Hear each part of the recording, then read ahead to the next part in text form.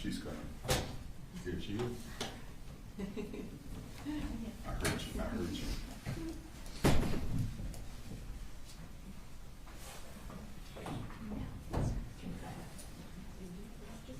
All right. So nothing we need to take up? I don't believe so, Your Honor. No, Your Honor. Okay. You all ready for the jury? Yes. Bring them in. Bravo 4, Bravo 2,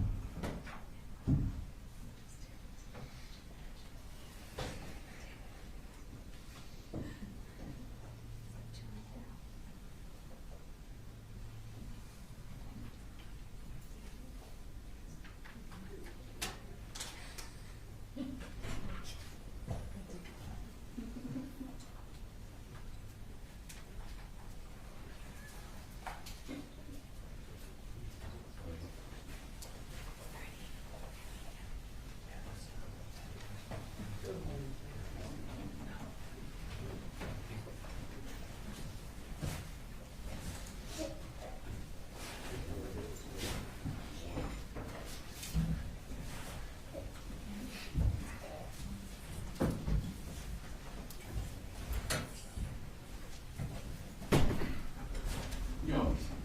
Good morning. Hope you all had a nice weekend. Jump right into the witnesses here. State and call the next witness. The state calls Marcy Gray.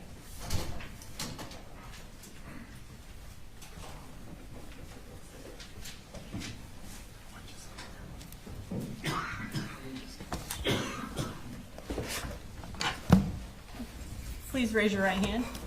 Do you swear to tell the truth, the whole truth, and nothing but the truth to help you God? I do. Okay. Can you introduce yourself to the jury? My name is Marcy Gray. I'm mother to Colt, Jenny and Colby Gray, and I'm married to Colin Gray. Okay. And that's okay. Is that good? Yeah. Can you spell your first name for the court reporter? Sure. Marcee. Okay. So you mentioned. Yes. Yes.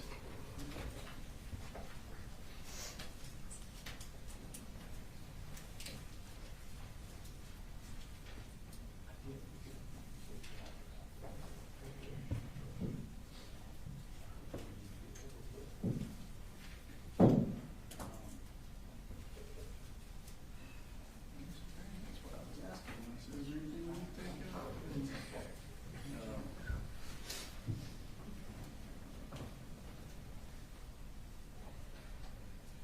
So, I looked at the reports. Cheater versus state, 300 Georgia Appeals 396. Says this court has previously held that a trial court has no obligation to inform a defendant's spouse of the existence of the marital privilege. What else?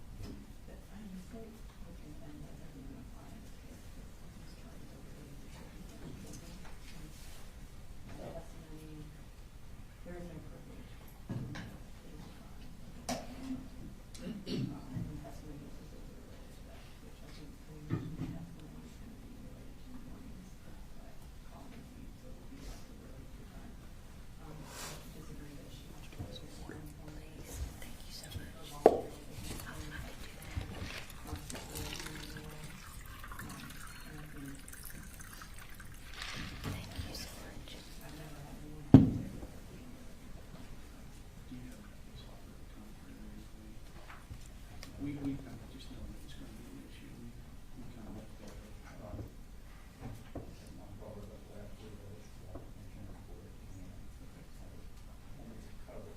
Okay, but you do not have a case that says I need to, right? Okay. I'm going to proceed based on Cheater versus state, is saying that having no obligation to inform the existence of the marital privilege. Thank you.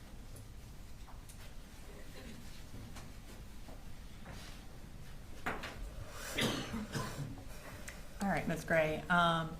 You indicated that you were married to Colin Gray. Can you point him out and identify him by a piece of clothing he's wearing? He's wearing the light blue sweater and blue tie. Okay. Please let the record reflect that Ms. Gray has identified the defendant. What are you doing right now? Right now I live in South Georgia, and I work in an industrial food processing plant. I work for the quality department there, and that's about it. And do you currently have custody? You mentioned that you have 3 children. Do you currently have custody of any of them? I do not. Okay. And when did you get married to Colin Gray? In 2007. And does he have a nickname? Coley. 2009. I got married in 2009. Sorry. Okay. Are you a little bit nervous? A lot nervous. Okay. So you got married in 2009, and who is your first child? Colt.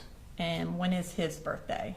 He was born on January 14th, 2010. Okay. And then who was your next child? Jenny was born a little more than a year later, June 6th, 2011. And then what about your last child? Coley was born in 2016, and he was born on April 3rd. Okay. And kind of just to summarize, so in September of 2024, would Colt have been 14? Yes. Okay. And then would Jenny have been 13? Yes. And then Coley would have been 8? Yes. Okay. And then, so does Coley have a nickname, since his name is the same as... I have a mama baby nicknames for him, but in general he goes by Coley. Okay. Did he go by Coley Jr. or... Sometimes, maybe within our immediate family, but anyone else called him Coley. And then are you and the defendant currently separated? Yes. Okay. Legally there's no documentation, but physically we're separated. Okay. And then where were you living when Colt was born? When Colt was born, we were living in Barrow County. We were actually living in Winder in a house that I had purchased before I met Colin. He was born at St. Mary's in Athens. And we continued living in my house until Jenny was born. And when she was about 6 weeks old, we moved to our next house, which was in Statham. And did y'all stay in Statham for a fairly long time? Yes, we did. How long did y'all stay there? Till 2018.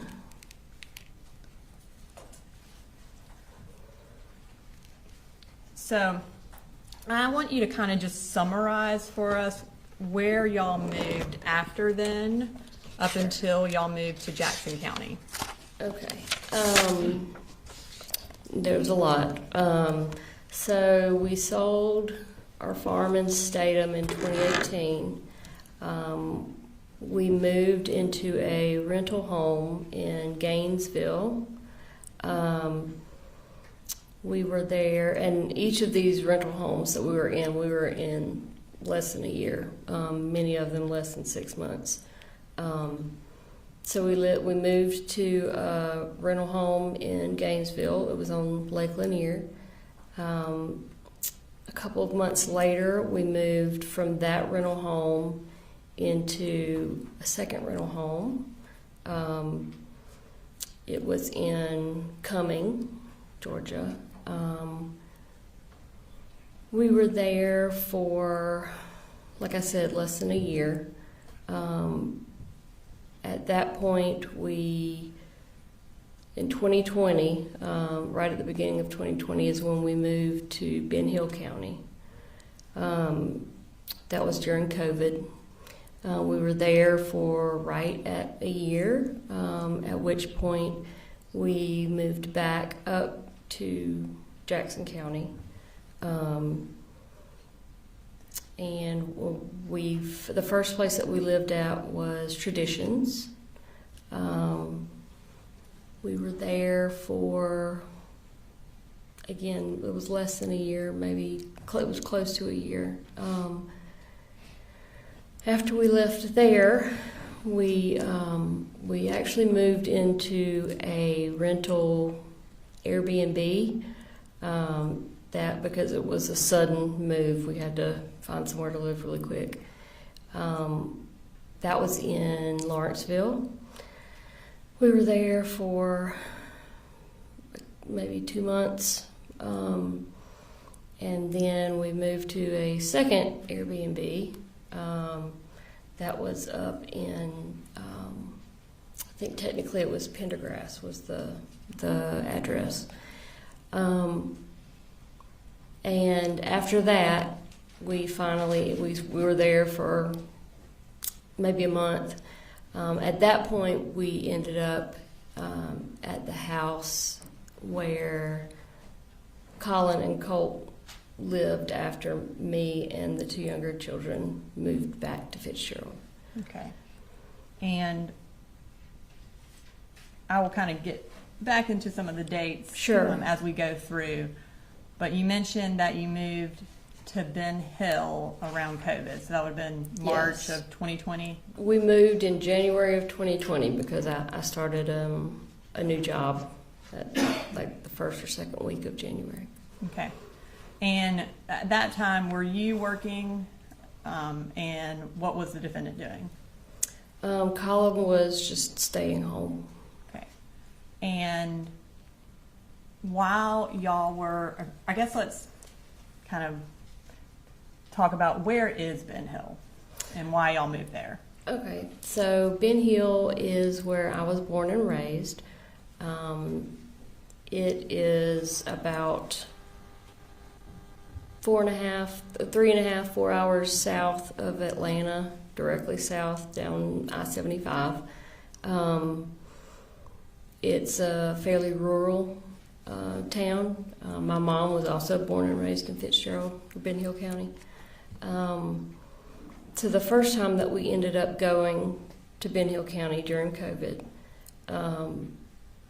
we moved because, for one, we were having financial issues. Hence, while we were moving, we had to move several times. And then also, Colin was having issues with his back. So we wanted to move to hopefully get some support from my family. And we moved into my late grandmother's home. When my mom's mom passed away, she left her home to all of us grandkids to use as we saw fit. So we were going to move because we wouldn't have a mortgage and we could try to save some money and get back on the right path. And that would also allow Colin to get his back healed, so he wouldn't have to work. So y'all moved to Ben Hill right before COVID. I want to fast forward to Colt's 6th grade year, which would have been the fall of 2021. Okay. At that time, were they still doing digital learning for a period of time? Yes. Was Colt attending classes from home in September of 2021? Yes. Okay. Yes, all 3 of them were. Around September 10th of 2021, did the school contact you about something Colt had done while doing digital learning? Yes, they did. And how did they contact you? The school counselor, she called me on the phone and said that basically she wanted to give me a heads up that they were sending some resource officers to the house. She told me basically what it was in regards to, and that they wanted to talk to me or Colt's dad, and they wanted to speak with Colt as well. Okay. And when the school resource officers arrived at your house, what did you learn about what Colt had done? Well, they basically reiterated what the guidance counselor had already told me on the phone, which was that Colt had basically found a way around the school's firewall and security software so that he could get on the internet and basically look up whatever he wanted to look up. And then they told me that he had researched, he had typed into the search bar how to kill my dad. And at that time, did you tell the defendant about that search? No, Did you later tell him? I did. Okay. And do you remember around when you told him? Not really, but it was several months later.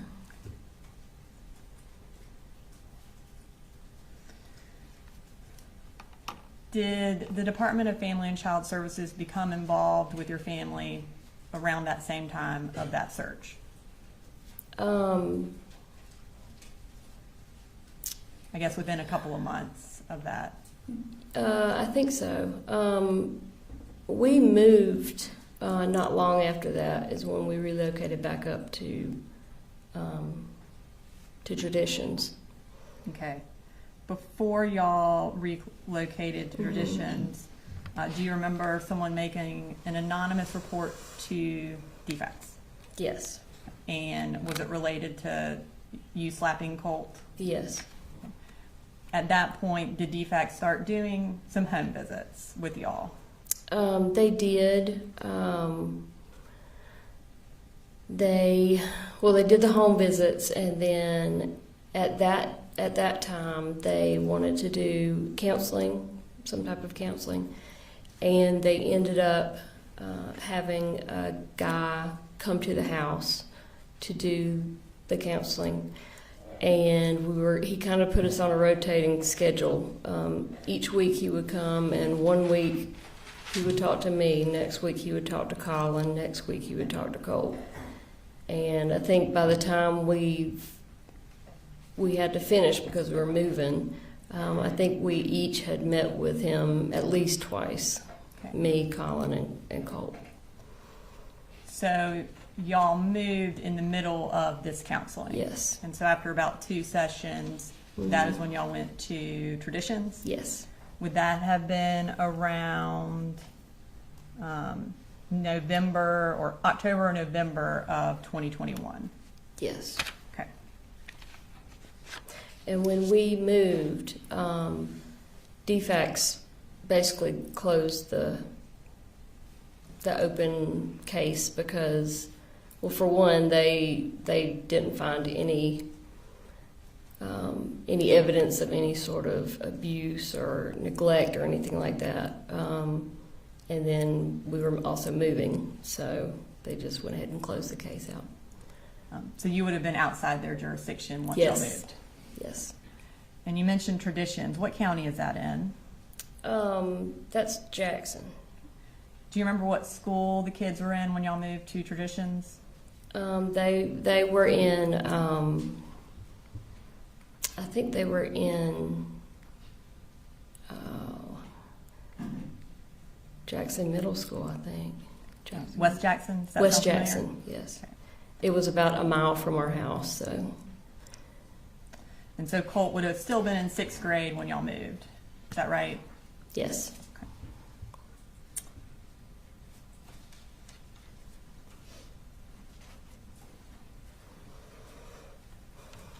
Now, you mentioned earlier that you had to make a quick move from Traditions. And that would that have been around August of 2022? That sounds about right, yeah. And why was it a quick move? We got evicted. And is that when y'all went to a few Airbnbs like you mentioned? Yes, ma'am. Okay. So then eventually you moved to Jefferson, sometime kind of in that fall of 2022. Yes, ma'am. Where did the kids start going to school then? Oh gosh.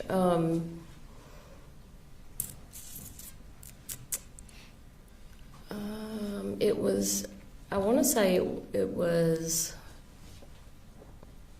I don't want to say the wrong thing. And does Jefferson City Schools sound familiar? Yes, absolutely. That was it. Okay. And we were excited because Jefferson schools are known to be really, really good schools. At that point, sometime around Halloween of 2022, was another defects report made. Mm-hmm. And what was that Yes. report about? That report was, again, ended up being completely unfounded. And one of our neighbors had reported general neglect of our kids. She said that they were being sent to school dirty. They weren't being fed.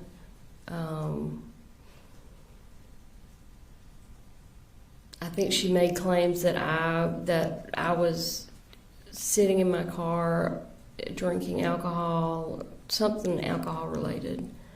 And I think there were a couple of other things that she claimed as well. When that defects report was made, did you move? Did I move? Yeah, eventually, or within a couple weeks of that, did you move? Well, me and Jenny and Coley left and moved in November of 2022. And where did the defendant and Colt stay? They stayed there at the same house. Why did Colt stay with the defendant? I think in general he had his room and everything, his computer and all that set up how he wanted it in his bedroom, and that was kind of his safe place. And I think a big part of it was he didn't want the change. He wanted to keep everything in his room the way it was. He didn't really give a concrete reason as to, hey, I don't want to go to Fitzgerald, I want to stay here. It just kind of went that way. When you and Coley and Jenny moved down to Ben Hill, did Colt have a phone? Yes. Okay. Were you able to have contact with him while you were living in Fitzgerald or Ben Hill? For the most part, no. I was not able to have much contact with him at all. And did you have much contact with the defendant at that time? It varied, but in general, not really. Other than texts. And there were a couple of times where I tried to facilitate him visiting his younger son. His daughter at the time didn't want to have anything to do with. Objection. This is getting into hearsay, and it's not relevant. We'll move on. All right, sustained. So at any point did he, or how often did he visit you in Fitzgerald, or did you visit Colt and the defendant in Jefferson in that time frame where they were living alone?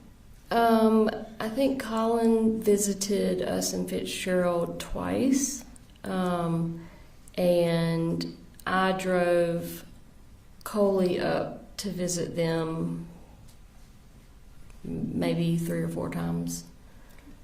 It was right towards the end.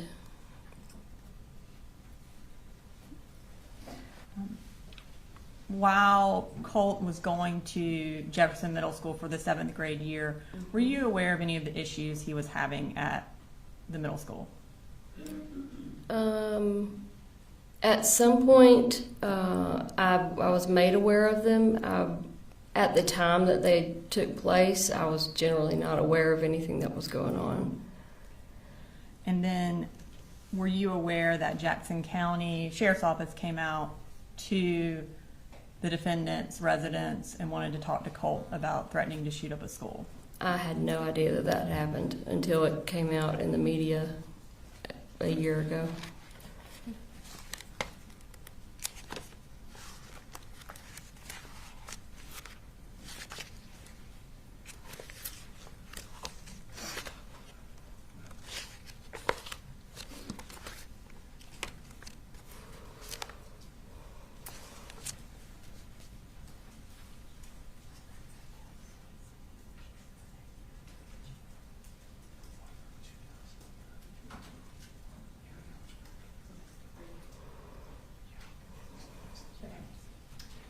So at this time, you said you weren't aware until after everything happened. At this time, I'm going to display a text message from State's Exhibit 150.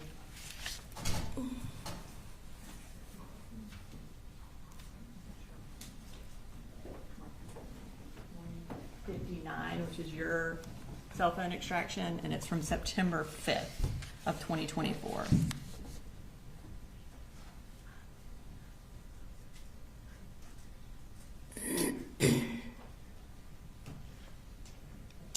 Can we do the first one? What was the exhibit number? It's 159. Marcy's cell phone extraction. So on September 5th, you said, "What the heck is this? I keep reading that the FBI investigated Colt last May about making online threats about a school shooting. It says they talked to you too." Is that the text message you sent to the defendant? Yes. Okay, and then he responded, "I told you about that, and so did he. Someone in a chat room said it, not Colt. I had no idea what the chat room even was. More importantly, why do you have an open warrant?" Was that his response? Yes, that was his response. Okay, and had either of them told you about it? No. Okay.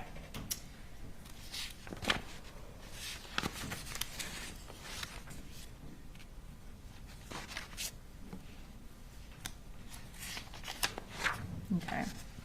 So I'm going to fast forward to August of 2023, a couple of months after the May incident with Jackson County Sheriff's Office. Did Colt move back in with you in Ben Hill? Yeah. When was the month you said? I have August of 2023. Yes, ma'am. Okay. And was it just Colt or the defendant come too? I met the defendant off of I-75 to pick up Colt. Okay. And why did he come and live with you? Because, well, he had called several times leading up to that, wanting to come and live with me because he said he just couldn't. Objection is the hearsay. It goes to explain why he was moving to live with her. It goes to explain conduct and not for the truth of the matter asserted, not to explain. And I don't know exactly what she's going to say, but I assume she's going to explain why Colt wanted to move and also why the defendant allowed it to happen. Of course, if it's the defendant's statement, then it would be admissible. I'm gonna have to hear what it is. Ladies and gentlemen, I'll just step out.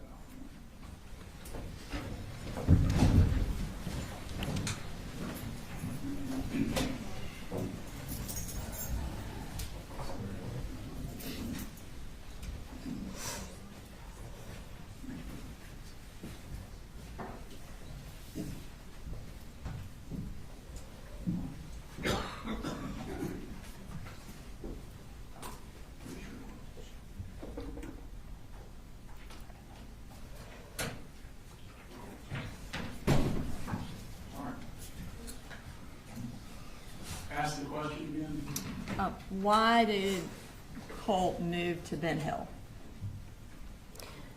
So, like I said, Colt had already asked several times in the past and then changed his mind at the last minute. But he had been telling me over the phone that he couldn't take living with his dad anymore. They were constantly getting into physical altercations. That, it was a constant screaming battle between the two of them. And he was basically trapped there at that house because nobody else was ever involved with him up there. So he basically was saying he was at his breaking point. Did you have any discussions with the defendant about him moving? No, other than, can you meet me halfway? Okay. All right, so based on that response, I'm inclined to sustain the hearsay objection. It's being offered to prove what's going on between Colt and his dad. And I realize the line often blurs what's, this explained conduct is, we can't drive a bus through it all the time. So the line blurs on, is it for the truth of the matter asserted or for some other purpose? To me, this one falls more on the side of for the truth of the matter asserted, so I'm Okay. inclined to sustain the objection. I would just like you to do that in front of the jury so they know why she isn't answering the question. That it's Mhm. sustained? Yeah. Sure.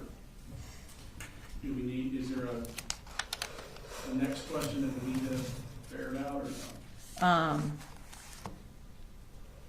Well, I mean, did he bring him to meet you? Well, that's obvious. Yeah. Like, All right, bring him back in.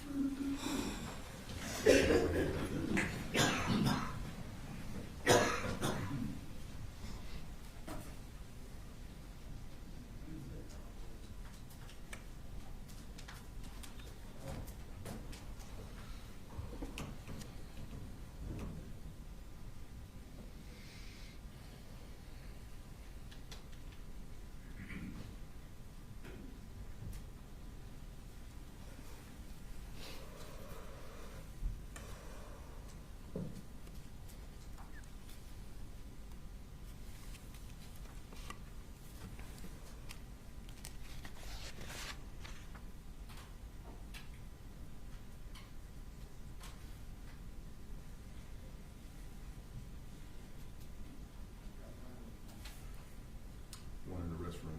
Okay. So understand this, you like.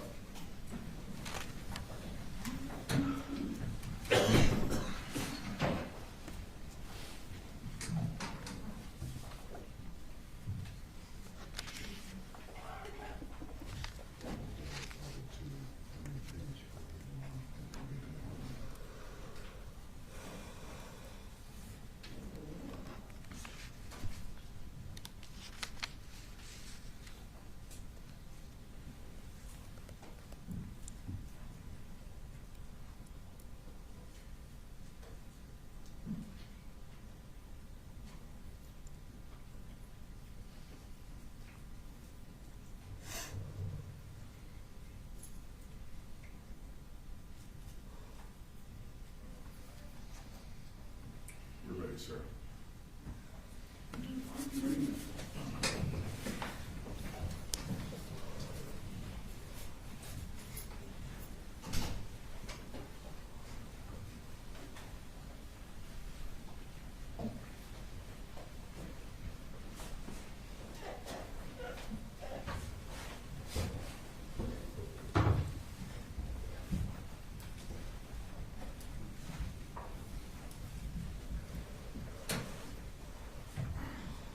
Y'all missed it.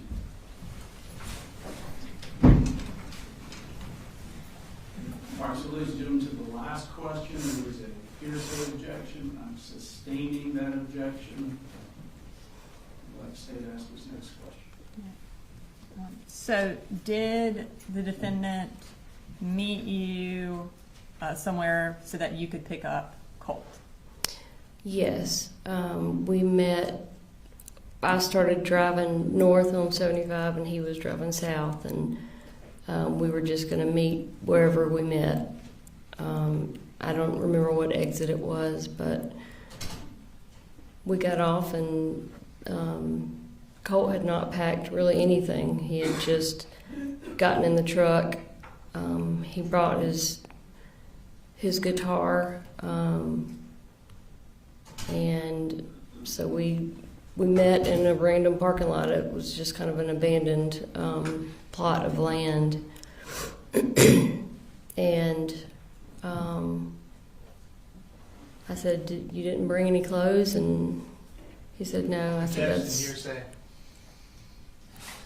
Are you referring to, who is he? Is it Colt or the defendant? Okay. Colt. So Colt didn't bring any clothes, and then what happened? I told him just get in the car. The fact that you didn't bring clothes, or? It's a statement, objection, because he is making a statement regarding what he did or didn't do. It sounds like the statement is going to prove the truth of parental fitness one way or another. I mean, Marcy can testify to what she observed that day. She observed that he didn't bring any clothes. She observed what the defendant did next. I think she can testify to that because it goes specifically to parental fitness and what their interactions are and what the defendant and Colt are doing. I mean, I think that's relevant to this whole case. What she observed. There's no issue with her testifying what she observed. And that's not what I'm objecting No to. suitcases, no clothes, whatever. I'm objecting to when she asked Colt, why do you not have, and then giving into his answer, which would be hearsay because he's not here to testify. Which was not my question. I said Colt didn't bring any clothes. Then what happened? Then what did you, like, I didn't ask her what Colt said. So, Ma'am, if the answer to the question is going to be revealing what Colt said, do not do that. If you had an observation of what he did or didn't have with him, you're free to testify about Okay. so just, you observed he didn't have anything with him. Yes. Except for his guitar. Yes. Then what happened? So I told him to get in the car. I would buy some new clothes for him, underwear, whatever. And I just instructed him to get in the car. I needed to get his guitar, and Colin threw it across the parking lot. He was very aggressive towards Colt. And again, I told Colt, just get in the car, please. Please, just get in the car, let's go.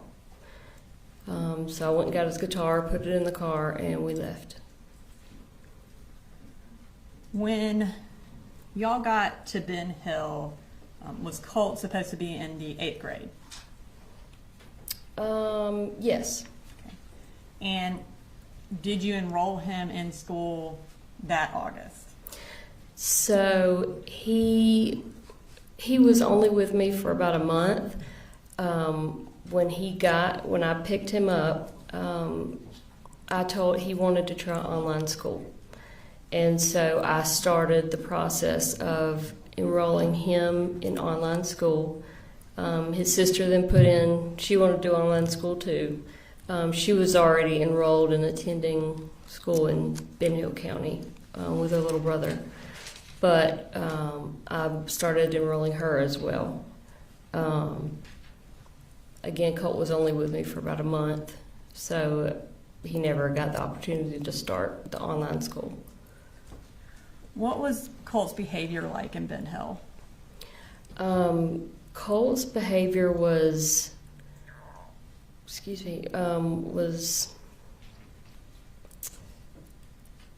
alarming.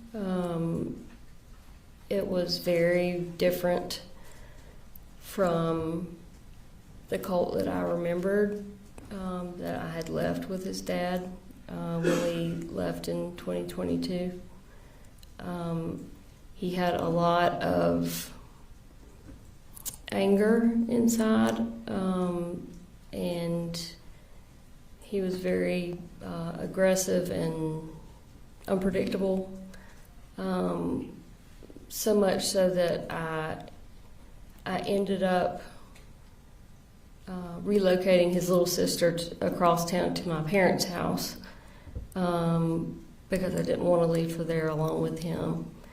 And then his little brother basically just never left my side. I just had, he was with me wherever I went when he wasn't in school. But Colt, he damaged a lot of things while he was there. again, he was just, you could tell that he had a lot of anger and just yuck inside of him. You said he damaged a lot of stuff. What kind of stuff did he damage? All of the flat screen TVs that I had in the house. He broke several windows. He would take knives and make cuts on different things like walls and the leather in my car, the leather seats. Just kind of like random damage. He wrote on a bunch of stuff, walls and that sort of thing. And on October 3rd, did your dad actually contact the police because of something Colt had damaged? Yes. What had he damaged on October 3rd? I think that was when he broke, the first time he broke a window. He had broken a window because from slamming the door really, really hard. It's an old house, and so the windows are old.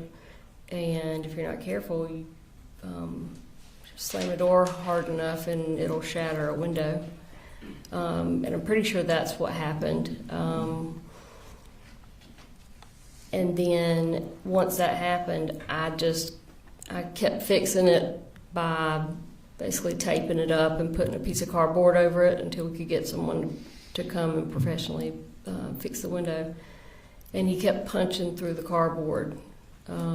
As soon as I'd fix it, he'd punch through it again. And I think it was the window was the actual reason why he called the police that one day. And did the defendant come and get, or did Colt go and live with the defendant immediately after that? Immediately after the second time, so my dad actually called the police twice, or went by to see the police twice. The second time, they came, and each time they came, I would basically ask them, please don't take him to jail. You know, I don't want anything on his record. Can you just talk to him? Which they did. They actually offered to stand there and supervise while I spanked him or some like physical punishment. I was like, no, I don't want to do that. He was bigger than I was at the time. I just want y'all to talk to him and, you know, just hopefully talk some sense into him. Well, after the second time it happened, he immediately got on the cell phone with his dad. And just related to what Yes. the defendant said, not what Colt said. Yep. He had the phone on speakerphone, so I could hear, because I didn't have my phone at that point. I'm not sure where it was, but I said, let me talk to your dad. And so he didn't want to give me his phone, so he put it on speakerphone so I could speak to Colin on speakerphone on Colt's phone. And, you know, I had not been communicating with Colin at all. Since he dropped Colt off, communication basically was non-existent. So he didn't know anything about what Colt had been doing or, you know, his behavior. And I immediately started trying to explain to Colin what had been going on, and I couldn't get any words in edgewise before he immediately wanted to say, well, "Why are you doing this to our son? Why are you calling the police on our son? Why would you do this?" And it took him, you know, less than 5 minutes to have Colt convinced that I was the one calling the police. I was trying to get him sent, you know, to juvenile detention, and once he had him convinced of that, Colt refused to talk to me. He just wanted to go back with his dad. And when did he leave? I To go think back he to left that. like the next day after that second time the police were called. While you were in Ben Hill County with Colt, had you scheduled some counseling for him? Yes. Is that at the, Healing Connections okay. was the place, but he never made it because he went back with his dad. So was his first counseling session supposed to take place after he left? Yes, ma'am. And did Coley Jr. and Jenny stay with you in Ben Hill at that point? Yes, at that point, yes, they did. When the defendant took Colt home or met, I guess, or met you or your mom halfway, where did they go to live at that point? They were still living at that same house. In I think- Barra County? Yeah. Okay. Or no. And we're Yeah, in- they were at the Barrow County house. Okay. Yeah, you're right. We are in October of 2023. Yes, they were definitely in Barrow County. And so again, Colt should have been in the 8th grade. Did the defendant enroll him in the 8th grade in Barrow County? No, Did he attend any schools in the 8th grade? no. Now, when Colt went back to Barrow County and you were still in Ben Hill with Coley and Jenny, did you still have an open defects case? Yes. My case manager had told me that the next time she saw me, she was going to close the case because over the prior year, I had been doing everything they wanted me to do. I had, they were drug testing me the whole year long, hair follicle, urine tests, and I had been doing everything I was supposed to do. What happened at that next visit where they were supposed to close the case? So instead of closing the case, they gave me, someone had called and made an anonymous report, and they drug tested me. And did you pass or fail that I test? failed that test. When you failed the drug test, what happened? When I failed the drug test, I guess it's the Saturday after my case manager got the results. She showed up. Actually, me and Jenny and Coley were spending the night at my parents' house because my parents, at that point in time, had gone on a trip to Virginia. And we would do that a lot, just spend the night at my parents' house because it was just kind of a fun thing to get out of the house, our house. And so we were there, and my case manager, Tamika Mitchum, showed up at their front door with Colin and Colt to basically tell me I had failed the drug test, and she was sending Jenny and Coley to live with their dad. And at that point, did you have custody of any of your children? Well, it wasn't a custody case at that time. They were just physically going to stay with their dad. It had not gone to the phase of addressing custody, with a judge or anything like that. I guess none of them were living with you, is that correct? That's correct. And did the defendant have kind of authority over them at that point? Yes. And were they all living in Barrow County at the Harrison Mill address? Yes. After you failed that drug test, did things go downhill for you? Big time. Tell us what happened.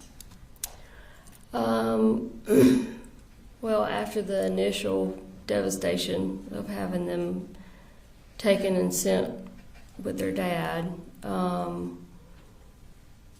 I, for one, was faced with the reality that Jenny and Coley were now living in the house with their dad, where things were horrific, and there was nothing I could do about it.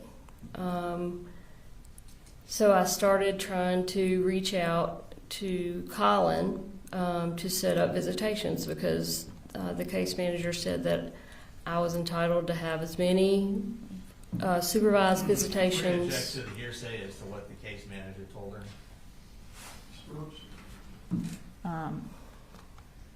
I think I understand your latest sustaining of the objection about hearsay related to explain conduct, but this is squarely within that.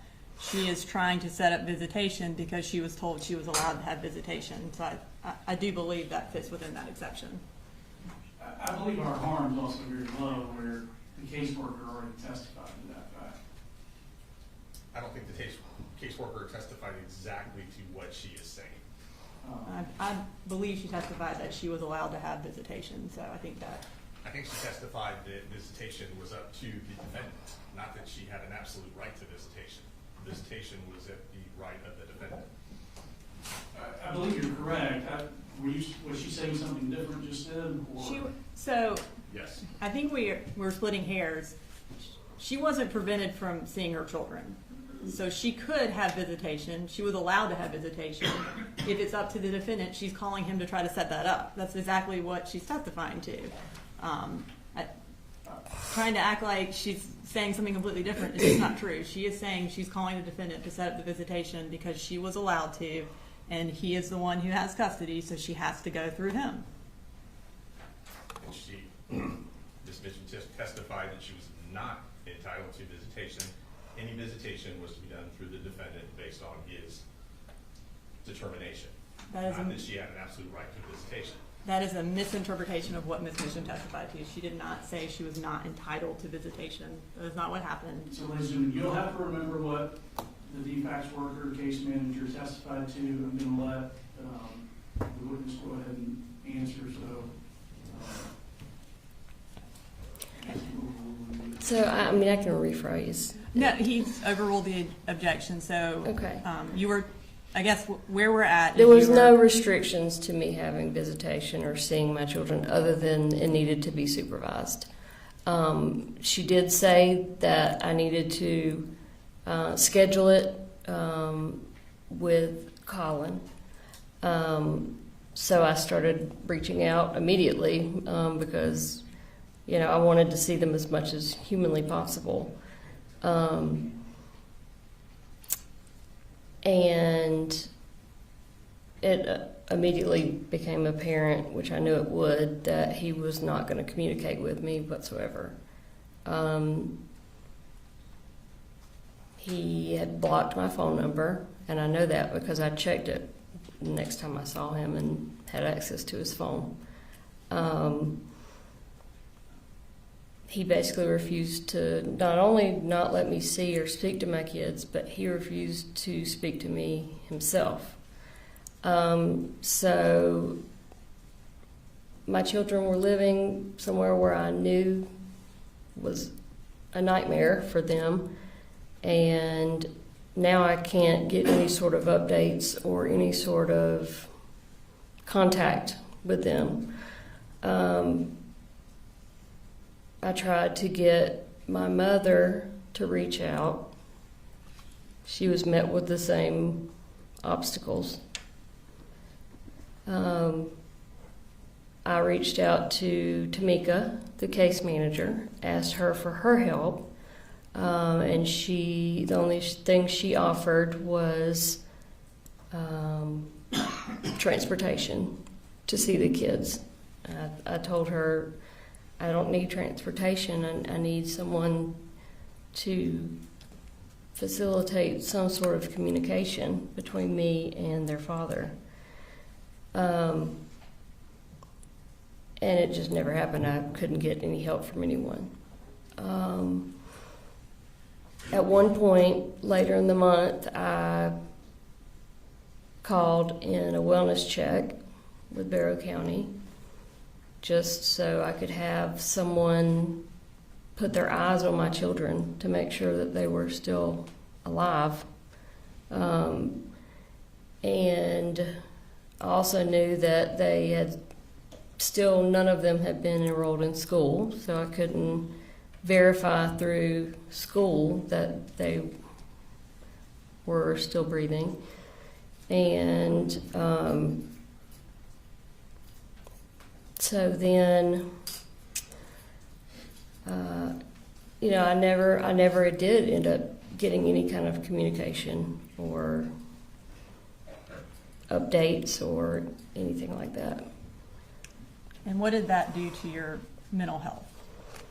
I basically had a complete nervous mental breakdown. I think as any good mother would. My kids were and still are my entire world. And to go from being in constant contact with my two younger children, for sure, to nothing. I felt like they had been kidnapped almost. I was just devastated. I wasn't eating. I wasn't sleeping. I was desperate. Desperation is a good word for what I was feeling.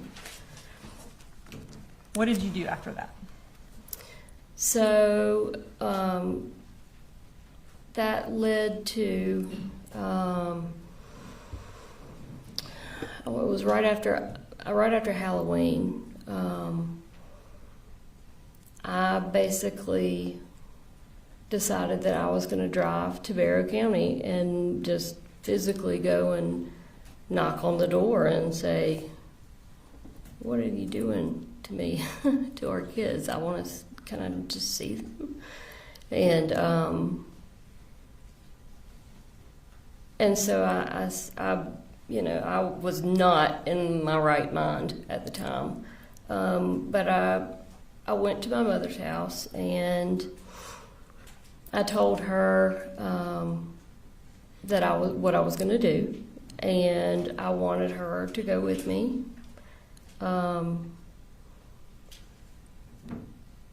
Just to be another person, to be there to observe what takes place, and to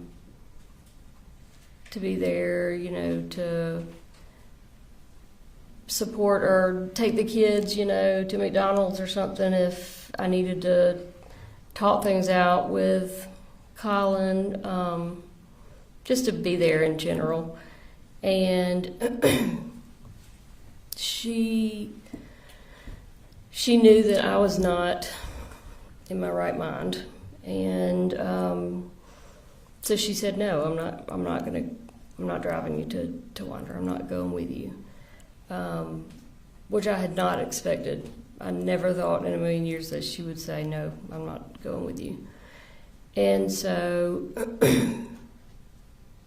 I then was in a situation where I still am going. I'm still going to go. But now my mom knows I'm going, and I wasn't going to, drag her and force her into the car or anything. But I knew she would call Colin the second I left the house. And, then I'd never see the kids. It would be a wasted trip. So, in my messed up mind, somehow I decided that I'll just tape you to a chair, and then I'll have a friend of mine come over later to let you loose as soon as I have had time to make it to Wander and see the kids. This is obviously completely irrational and inexcusable behavior. But again, I was not in a rationally thinking state of mind at that point.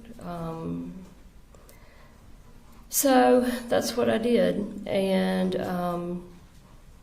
drove to Winder. I actually got there on Friday, but it was late. It was dark, and I didn't want to go knocking on the door, late at night, and it, be made out to look like, oh, your mom's, banging on the door at all times of the night. So, anyways, I slept in my car basically Friday night with the intention of going to talk to him Saturday morning, which is what I did. I tried knocking on the door first, and nobody was coming. It was kind of early, especially for a Saturday. But I'd been there before, so I knew which bedroom was his. So I walked around to his bedroom window, and it was open. He sleeps with his bedroom window open a lot. And are you referring to Colin? Yes. Okay. Sorry. It's okay. And so, but I didn't want to scare him, so I just kind of tapped on the window. And it was dark, looking from outside into the bedroom, but I could kind of see, the outline, and I could see that he sat up in bed. And I kind of knocked again because he didn't say anything. And he said, who is that? And I said, Coley, you know who this is? I'm your wife. I would like to see or talk to our kids, please. And then I saw little Coley jump up, excited, because I was at the house, and he immediately tried to take off running because he wanted to come out and see me, and his dad told him, no, stay right where you're at. And so I said, you've blocked me from your life for the last month, and that's not fair. I would never do that to you. I'd like to see the kids. And he said, you can't, this is not right. You can't do it this way. You have to call and set up a time, and I'm calling the police. Get off my property. I'm calling the police if you don't leave right now. And I immediately started crying, and I said, please don't do this. I've been trying to contact you for a month. You know that, and you know what you're doing, and it's not fair. It's not right to me or our kids. And but he didn't care. So he said, get off my property or I'm calling the police. And I knew he would, so I turned around and left. And I drove just down the street to the Dollar General and just sat there, just boohooing, not knowing what to do next, because I didn't want to make any kind of scene or anything with the kids there. Not that I would make a scene anyway, but I didn't want to give him the opportunity to make it look like I was acting crazy or anything. So a couple hours later, I had actually brought some of Jenny's electronics, some stuff that she used with her iPad and like an Apple Pencil and stuff that I wanted to leave with her because I knew she would want them.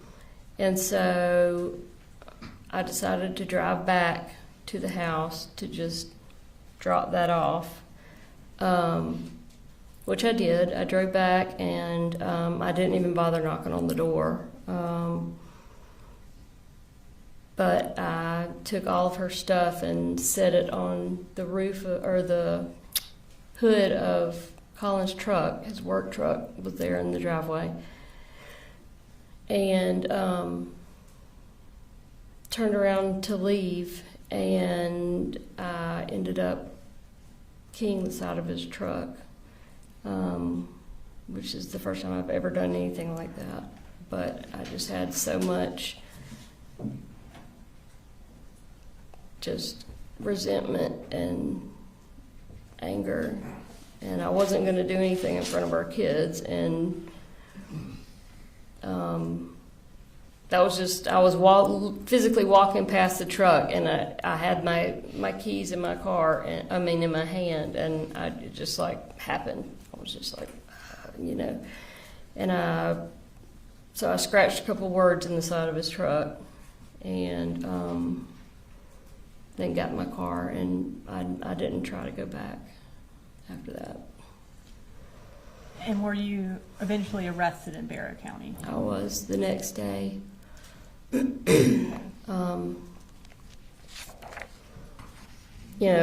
couple hours, I guess, after I had keyed his truck, he was outside and he saw it. And so he called and made a police report. And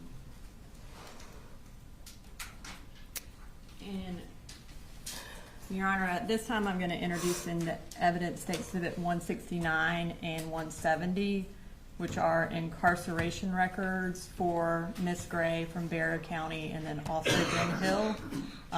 They just established the period of time that she was incarcerated. When we're displaying it, we've redacted her personal information so that it is not viewable from the screen. You said there's 169 is records from Barrow and 170 is from Ben Hill? Yes, Your Honor. Mr. Hobbs, any objection? Yes, sir. 169 and 170. Thank you, Your Honor. And these are self-authenticating, so I'm just going to go ahead and display them for the jury. So we're going to start with Barrow County. The records show, Ms. Gray, that you were incarcerated from November 6th to December 22nd in Barrow County. Does that sound ma'am. accurate? Okay. Before you left Barrow County, did you plead guilty? Did I what? Did you enter a guilty plea before you left the Barrow County Detention Yes, Center? I took a plea. And Your Honor, at this time I'm going to introduce in the evidence State Exhibit 208, which is Ms. Gray's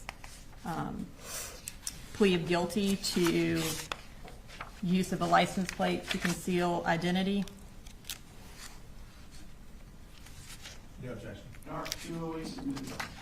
And so ultimately, you pled guilty to the misdemeanor use of a license plate to conceal identity, and you received a 12-month sentence. Is that correct? Or I guess for...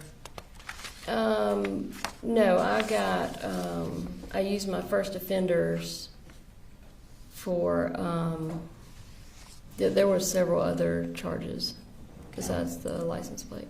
I guess what the sentence actually has is just the use of a license plate to conceal identity. And then it has it as a 12-month sentence. And then during that 12 months, it shows that you were barred from Barrow County. Is that accurate? That was one of the stipulations, but it actually, they made a modification to that. And that was after September 4th? Yes. Okay. So once you pled guilty in Barrow County, did you then get transferred to Ben Hill County's detention center? I did. And was that related to the charges against your mother? Yes.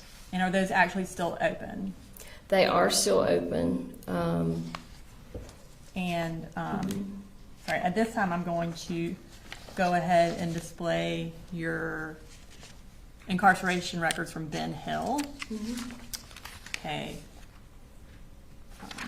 It shows as you being there from December 22nd to April 12th of 2024. Does that sound accurate? Yes, ma'am. Okay. So you were released on April 12th. Is that why were you bonded out? Is that why you got released? Yes, ma'am. Okay. So what were you supposed to do upon release from Ben Hill on April 12th of 2024? With regards to like what my parents wanted me to do? Yes. Where were you going to go? Okay, so I had found a rehab facility and I was going to go there. And what rehab facility was that? I forgot the name of it. It's Promise of Hope. Promise of Hope, yes. And did you ultimately go to Promise of Hope? I did. Yeah, I stayed home over the weekend just to visit with my parents, and then I went, I think, on that Monday. And so, Your Honor, at this time I'm going to introduce an evidence, State's Exhibit 171, which is Ms. Gray's attendance records at Promise of Hope. No objection. All right, 171 is admitted. And Your Honor, these are self-authenticating, so I'm going to go ahead and publish them to the jury.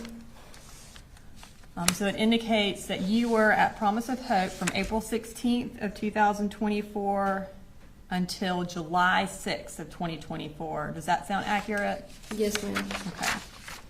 So, in that time frame, while you were incarcerated and then also in rehab, what kind of contact did you have with the defendant? Most of that time period, most of the time period when I was incarcerated prior to rehab, I had no contact with him or the kids until maybe the last month, at which point he started doing FaceTime. They're not actually iPhone FaceTimes, but video calls. Was able to do those. And then, did you ever get emails or anything from the defendant or your kids? I did. Mm-hmm. I'm going to pull up what's previously been introduced in evidence as State's Exhibit 111.13. Is that a poster that your family made for you? It is. Okay. Now I'm gonna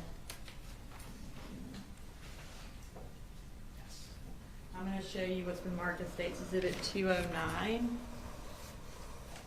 Do you recognize that?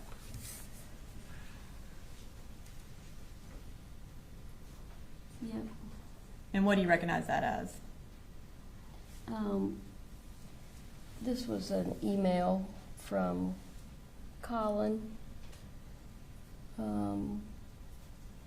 to Mandy, who was basically the owner of Promise of Hope. But it was basically a letter that he had written to me, but he sent it through the email, Mandy's email. And did he attach pictures of that poster to it? Yes. And was that email sent to you on May 13th of 2024? Yes, ma'am. And was that either Mother's Day or around Mother's Day? Yes, ma'am. Your Honor, this time I'd like to introduce an evidence, State's Exhibit 209, and publish to the jury. Mr. Hobbs? No objection. All right, 209 is admitted. All right, so the subject was Marcy's Mother's Day. It was sent on May 13th, 2024 at 12:15 from graycoley444@gmail.com. And it says, Mandy, thank you so much for this. Pretty girl, we all love you and we are very proud of you. We can't wait until the day we can just hug you. Quick update, Coley Jr. made the honor roll for 2nd grade. Big Coley finally got my job with Kevin Price. Just be patient with Jenny Reen. She gets it honest. See you soon. I see you. And then let's display the attachments. Okay. And the next one. Okay. So while you are in treatment, they sent you something for Mother's Day. Did you eventually leave rehab? I did. And according to the records, that was on July 6th. Mm-hmm. How did you leave? Colin came and picked me up. And when he came and picked you up, where did you go? We went back to their house in Barrow County. Now, at that point, did you move in to the Barrow County house? I wouldn't call it moving in, but I did stay there for approximately 5 weeks. And was it ever your intent to remain there permanently? No, my intent was to find either a rehab or a sober living house close to them, like in Athens or something like that, and pursue that sort of living arrangement, or possibly my own apartment or something. And at this point, you're still banned from Barrow County, is that right? Yes, ma'am. Okay. When you moved to Barrow County, did you have a driver's license? No. Did you have a car No. with you in no, Barrow no, County? no, no. I had no way of driving anywhere. Did you have a cell phone? No, although Colin gave me one of his old ones temporarily. And was that a phone that Coley had been using? Yes, yes, ma'am. And does Coley sometimes go by Boo Boo? That's my nickname. I call him that. Okay. And when you moved back to Ben Hill later on, did you then get your own phone? Yes, at some point, yeah.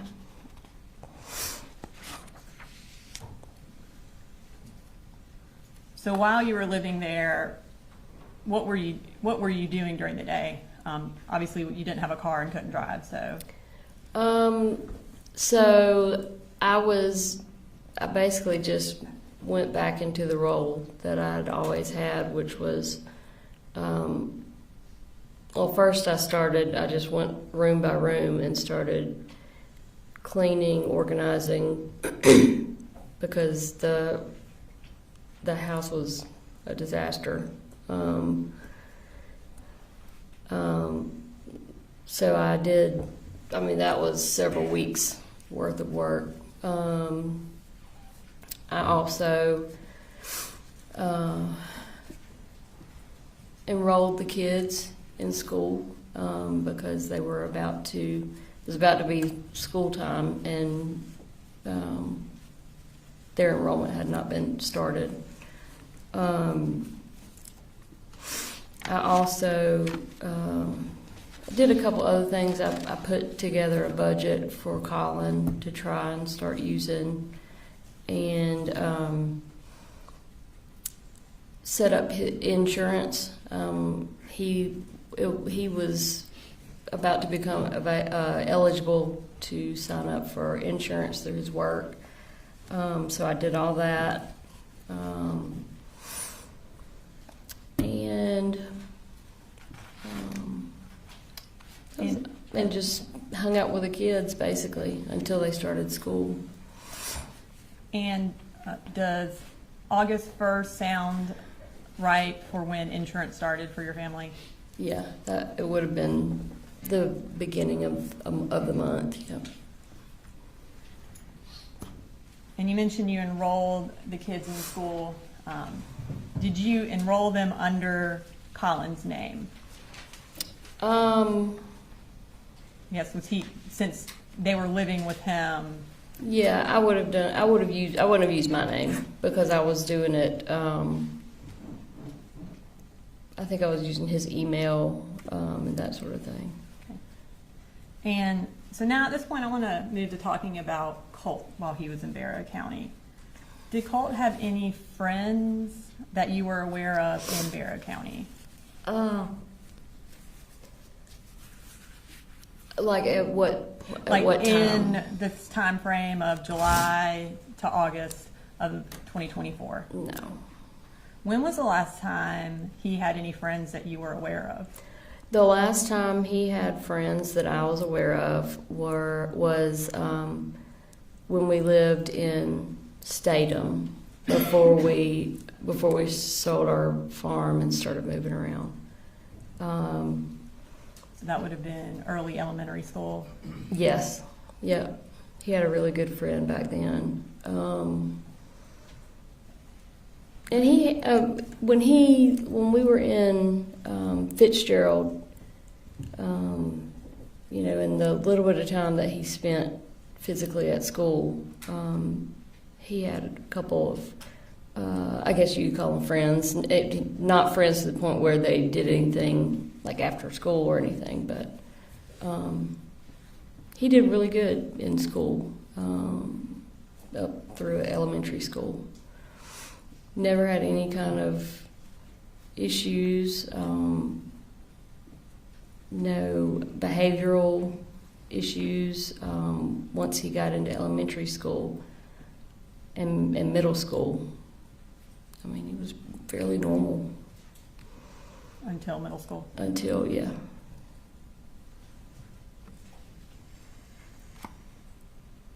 And so was in Bexar County, would he just stay at home for the most part? Yes. How was his mental health in that July, August time frame while you're living with them? So his mental health, I think with me being there, he had a lot more stretches of positivity. He always has liked just talking with me for long periods of time. His dad too, but if his dad's not at the house, then he can't do that with him. So he was really happy that he had me there to basically talk my ear off for hours at a time. And but then he would go from happy and positive to anxiety, riddled with anxiety, easily agitated, very agitated, and could be aggressive. It was very obvious that he needed some professional help, especially with the anxiety, which I knew. I mean, he had been struggling with anxiety for a while. Had the anxiety gotten worse? From what I saw during that 5 weeks, definitely. And did he have panic attacks? He had. I had never seen him have a full-on panic attack until I was staying with them during that time frame. And one night he had just a full-blown panic attack. I knew immediately what was happening because I've struggled with panic attacks towards the beginning of our marriage. Who all was present for the panic attack? Me, Colin, and Coley. And what was Colt doing during this panic attack? He had walked into the kitchen. His dad and little brother were standing in the kitchen. I was on the couch in the living room. And he walked in to the kitchen and said something, and then started like crying, kind of like like I don't know what you would call it, but he was crying out, and it scared the crap out of me because I didn't know what was going on. So I jumped up off the couch and ran into the kitchen. And he was just he was standing up, but he was just kind of hunched over and crying out. And I just knew what was going on immediately because I knew he had been struggling with anxiety anyway. And so I went over to him and put my arms around him and said, come on. And so I walked him down the hall to the back bedroom where Colin and Coley were sleeping, and got him to lay down on the bottom bunk. They slept in bunk beds.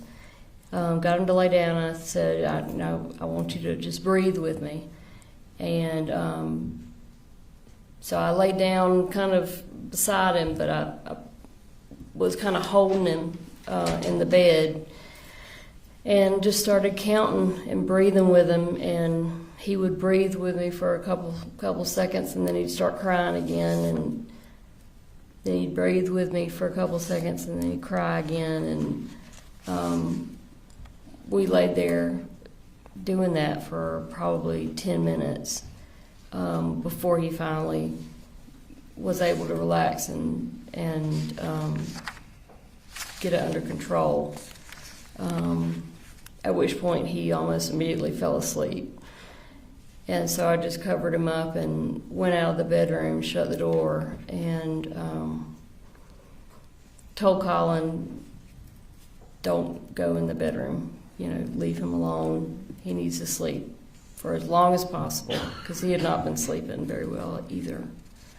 During that time frame when he's having the panic attack, did he ask for y'all to call 911? That's what he said when he first walked in. Because I'd heard him say something, but I wasn't sure what, because I was in a different room, and then he immediately started with the crying thing. But yes, apparently that's what the first thing he asked for. And then do you remember the date that it happened? No, I don't. Okay, I'm going to show you some text messages to see if it refreshes your recollection about the date. You can kind of look at those and tell me if based on those, if you remember the date that it happened.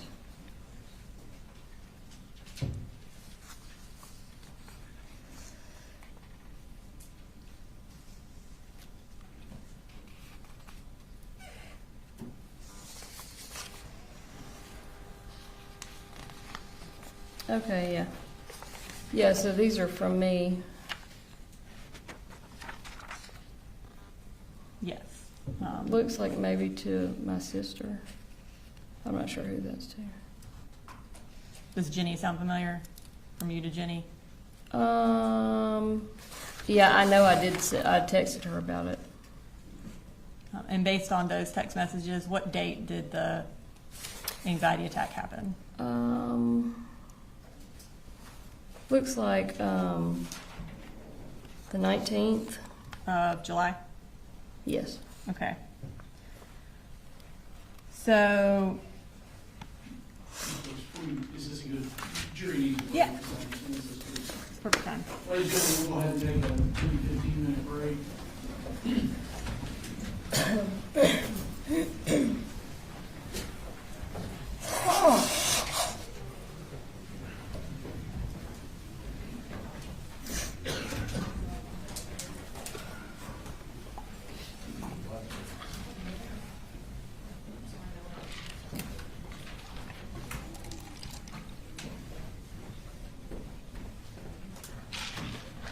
Marcy, do you need a bathroom break? Yeah, you can go down. All right, we'll be in recess.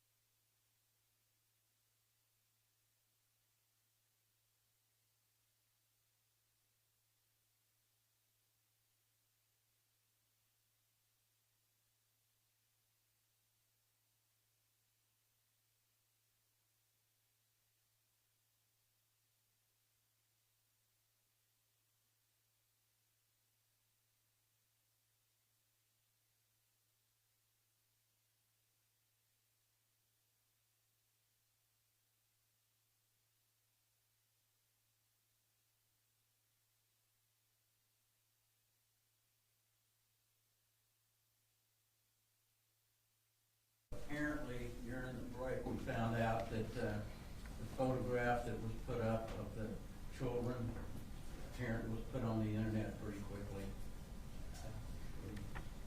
We didn't admonish that these, I think everybody should have known any child should not be photographed and put on the news, but apparently that's happened. So, we could give a further admonition not to do that. You concur, Ms. Brooks, or? Yes, I think that would be the court's ruling related to juveniles. Yeah, and I realize how that happened. We didn't give any specific instruction or anything, in as much as it wasn't a child on the stand, but we are not going to put images of the children. We're not going to broadcast those for the internet, so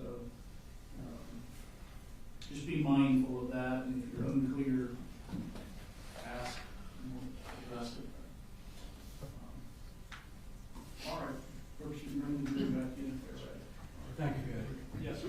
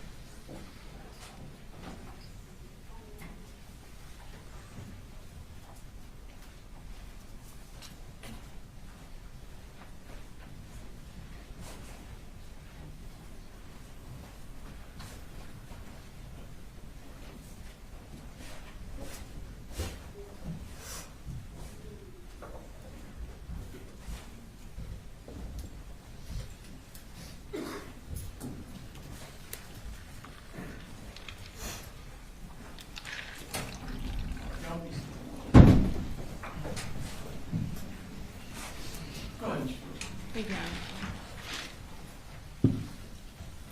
All right, Ms. Gray, so we are in July of 2024, and Colt just had a panic attack. At this time, where did Colt feel comfortable sleeping? So at this time, and when I first got there, he preferred to sleep, or he was sleeping on the floor in Jenny's bedroom closet, Okay. not on any kind of cushion, just on the carpet. And did you provide him something to sleep on in that closet? I did. I took some memory foam that I found in the laundry room and cut it up and lined the closet with the memory foam. And then I also put some in his bedroom. Okay. After this panic attack, did you start Colt on any medication? I did, Zoloft. Okay. And at this time, I am going to publish a text thread between you and the defendant from State's Exhibit 156 from July 24th.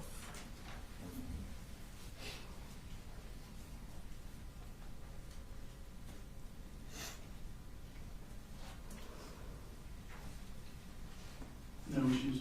No judgment. All right. Thank you. All right, so you, at 5:34 p.m. on July 24th, that second one, you said, I started Colt on Zoloft today, don't say anything about it unless he brings it up, and the defendant's response was K. So does July 24th sound accurate around the time you started him on that? Yes, ma'am. Did he have a prescription for Zoloft? No, ma'am, he didn't. How did that come about? The decision to start him on it? Yes. I had been taking Zoloft for over a decade, and for basically the same issues that he was having. And I had talked to him about trying it. I had talked with Colin and with my mom about the decision to try him on it. And we decided to go ahead and try him on it because we had not gotten insurance yet. And that was kind of one of the big holdups. So I was on a relatively high dose. And so I knew from just talking with my psychiatrist and just researching it myself what the initial starting dose for, well, really anybody, but specifically a child, would be. And so I just started him on that super low dose. And how would he get it? Would you give it to him, or did he have access While to it? I was there, I would give it to him. And do you know where the Zoloft was kept? While I was there? While you were there, yes. In my purse. So you mentioned during your testimony earlier that it was clear that Colt needed professional help. At this point, in the time frame where he's had the panic attack, you're giving him Zoloft. What kind of help did you think he needed? I felt like, especially after the panic attack happened, I felt like he needed some sort of inpatient crisis type help, where he could go in, be observed for a certain amount of time by a team of doctors who could then put together some sort of treatment plan for him. And that's the type of help that I researched, and that's the type of help that I told everyone that I felt like he needed. And Colt, I've talked to him in detail about it many times, and he was excited. He was on board with it. He wanted to go somewhere where he could stay there for a certain amount of time and get help.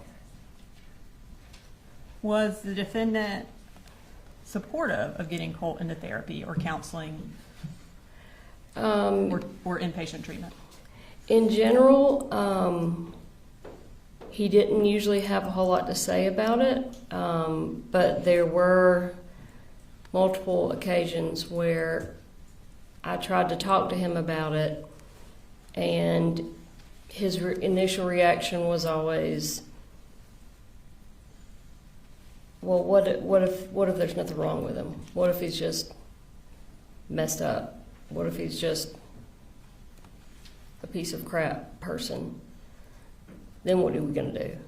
And I said, well, for one, as his mother, I know that there's something that he's dealing with. He's got issues. He needs help. That's not even a question in my mind. But if we do go somewhere and they say, there's nothing we can do or whatever, then we'll find another doctor until we find him the help he needs. But I was not happy with the reaction that I got most of the time when I would try to talk to the defendant about getting Colt help. At any point, kind of over the years, had he been supportive of trying to get Colt into therapy? No. And why not?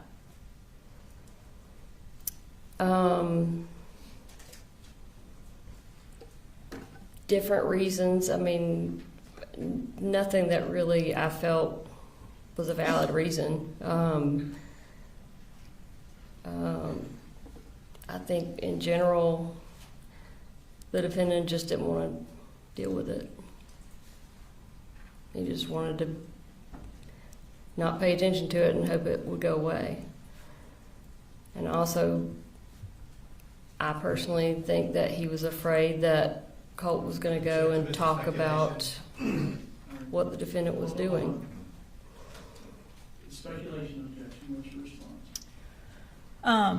I think if she, based on her interactions with the defendant and her discussions with him and her observations of him, I think she can say why he didn't want to get Colt into therapy. I think speculation is when you don't have a basis for your testimony, but she lived with him for over a decade, and she tried to get Colt into therapy, and she was there when the defendant had discussions with her about that. So I do think that she has a basis for why the defendant did not want to get Colt into therapy or counseling or inpatient treatment. Ma'am, what's your answer to the question?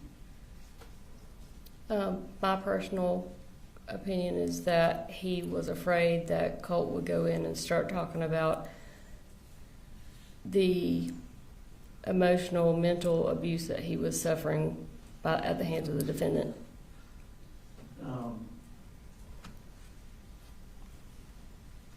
I've got more objections now. Go ahead. So, that would be character, which the state and I discussed before we did this, and I don't think the state knew that answer was coming. I think I'd like to make a motion outside the presence of the jury. All right. Ladies and gentlemen, for the time being, I'm going to ask you this. One, step out, but two, disregard the last answer, strike it from your notes and minutes.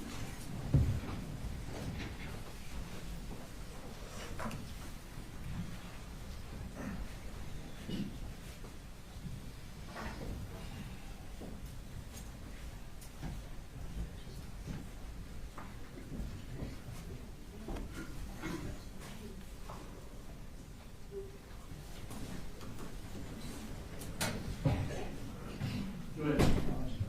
Yes, sir. Judge, at this point, we would move for a mistrial. The witness has put the defendant's character into issue. She stated that he was physically abusive and mentally abusive as part of her speculative answer as to why, in her opinion, that the defendant was against mental health treatment. She said that in the presence of the jury. As the court knows, they're not allowed to introduce character evidence, specifically bad character evidence, unless we open the door to it, which we have not. And under 24404A, evidence of a person's character or a trait of a character shall not be admissible for the purpose of proving action in conformity therewith. So based on all that, Judge, we've moved for a mistrial. Brooks. So bad character evidence would be related to something different from what he is charged with. So he is charged with having warning signs related to Colt, which included his deteriorating mental health condition, his violent tendencies, his school shooter obsession. There's going to be testimony that the defendant and Colt were physically aggressive with one another. He says it in his statement that Colt would bull rush him and strike him, and that he would hold him down. And Jenny will testify to physical fights between the two of them, and that is directly related to the charges that he is facing. And I think she said mental and verbal abuse is off of Colt. She did not say of herself, which is what Mr. Hobbs' initial objection was when we discussed it, that she could not talk about the defendant's treatment of her, which she is not, and that is what I admonished her on. You cannot talk about the defendant's treatment of you, and she has not done that. She hasn't violated any sort of admonition from the state, and Miss Daniel wrote the quote down: emotional and mental abuse at the hands of the defendant is what she said. Again, I think that goes directly to what we're on trial for. So it certainly isn't a mistrial. Additionally, it was the court that asked her to say her answer. The state didn't elicit it at that time. So this is certainly not some grounds for a mistrial. Again, I made my argument already about she has a basis for why he didn't want to get treatment. She's made statements about what he actually told her about not wanting to get treatment, which is that, what if our son is just messed up? which is essentially kind of along the lines of he doesn't want him to go in and tell people what's going on in their house. And that's what she's saying. He doesn't want him to get treatment for his son because he doesn't want Colt to tell people what's going on inside the house. And him not getting treatment for his son is directly related to why he is charged. Like, granting a mistrial on this would be completely out of line. Anything else, Mr. Roberts? No judgment. All right, so I'm going to deny the motion for mistrial. It doesn't change any prejudice to the defendant that I invited the response as opposed to the state. I'm going to instruct the jury that they disregard her statement that she believed it was because Colin was abusive to Colt. And again, the issue here is, the overall issue is, what was Colt going through? What was Colt's mental health? What did Colin know in this relevant period of time? And if it were true that Colin were physically abusive or mentally abusive to Colt, to me that doesn't necessarily shed light on the critical issues. And again, it may flesh out differently with other evidence. But I'm going to tell the jury to disregard the statement that she believed it was because Colin was abusive to Colt. Tell them that that is speculative and inadmissible at this time, and disregard it, and we'll see what happens with later evidence. All right, bring it back to you.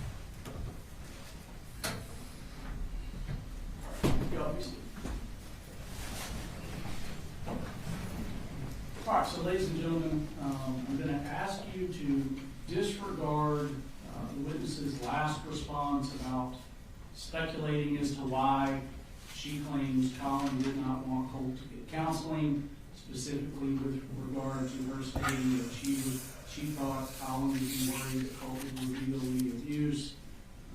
That's inadmissible at this time. I'm going to ask you to disregard that. Do not consider it for any purpose. All right, go ahead, Ms. Brooks. All right, thank you, Your Honor. All right, so you mentioned when you started Colt on Zoloft that one of the kind of big obstacles for getting a prescription for Zoloft was you needed insurance. You testified earlier that insurance, you got it around August 1st. At that point, did the defendant become more supportive of getting him to counseling once y'all had insurance? No. Okay. And then kind of fast forward a little bit.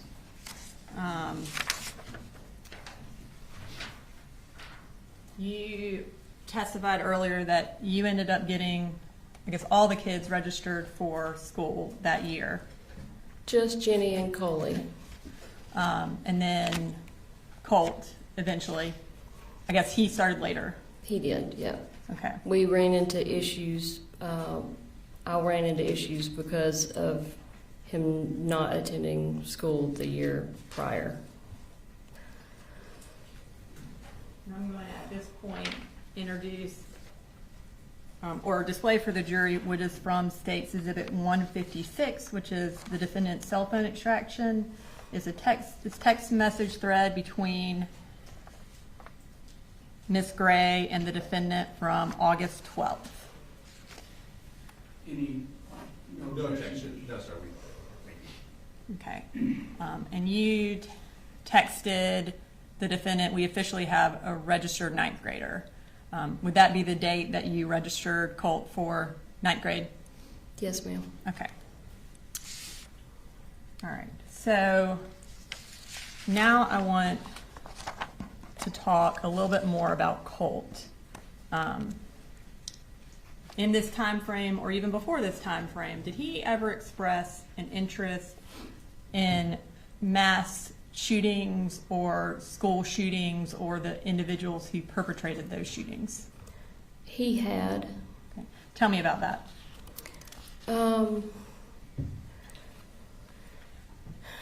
He generally, I wouldn't call it an obsession. And at the time, I likened it to my own interest, I guess, in like true crime, serial killer type shows that are really popular. He never showed an interest in a way that led me to believe that he was idolizing anyone or wanting to follow in their footsteps or anything like that. It was just because typically what he would talk to me about would be like their home life or, you know, what their interests were. And this was all pretty much conversations that were had right there towards the end, like right before the shooting happened. We watched a lot of documentaries, him and I specifically. But there was no definite focus on just school shooter documentaries or anything like that.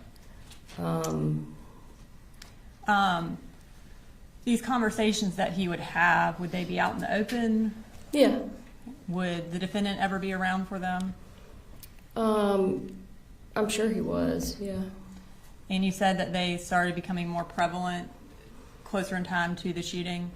Well, I won't say, I can't really say if they were more prevalent. It was just, because I had not been there before. So I don't know how prevalent they were prior to that 5-week period that I was there.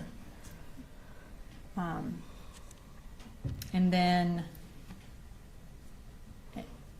do you remember having a conversation with GBI agents kind of about his discussions about school shooters right after the shooting? I remember being interviewed by the GBI. I can't remember exactly what all we talked about. I completely understand. Do you remember, though, talking to them about Colt having developed or having discussed one particular shooter in recent months? Nicholas Cruz Okay. was the one that I remembered that name specifically. Did Colt ever make any references to wanting to look like a school shooter or to dress like one? I don't remember him specifically saying anything that he wanted to look like them. I know he talked about their looks, but from what I remember, it was typically almost kind of like making fun of them or, their crazy hair or whatever. Okay. Do you remember in that same GBI interview talking about a specific discussion you had with him where he joked about completing his school shooter outfit? I do. He was talking about a vest. His dad buying him a vest. And he said it in what I thought was a joking manner, because he was laughing, and I mean, I would never think that it would be anything other than a joke, but he said something, he was talking about getting the vest, and he said, yeah, I've got to finish my school shooter outfit or something like that. Or Dad's got to finish my school shooter outfit.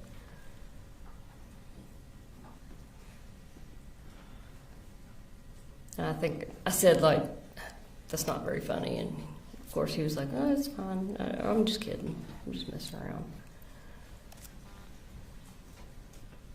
During this time frame, July to August of 2024, did he have an interest in firearms? Yes. Tell me about that.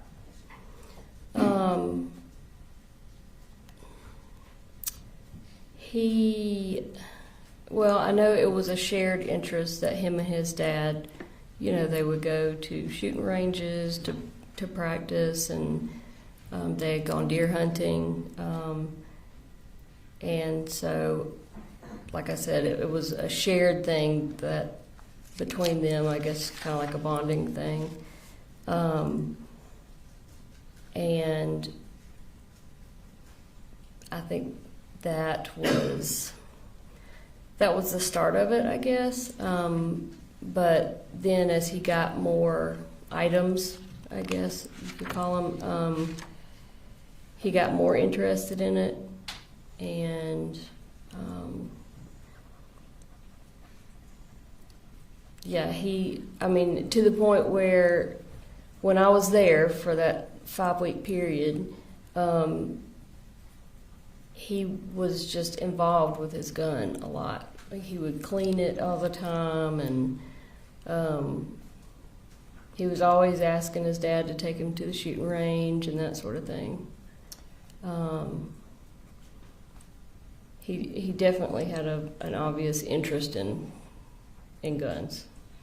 When you say he was cleaning it all the time, where did did Colt have his own rifle? Yeah, the rifle that his dad bought him for Christmas, that Christmas. And where did he keep it, Colt? Where did Colt keep it? When I was there, it was generally in his bedroom. Do you remember where in his bedroom?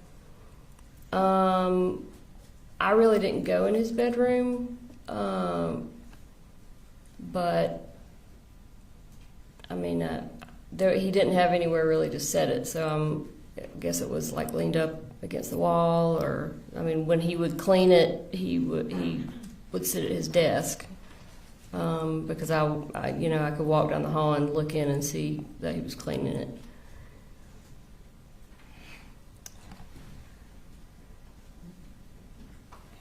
So I want to turn your attention to August 15th of 2024. Did you and Colt have a physical altercation over the gun that day? Yes. Or I guess regarding the gun. Can you tell me about that? So I was initially just trying to talk to him about the gun. I wanted him to just put it away because he had been carrying it around, and he didn't want to hear it, and so he was walking away from me, and he walked into his bedroom, and I was walking behind him, and I stopped at his doorway because I wasn't going to follow him into his bedroom, and I said, "Just give me the gun. I'm going to put it up." And I was standing right behind him, and he said, "Get out of my room." And I said, "I'm not in your room, Colt. Just let me have the gun. I'm going to put it up for a little while."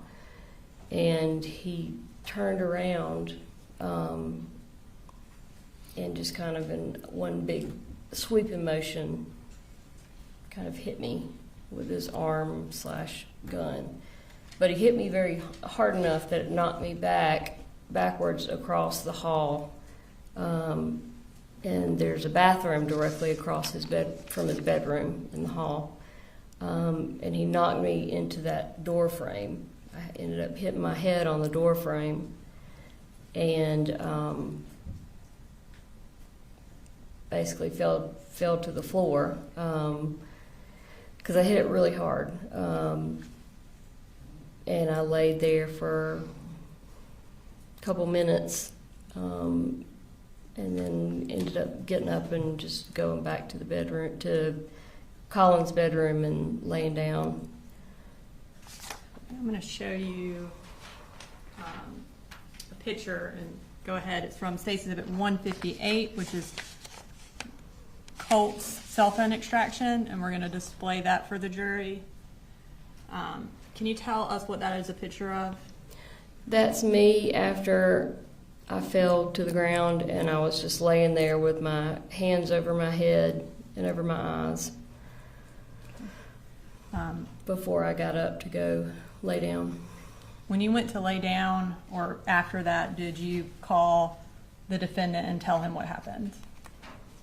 I don't think so. I didn't talk to him about it really at all. Okay. Did you, at some point, did you leave Barry County, kind of close in time to that fight? Yes, I did. Tell us what prompted you leaving.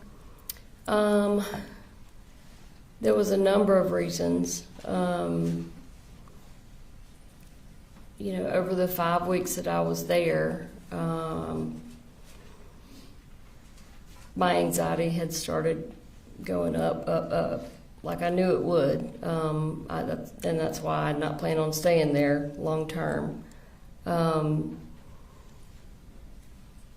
And so it was getting to a point where, I had the kids enrolled in school, insurance was set up, and I really needed to find myself somewhere else to live that was not with Colin.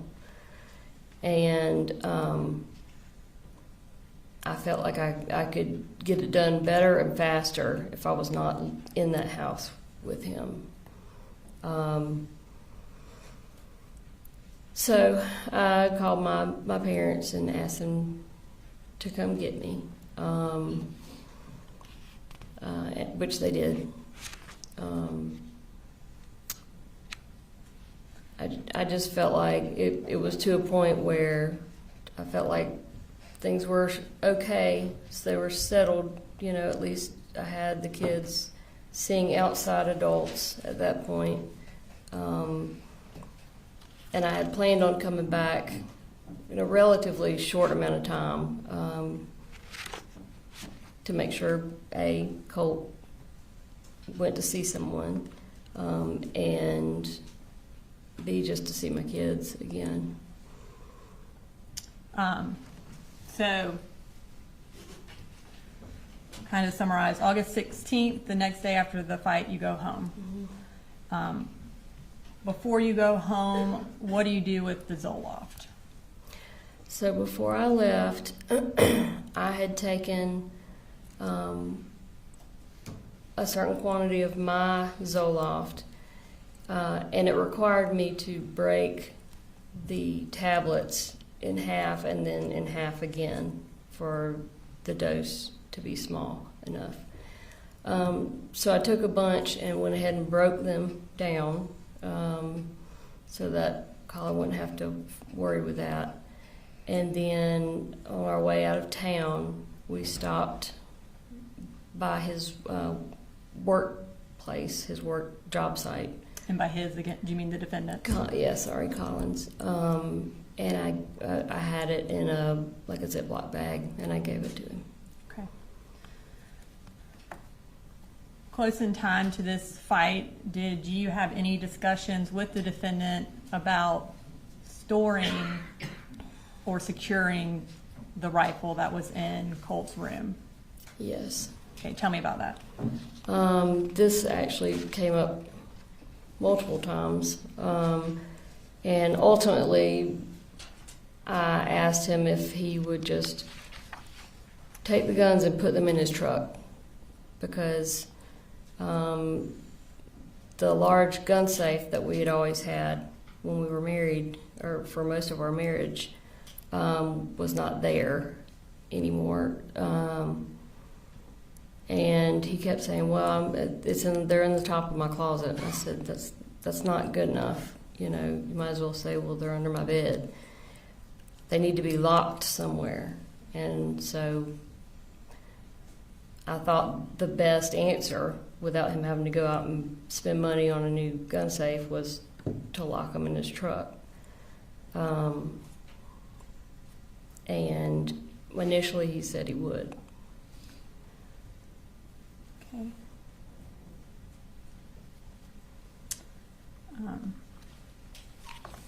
And circling back to Colt's anxiety issues, earlier you mentioned that you wanted to get him into an inpatient treatment place. At this time, I'm going to display some text messages between you and the defendant from State's Exhibit 156 from August 21st of 2024.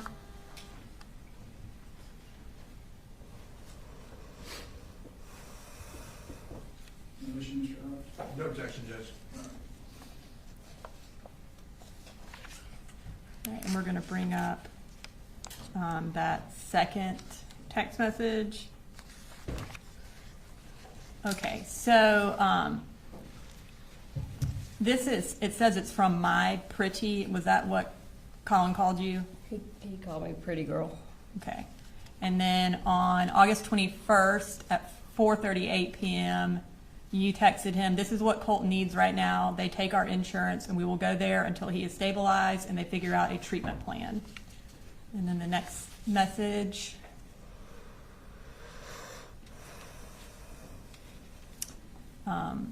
This is where you sent the defendant the website for Advantage Behavioral Health Systems, Crisis Stabilization. And that was at that same time of 4:38.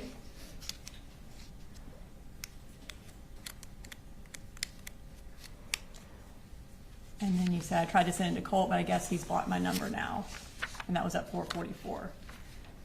So was there a time period you weren't able to talk to Colt while? It was very short, like maybe a couple days. Okay. But I did end up sending that link to him, and we talked about it a good bit. And he was, like I said, he was excited about it. And we'll get to, I think, those text messages in a minute, but on August 21st, when you sent that to the defendant, was that the inpatient treatment place you wanted to get Colt into? Yes, And where was it located? in Athens. Okay.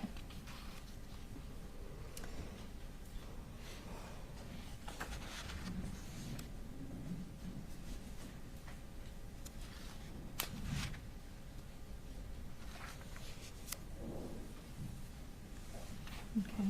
And when you sent that to the defendant, did he ever respond or follow up with anything related to that? No. Okay.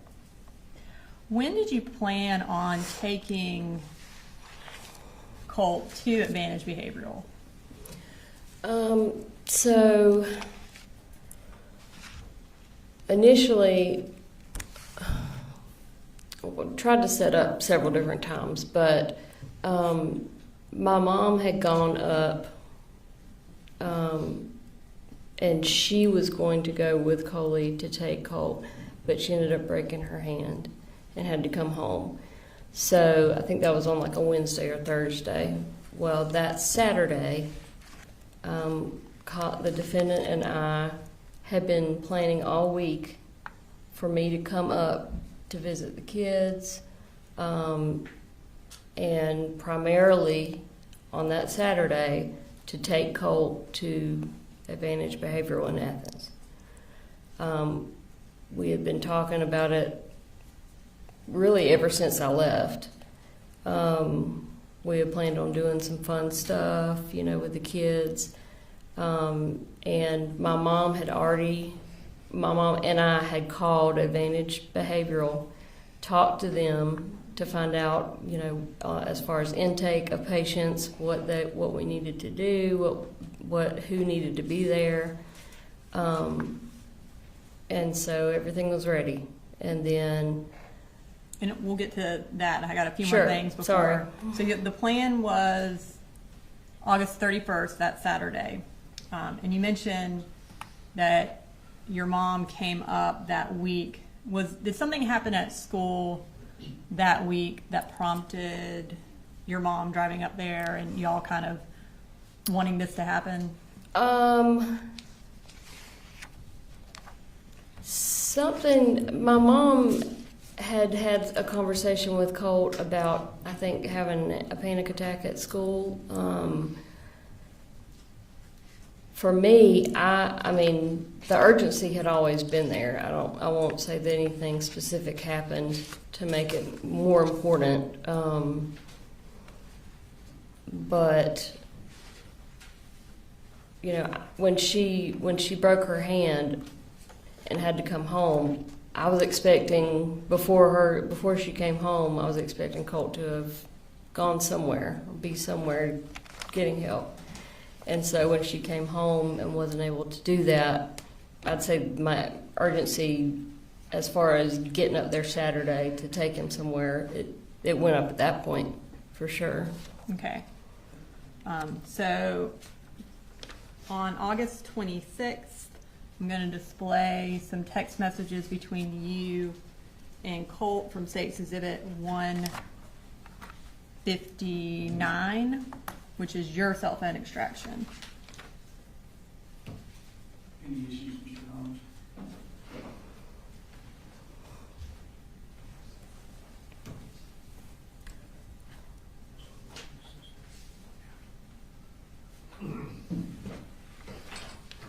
Judge, we will just object to the messages that are from Colt as hearsay.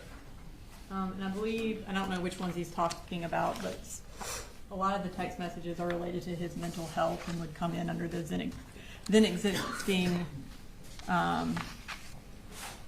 mental and impression. I see. I don't remember the exact wording of it, but that hearsay exception. Testing. Oh, yes.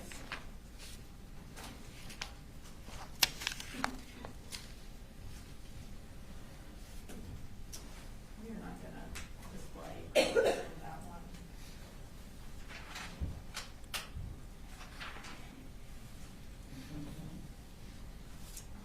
He's on it. That one's not. He's He's blue. So you're not on this one. Just this. Okay. And then we will display some of these, not the ones that are just generic, but the ones that talk about between maybe.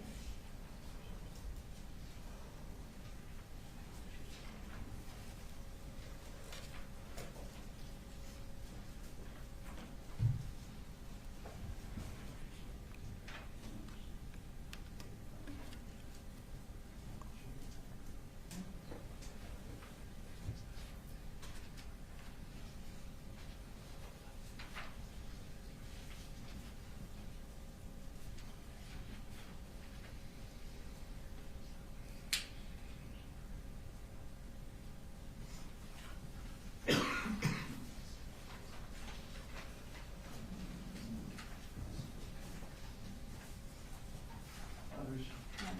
This particular text, on page 33, not for the truth of the matter asserted, but to show the spirit and unconditional, and also, kind of in context, to talk about how, to show that Marcy communicated.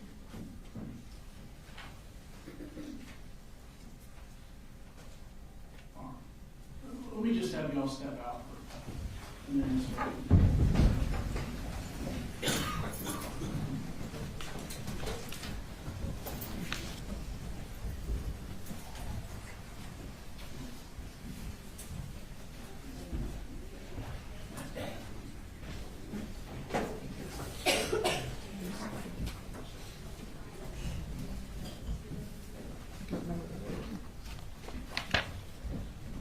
Condition.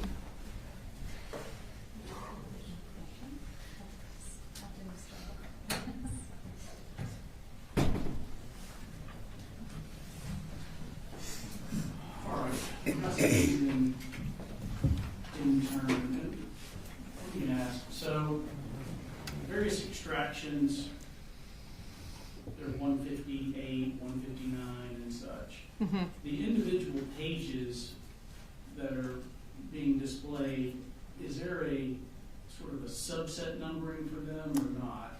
No, so in preparing for this trial, we determined it would be very confusing to try to do that. So instead, the notebooks that we've created are organized by time and type of message and type of information. So State Exhibit 158 has a tab for, say, 828 and has a tab for text messages that we're introducing. So they're all it's very easy to locate them in the notebook, but we just thought it was going to be too confusing to try to actually number them. Yeah, I mean, I understand that just for purposes of the record, so, you know, and I guess my view of it is you've got the phone extraction, you've laid the foundation for the phone extraction. But then individual parts of the extractions may be admissible and other parts may not. Something may be irrelevant or something may call for hearsay. So if we're admitting or excluding, just for the record, how will the appellate court? Well, I think the binders are, like I said, they are notated by date and type of information. So these text messages are under State Exhibit 158 in section August 28th under text messages. So if there is a particular, and I think you can notate it by the page number at the bottom, and also by the time of the text message for the appellate record. Are there, and I noticed, yeah, the page numbers. In the notebook, are there any, are all the page numbers sequential? Or, for instance, are there 2 number 1s in there at all? Or she said So within each section, there may be 2 number 1s. But if you want, I mean, I have all of the text messages that I've introduced also separated. So if you want to me to make a packet out of these and say for court's record, 1, we can do that, and we can put like a X over what wasn't displayed to the jury if you want to make it. I'm not attempting to create extra work for you. I understand. And we tried to simplify it, like I said, because we didn't want to have 700 exhibits. So we did our best to make it easily accessible and simplified. So for the first group, I was handed August 26th. There's 2 pages, just 1 response from Colt. And my understanding is from that one, you're not displaying that. We're not going to display that message. It will be just the ones where she's sending him the messages about advantage behavioral. Okay. And the second subset, or second set's also August 26th, pages 5 through 9. So Colt's responses, that's really good, so proud of you. I don't know that those are Those sections in that particular text. The third one, acute mania sucks.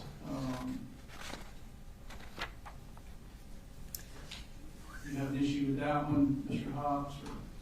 Just in that we believe it's being admitted into evidence to prove that he was suffering from acute mania. And the purpose of admitting that, one, would be to explain Marcy's text message where she later says that she heard about acute mania from the defendant. So it goes directly to what the defendant knew. So we have to have that message as context for that text message. And again, I do believe, in addition to that, it would be admissible under the hearsay exception for then existing mental condition, because it is showing his existing state of mind, his mental condition, that he believes he has acute mania. We're not introducing to prove he does have acute mania. He wasn't ever evaluated to show whether or not he had that.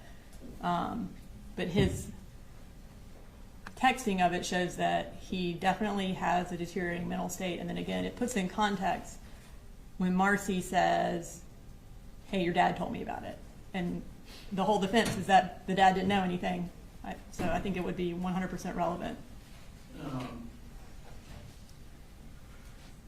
right, you're saying that Mr. Gray told her somewhere in here that She responds to Colt's text, because Colt is like, how do you know about acute mania?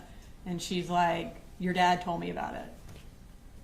Like, your dad talked to me about it.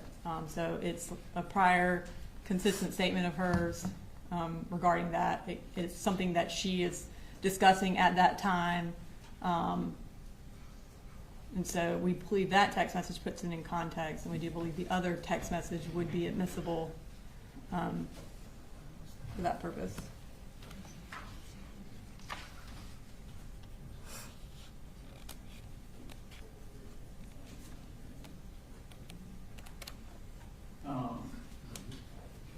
all right, so it's certainly not admissible to prove that Colt had acute mania.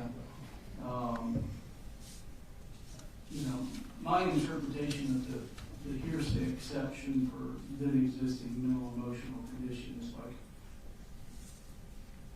a describing of mental pain or physical pain, sort of like what we saw with I think the original messages from Colt.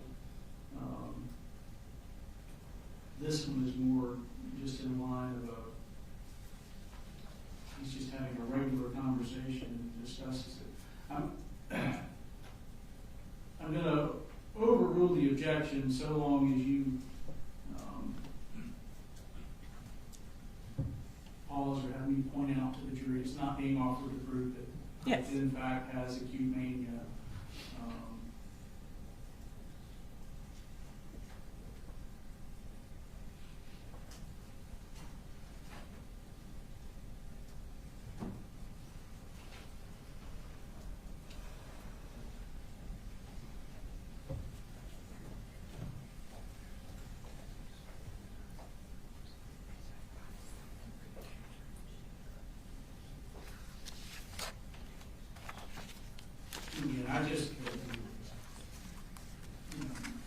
My concern is that we have a lot of statements from someone who is not taking a witness stand, where there are potential dual purposes for the admission or exclusion of the statements. And I just want to make sure that we're not running into prejudice substantially outweighing the probative purpose of it.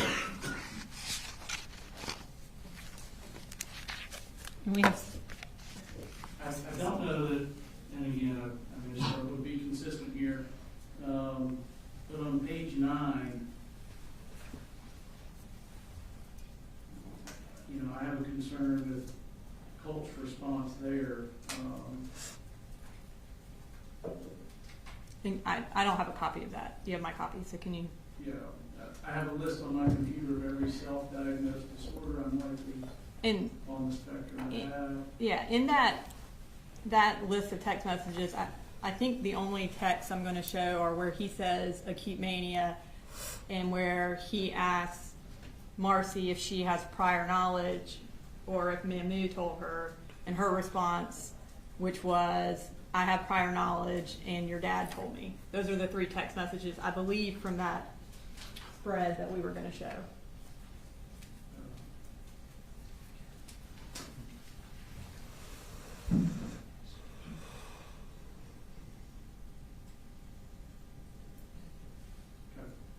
Is that, are those in? So I don't think I was going to show any other ones because that was the main point of that, is showing that she's communicating with the defendant. Okay, so there's one that says, but your dad mentioned that you were talking about acute mania last week, so I've been reading more about it. Yes, that one. So the message below that I would exclude, which is the one I have every Yes. Every self-diagnosed disorder. Do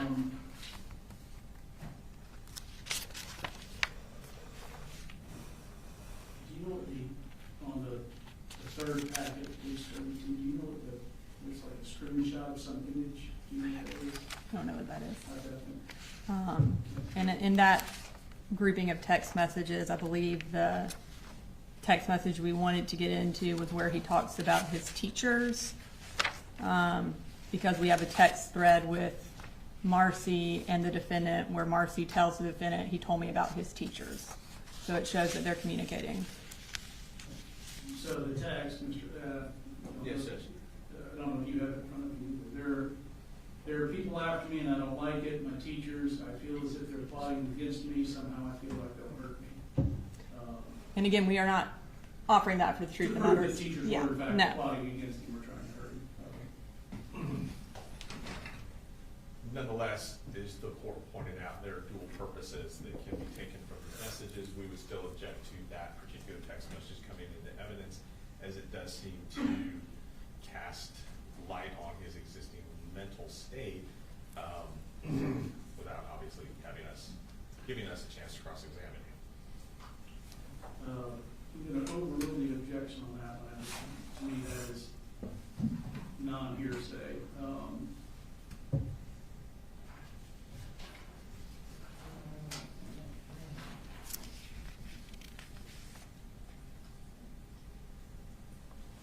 right, I'm going to return this back to you.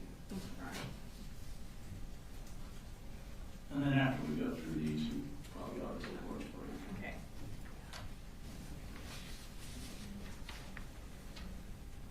All right, you bring the jury back to the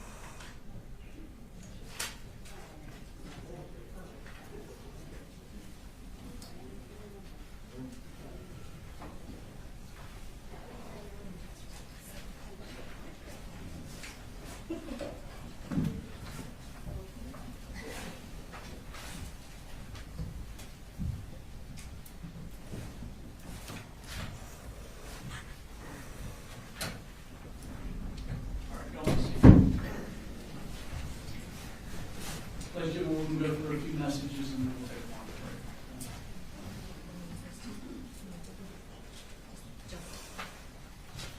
break. All right, so I believe we were at the point where we're going to display some text messages. I'm going to start with text messages from State's Exhibit 159. They're located in the August 26th section under text messages, and they are between Marcy Gray and Colt Gray. So you texted Colt on August 26th at 3:35. Hey Colty, it's Mama. I just realized I had the wrong number for you. Daddy called and told me what's going on. Me and Mambo are going to do whatever we have to help. And then you go on, Mamu is going to drive up tomorrow. And then at 3:38, you say, I sent this to you last week, not realizing I had the wrong number. It's an inpatient treatment in Athens, like we talked about several times. And you kind of said you wanted to try. And then you have the URL for Advantage Behavioral listed. I know earlier you testified that you had sent that information to Colt. Is that when you sent him the information? Yes, ma'am.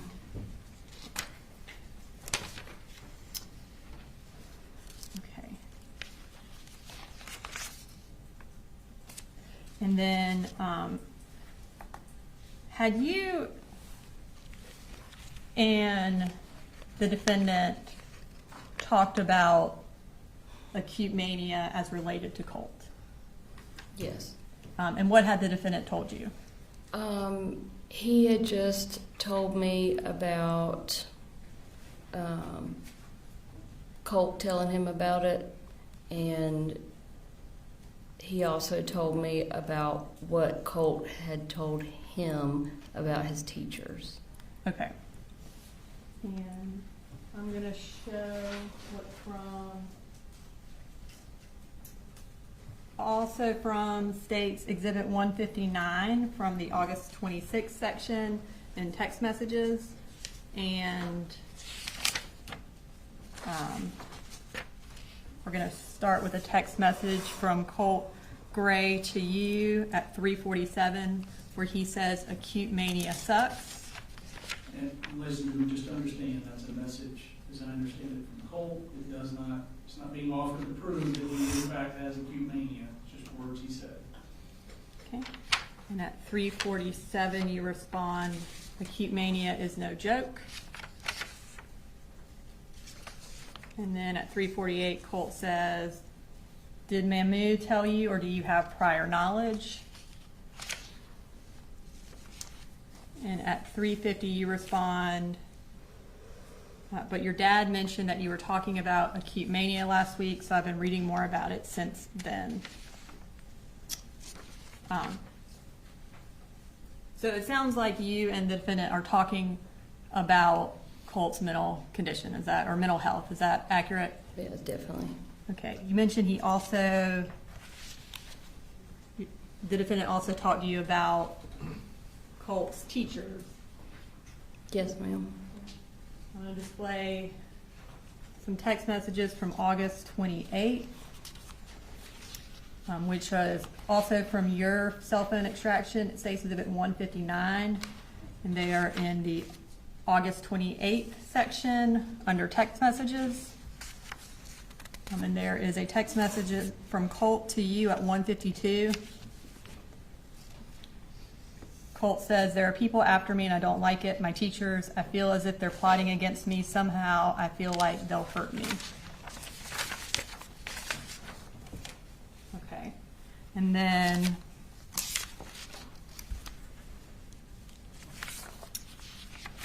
from the defendant's cell phone extraction states Exhibit 156 from August 28th. Under the text message section, there's some text messages between you and the defendant. We're going to go ahead and display those.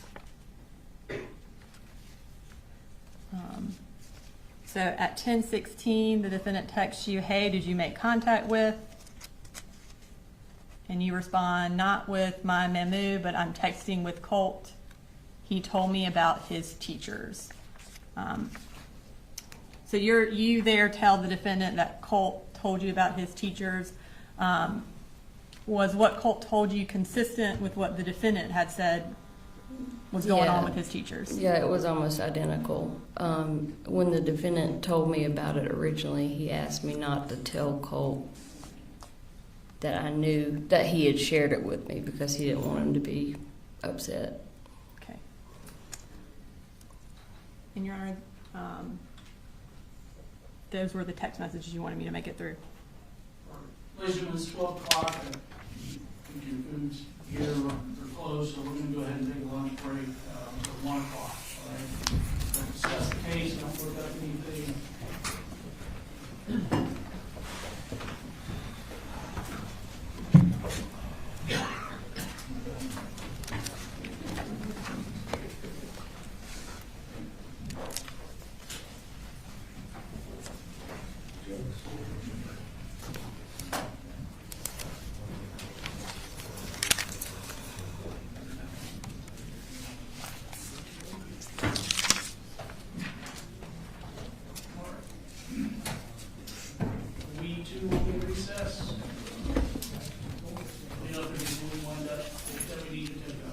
Okay.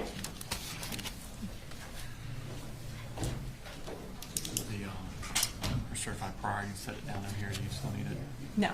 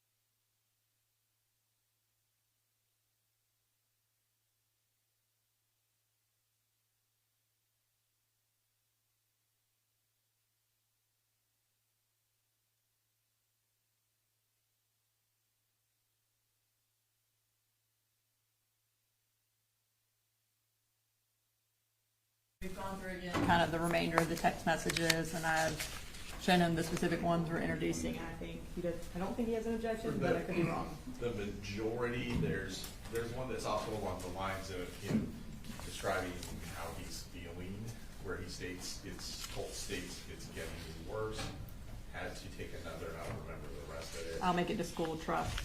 Thank you. I'll make it to school, is that what you said? Mm-hmm. I'll make it to school. And what was the date on that? Just for the That was August 29th. August 29th. So we would do the same, just to be consistent, same hearsay objection on that in terms of not being able to cross him about exactly what that means, his condition, all that kind of stuff.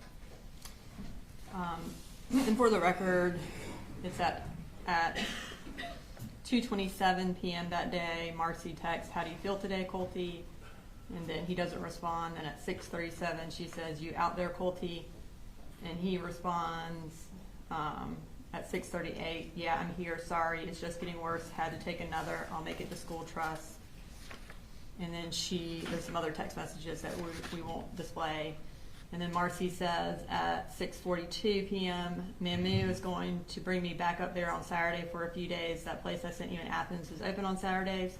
So if you feel up to it, we could go check it out."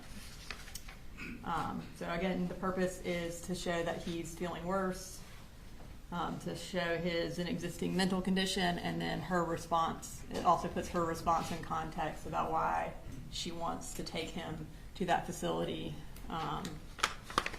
on Saturday. All right, so is the state contending that one qualifies as the hearsay exception? Yes, I mean, I think it does qualify as a hearsay exception, and then also it would be admissible to put in context Marcy's response about wanting to take him to an inpatient treatment. And it specifically is about how he is feeling that day. I see. Yeah.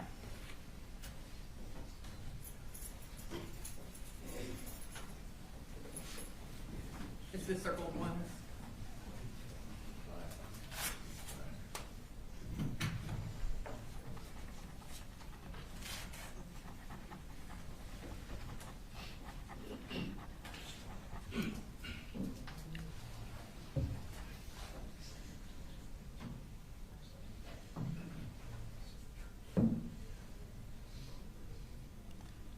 There's another text where she says, "How do you feel today?" And he says, "Not so good." I don't, have a preference on which one we show. I just want to show one of those. So if you find that less prejudicial, that's fine.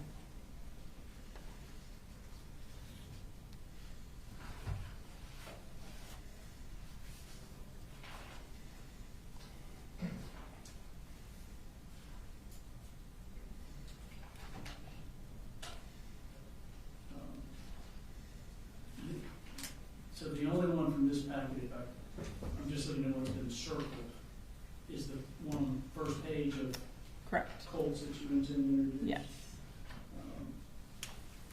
All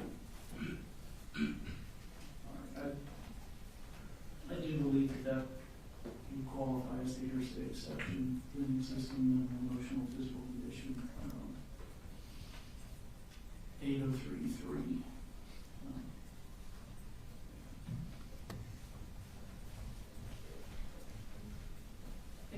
Yes, ma'am.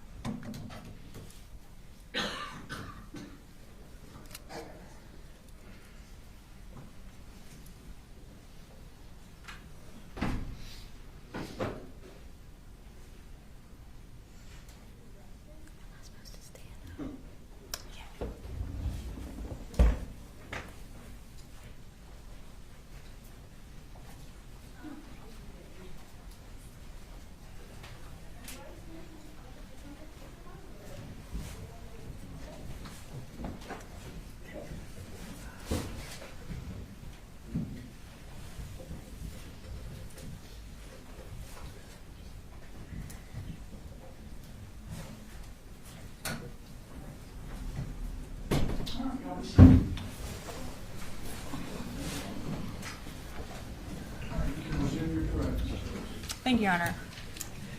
All right, so on August 28th, you and Colt were texting about how he thought his teachers were plotting against him.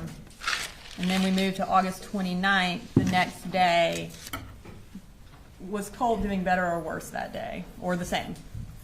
I don't remember off the top of my head without looking at my texts. I'm going to go ahead and display what is from State's Exhibit 159, which is Marcy Gray's cell phone extraction from the date August 29th, starting at 2:27 p.m. So you text Colt, how do you feel today, Colty? At 2:27, he doesn't respond, and you text about 4 hours later at 6:37, and this is actually UTC time, so this would be 10:27 and 2:37. So you text, you out there, Colty? And then he responds, yeah, I'm here, sorry, it's just getting worse, had to take another, I'll make it to school, trust. And then you send him a text at 6:42. Mamu is going to bring me back up here on Saturday for a few days. That place I sent you in Athens is open on Saturdays. So if you feel up to it, we could check it out. So I guess he tells you things are getting worse, and then you send him another text about going to Athens Behavioral on Saturday. Yes. Is that accurate? All right. So that Thursday, after you text with him, did you try to call the school? Yes. The school was closed on that Friday, I think. And so I had planned on calling and talking to Lisa, the guidance counselor, her guidance counselor, his guidance counselor. And I did call, and I got a hold of her, and I was just basically going to give her an overview of what had been going on with Colt, what our plans were, and just to make sure that she was aware of what was going on. And I did get a hold of her. She was in the middle of talking with another parent, and I said, well, it's very important that I talk to you today. I don't want it to wait till next week. She said, give me your phone number and I'll call you back, I promise. She never called me back. And I'll go ahead and display those phone calls from the timeline from August 29th from your cell phone extraction. Looks like there was you called twice and you spoke to her one time. Yes, ma'am. Okay. All right. So that was Thursday the 29th. On Saturday the 31st, you were planning on taking Colt to Advantage Behavioral. At this point, were you still living in Fitzgerald? Yes, I was staying in Fitzgerald. Had you been in Fitzgerald ever since August 16th? Yes. Okay. And Colin, did he have all of the children up here in Bexar County in his custody? Yes. Okay. So, tell me what the plan was for you getting to Bexar County to go to Athens Advantage Behavioral. So originally my mom was going to drive up to Winder with me. She broke her hand, so that plan was off the table. And so I had asked her if she would maybe meet Colin halfway so he wouldn't have to drive all the way down to Fitzgerald. At first she was going to do that, but again, her hand was really bad. And so I ended up asking Colin if he would drive the whole way to come and get me. Again, we had been planning all kinds of activities and stuff that we were going to do with the kids, and we were going to go to the Athens crisis on Saturday. And then out of nowhere, really Friday night, Colin's mood completely changed. He was not really even wanting to talk about the weekend. Then Saturday morning, he basically said he wasn't going to come get me. He didn't have money for gas, even though we had planned on doing all of these things that cost money, as well as my mom was always giving him gas money. So gas wasn't an issue. I don't know what the issue was, honestly. But he said he wasn't coming to get me, and then he went silent. He, again, with no texts, no calls. I was talking to the kids on their phones all weekend, but he basically ignored me the rest of the weekend. And you indicated that Friday night when y'all were talking, his mood changed. Did y'all get into kind of a verbal disagreement about something? Yeah, I think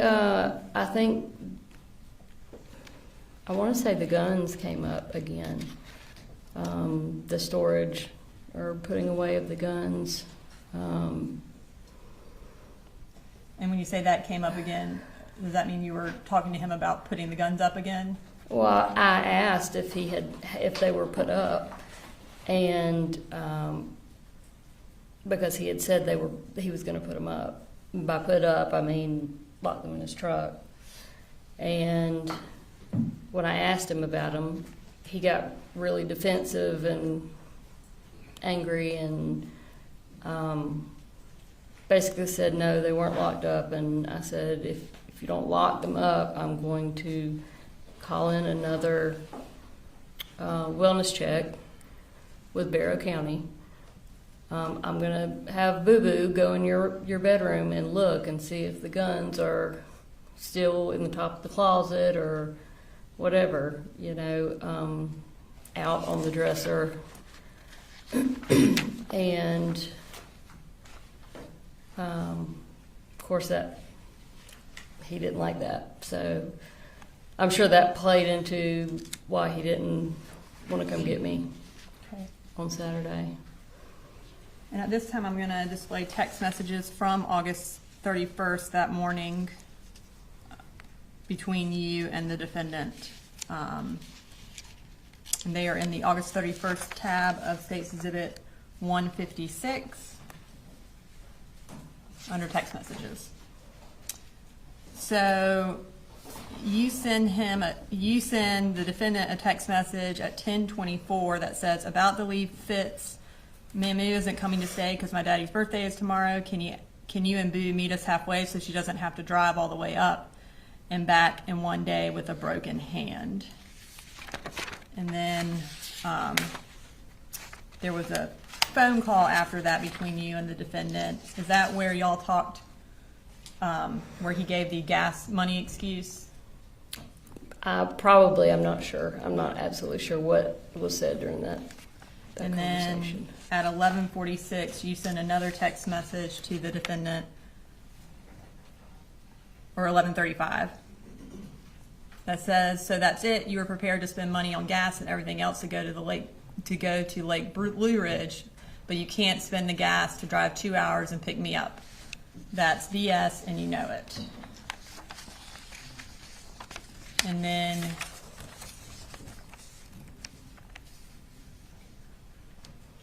at 2:01 p.m. that same day, you say, I can't believe how selfish you're being.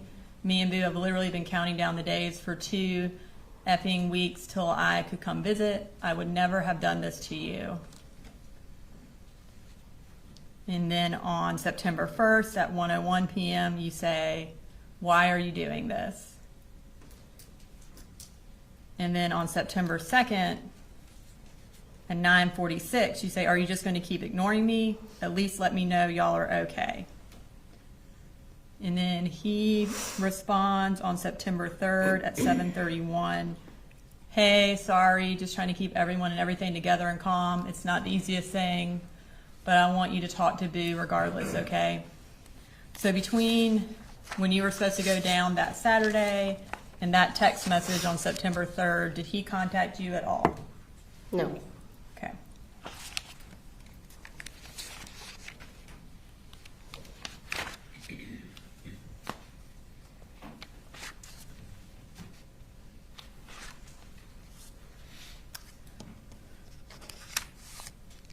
So is it fair to say that you, up until that August 31st, you and the defendant had been communicating about your concerns about Colt and his concerns about Colt? Yes. Okay. That weekend, August 31st, did the defendant take Colt to Advantage Behavioral? No. Okay. Now we're going to move to September 4th, the day of the shooting. Were you again still in Ben Hill? Yes, And ma'am. Did you talk to the defendant that morning of September 4th? Yes. And what happened when you talked to him? He basically told me that Colt had sent him some strange text messages. I told him I had not gotten any text messages from Colt, and so he sent me what Colt had sent him. At the time, I was in the car with my mom. I don't even remember what we were doing, but I shared them with her, and from there we just kind of discussed what the text messages were, and I wanted, to find out what was going on quickly, because reading the text messages, just like he could tell, I could tell there was a tone to it, and they were like kind of really short, and they weren't normal Colt texts, so you could tell something was not right. So I tried texting Colt, I think first, couldn't get a response. I never actually got a text from Colt himself until after I had started trying to call the school and talk to the school. And when you called the school, were you able to talk to somebody?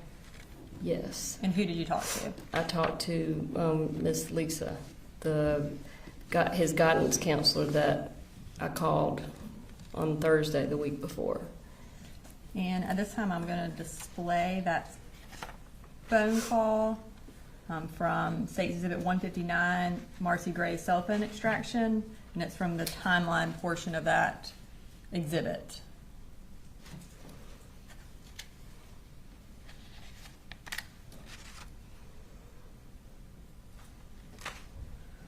So you call the school at 9:50 a.m. and speak to Miss Butler for 8 minutes and 57 seconds. Yes, ma'am. Tell me what y'all talked about. Well, she started out by apologizing.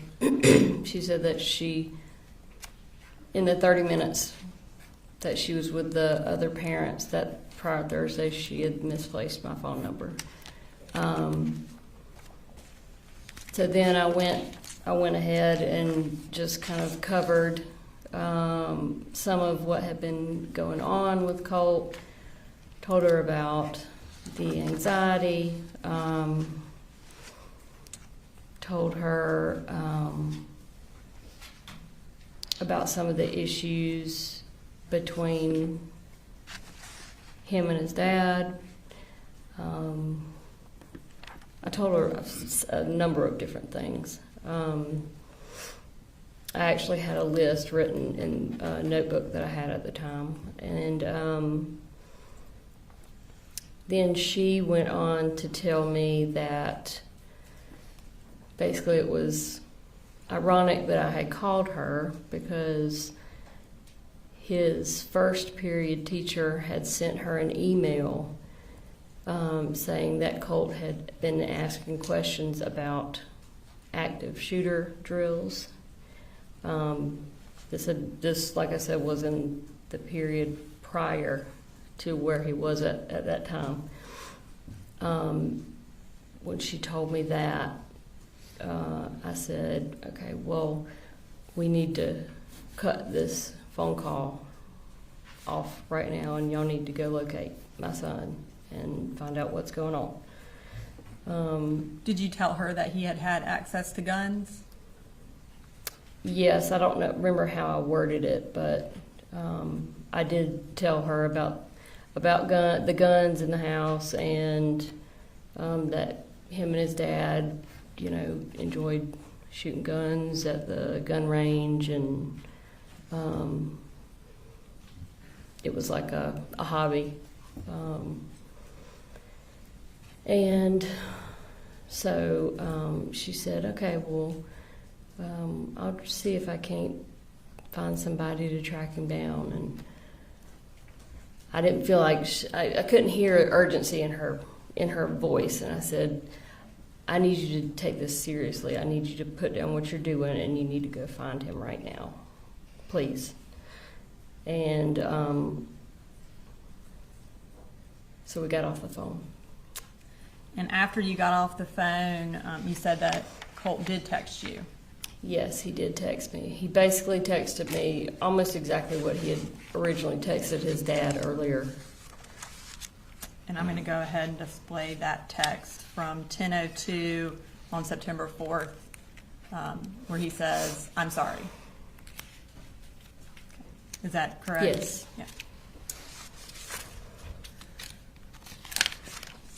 All right, so at this point,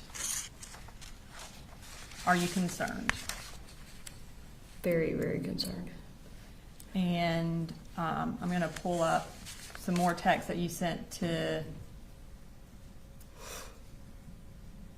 your mother and to the defendant from 10:17 on September 4th. Up there on the right, you say, you should probably go ahead and make arrangements to leave work. And then at 10:18, you text the defendant, they're going to need you at the school. So at this point, y'all, the school shooting has not started.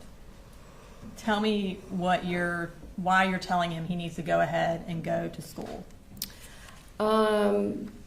I think primarily it was just because I knew something was going on with Colt. What that something was, I had no idea. Whether he was just having another panic attack episode, because in the month or so leading up to this, there had been several times where he was having really bad anxiety at school, and so he would leave class and just go sit in the guidance counselor's office. I didn't know if he was going to hurt himself, hurt someone else. I really had no idea what was going on, but I knew something was not right. And I knew at the very least the defendant was going to need to go to the school to find out what was going on with Colt. Okay. And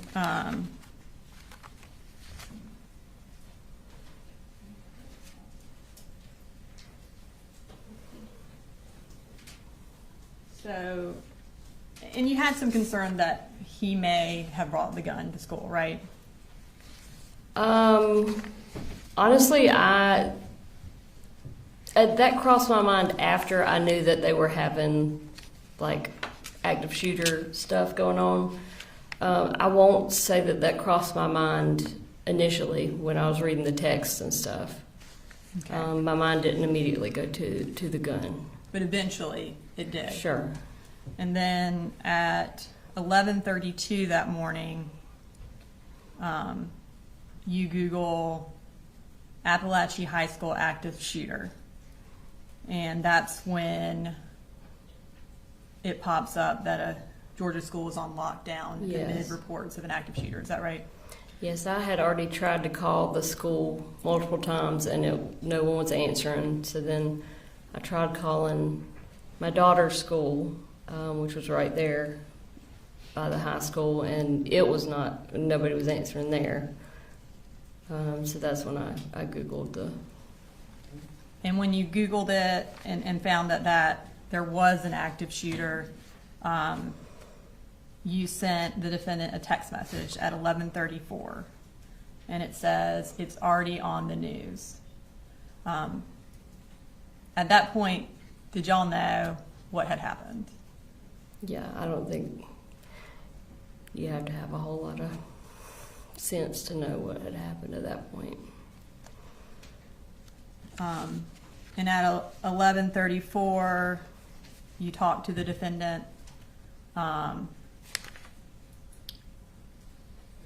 And then you talked to him again at 12:22. What did y'all talk about?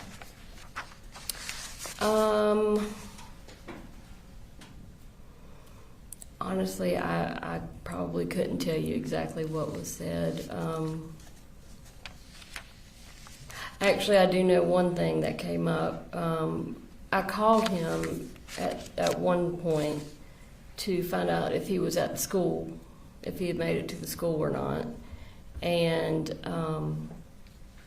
he said, well, I didn't go to the school. I'm going to the house, or I'm at the house. And I said, why are you at the house? And he said, well, I said, you need to be at the school, you know. We have 2 other children. And he said he wanted to see if the Colt's gun was at the house.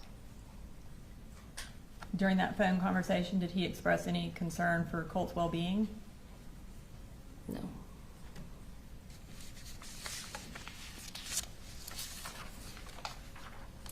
Did you drive up to Bear County that day?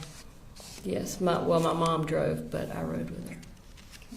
We left pretty shortly after it was started being reported on.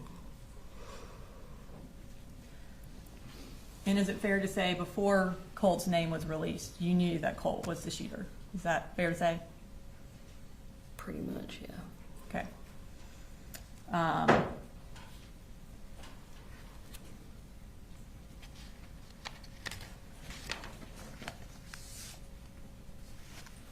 You mentioned earlier that you and the defendant, after you left and went back to Fitzgerald, y'all continued to communicate about Colt and the issues he was having.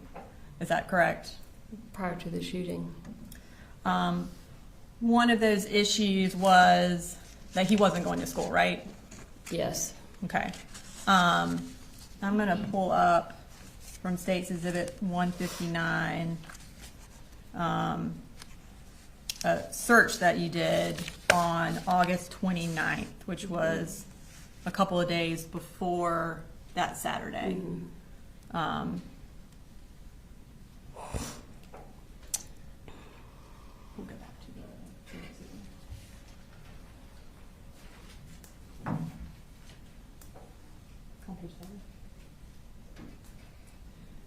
so you Googled truancy laws in Georgia at 10 o'clock on August 29th. Mm-hmm. Were you concerned about kind of who could get in trouble if Colt didn't go to school? No, I can actually tell you exactly why I looked this up. So Colin was also concerned about Colt not going to school. And he had called and basically told me an idea that he had to try and get Colt to go to school.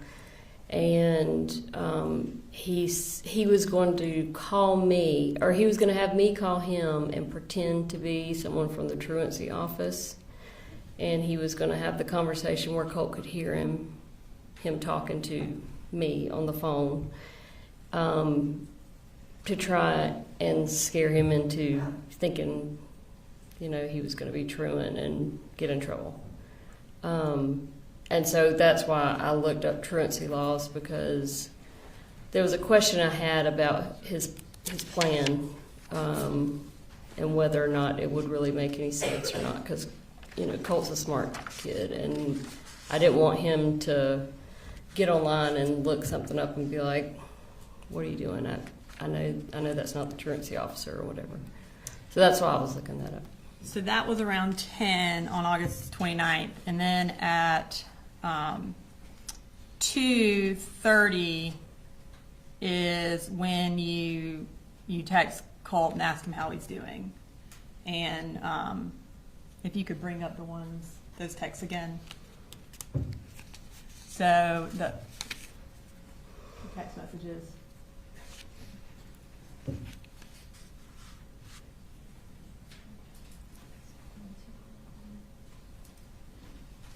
Page 25.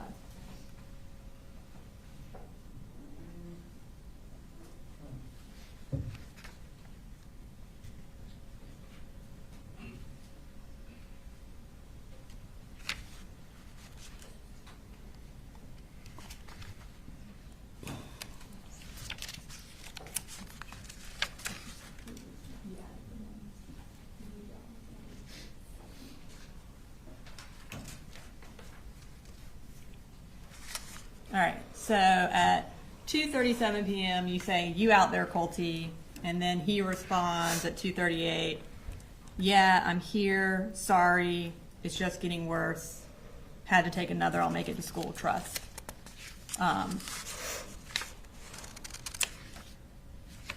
About 20 minutes later, at 3 o'clock, you Google school shooter parents charged with manslaughter. And then at 3 o'clock, you read an article that says what James Crumbley's manslaughter conviction means for parents. And then at 3:05, you search again, school shooter parents charged with manslaughter.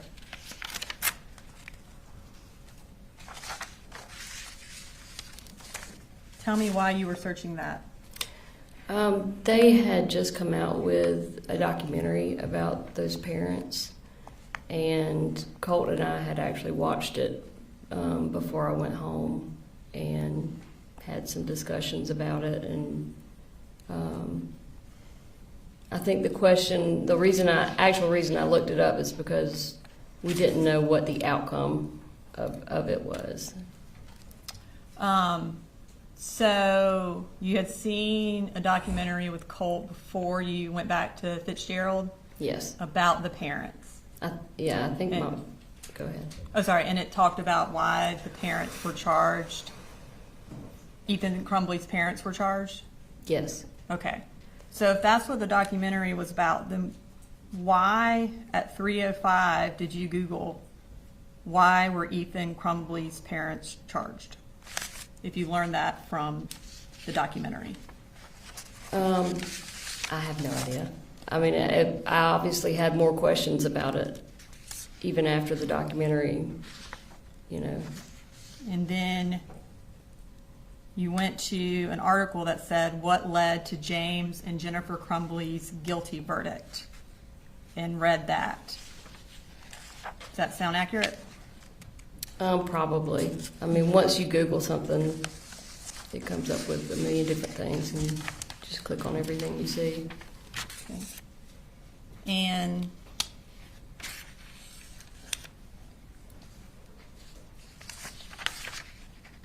let's see, at 3:09, you actually Google safe storage gun laws in Georgia.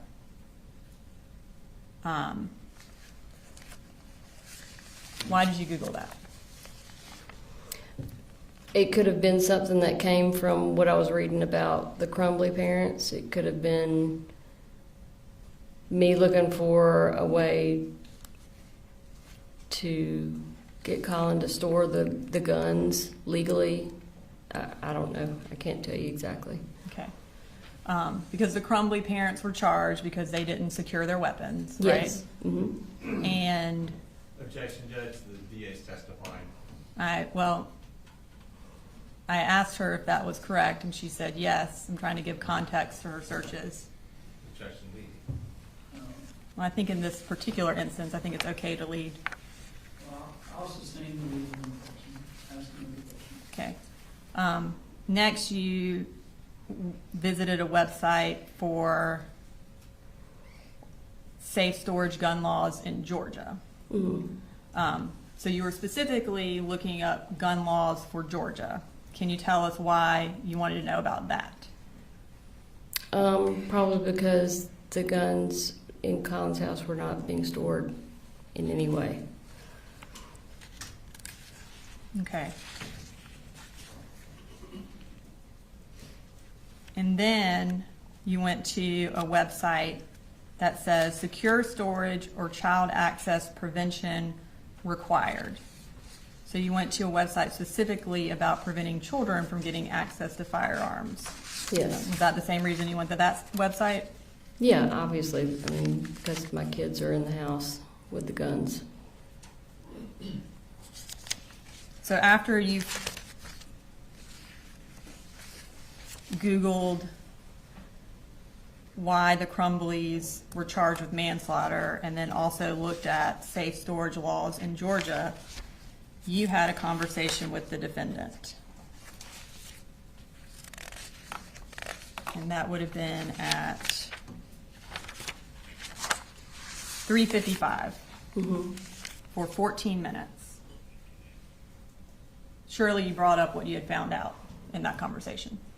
Is that accurate or not accurate? Probably. Honestly, I can't remember what we talked about. It depends on really the reason I was looking it up. You know, if I wanted to try and find something to convince him to lock the guns up, then yeah, I probably would have shared something with him. If it didn't prove my reasoning for wanting the guns put up, then I probably didn't bother sharing it with him. Would the fact that you found a case where parents were charged where a child shot someone, would that be something that you would want to tell him in order to put the guns up? Oh, sure. But I mean, I think he was already aware, I mean, of that case. He didn't watch the documentary, I don't think, but. Okay. And so y'all talked for 14 minutes from 3:55 to about 4:10. And then at 4:11, you once again looked up what led to James and Jennifer Crumbly's guilty verdict. Why did you look it up again right after you got off the phone with the defendant? I have no idea. I'm sure it had something to do with what we talked about. Okay. And then you had 6 more conversations with the defendant that day, August 29th into the evening. So you have at 4:19, at 4:21, at 5:03, at 5:12, at 5:31, and at 5:41, you're talking to the defendant. You testified earlier that when you talked to the defendant on Friday, August 29th, in the evening, his attitude changed because y'all got into a disagreement about him putting the guns up. Did your searches prompt that discussion? Probably. Okay. And so you, on this date, testified that you told him to put the guns up.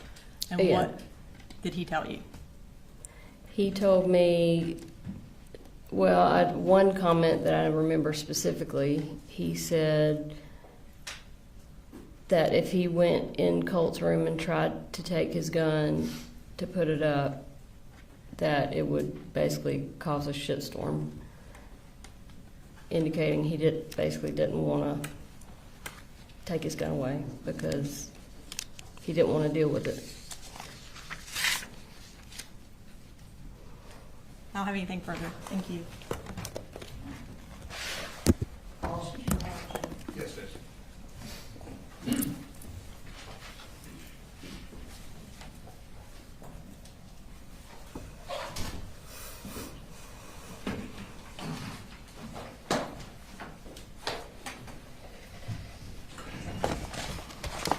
Good afternoon, Ms. Gray. My name's Brian Hobbs, and I represent Mr. Gray. I'm going to ask you some questions. If I ask a question that doesn't make sense, let me know. I'll try and rephrase it. Okay. I understand going to be asking you questions about things that happened a good year and a half ago. Okay? Yes. I know you made some previous statements, so if it would help to refresh your recollection, let me know, and I can kind of show you some of these statements to help see if that'll help. Okay. All right. Now, you've been testifying for a while, and you've told us a lot of stuff, so I definitely have some questions for you. Okay. Maybe we'll work backwards a little bit. So, we just heard about some internet searches you did, Yes. correct? Back on August 29th, right? Yes. And it sounds like you have a bit of a memory about those conversations, but maybe don't remember everything that was said between you and Mr. Gray that day? Yeah. All right. And I'm going to bounce around a little bit, so just let me know if Okay. I'm getting kind of confusing or anything, and I'll try and slow down. All right. So, you first called Lisa Butler, and I'm orienting you to kind of that last week of August in 2024. You called Lisa Butler on Thursday afternoon, is that right? Yes. Okay. And your mom had met with Miss Butler, what, about 5 days prior to that? A week prior? Yeah, I think it was on a Tuesday, maybe, or Wednesday. Tuesday or Wednesday of that same week? If you know. I I'm not don't asking know. you to guess. I don't, yeah, I would Okay. guess so.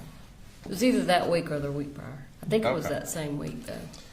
So you called Miss Butler on Thursday afternoon and you spoke to her, it sounds like very briefly.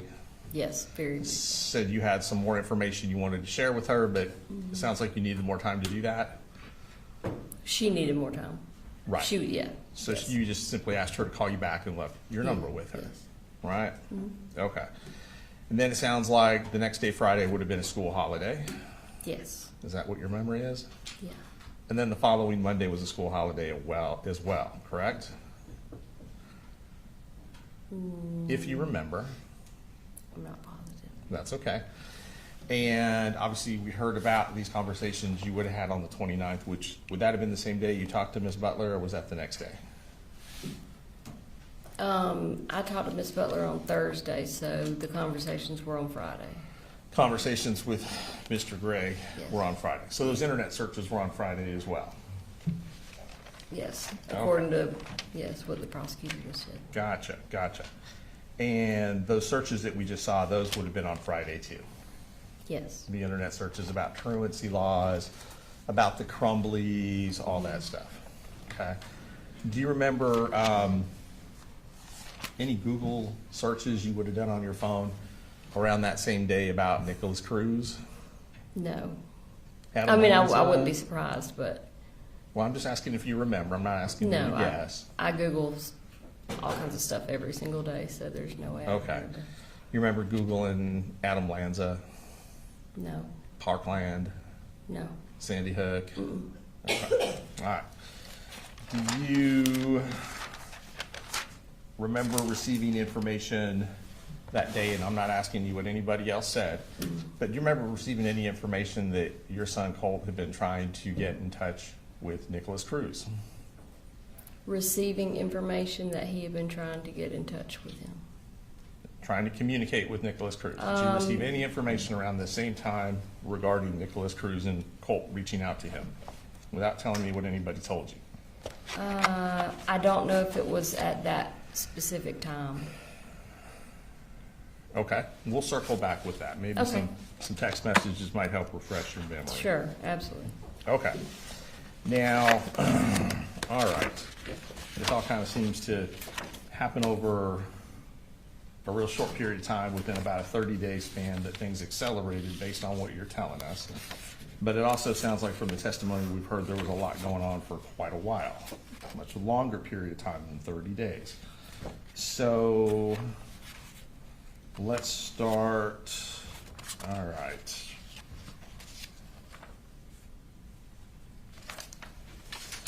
So, and just to kind of clarify, just so we're all on the same page, when you're having these conversations on the 29th with Mr. Gray, you said that you thought they might have been about putting guns up, right? Yes, Okay. And that might have been what one of the main disagreements was.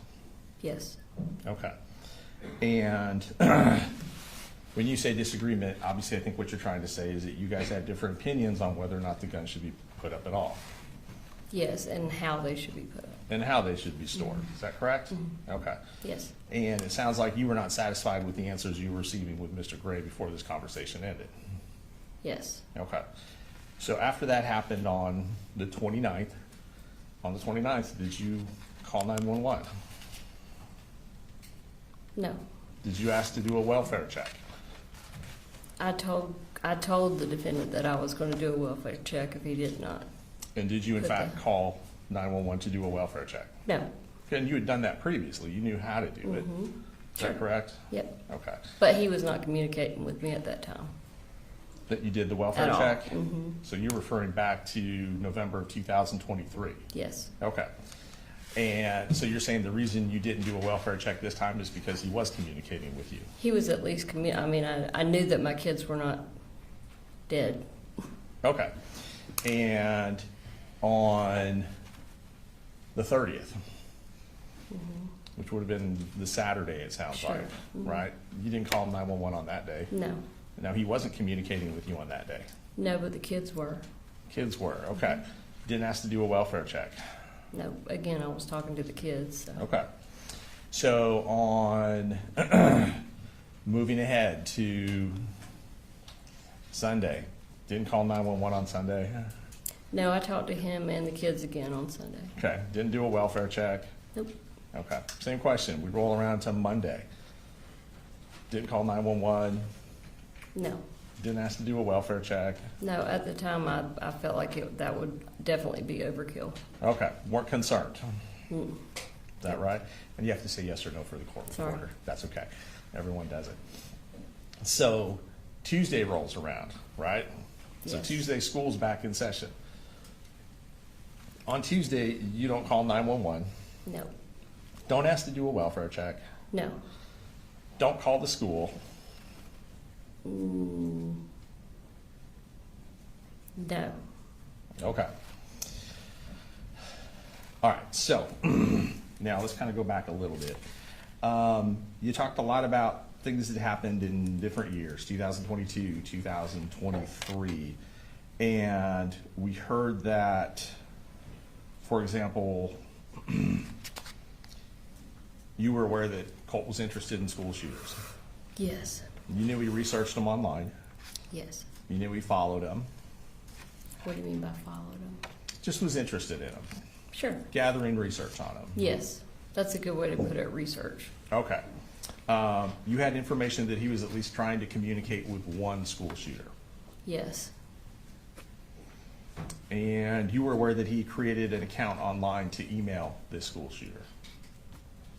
I don't remember, but I'm not saying that. Okay. I did not know that, yeah. I knew he was trying to reach out to one of them. Okay. Do you remember ever gathering information that he had sent money to this school shooter? I think he said something about trying to put money on,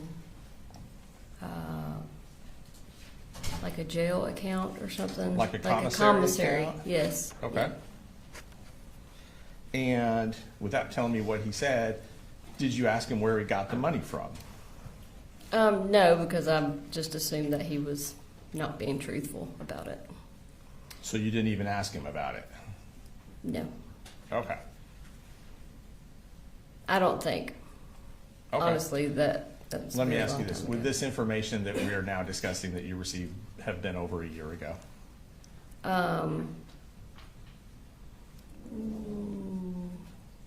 Over a year from today? Yes, ma'am. Yes. Yes, ma'am.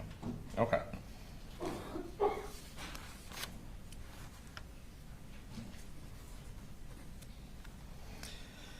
Now, when you learned that Colt was trying to communicate with this school shooter, do you remember which school shooter he was trying to communicate with? I don't. Okay. Do you, do you recall telling him that this was a bad idea? I don't remember what I told him about any of it. Okay. It was not something that we talked about in depth. It was, You don't think so? I don't think so, no. Okay. It doesn't stand out in your mind that he was trying to communicate with his mass murderer? Well, yeah, I remember him making a comment about it, but again, he was very interested in all these things. So for him to make a comment about one of them, kind of take it with a grain of salt. Okay, so you weren't concerned about it? No, And you did not share that information with Mr. Gray? probably not if we were not living together. Okay.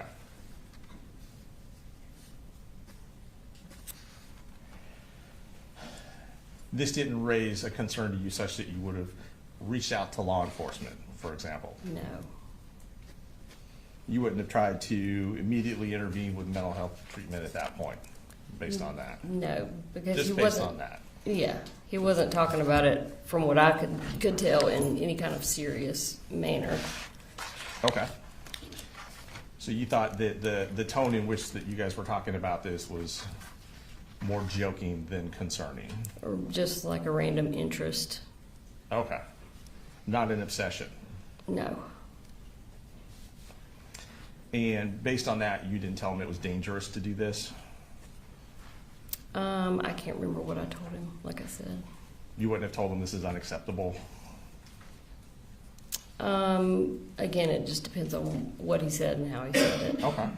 And it sounds like If you it don't was have said lot of in input. I mean, if I took it in a more of a joking, way, then no, I wouldn't have told him that because it was a joking way.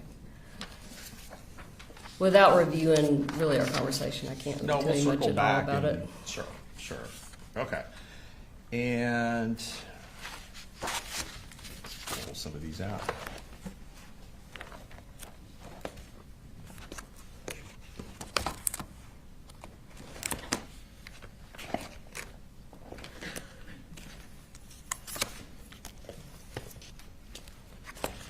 While we're doing this, while I'm looking through this, you stated that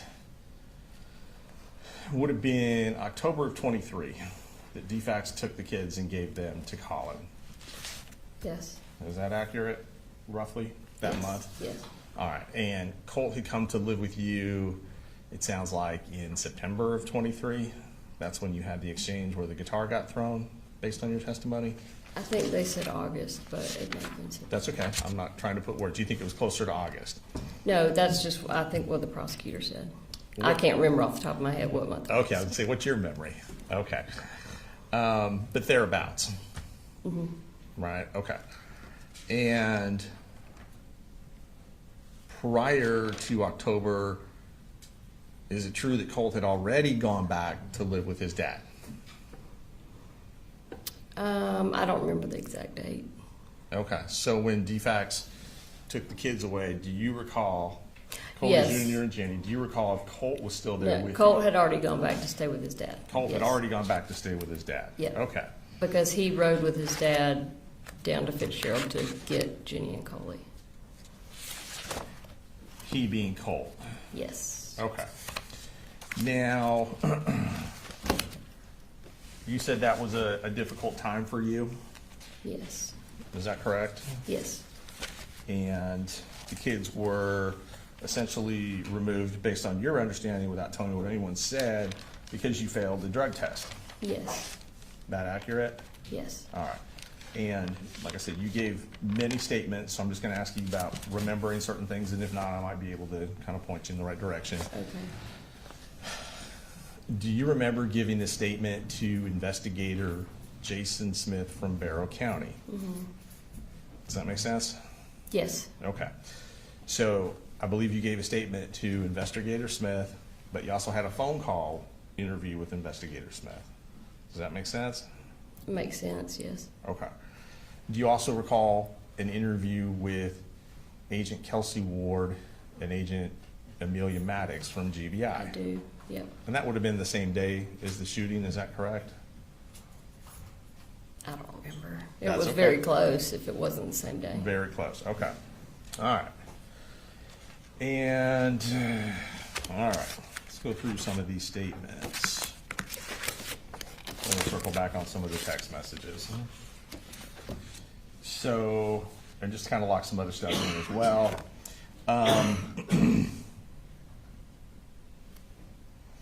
The May 2023 police visit, you said you were not aware of that until September of 2024. Yes, So you're saying that Colin never shared that information with you about the police coming to his home? Is that No. correct? Yes. Okay. And Colt never shared that information with you as well? not that I remember, no. Not that you recall. Do you think that's something you probably would remember, would probably stand out? Yes, FBI coming to his house or an FBI tip? yes. Okay.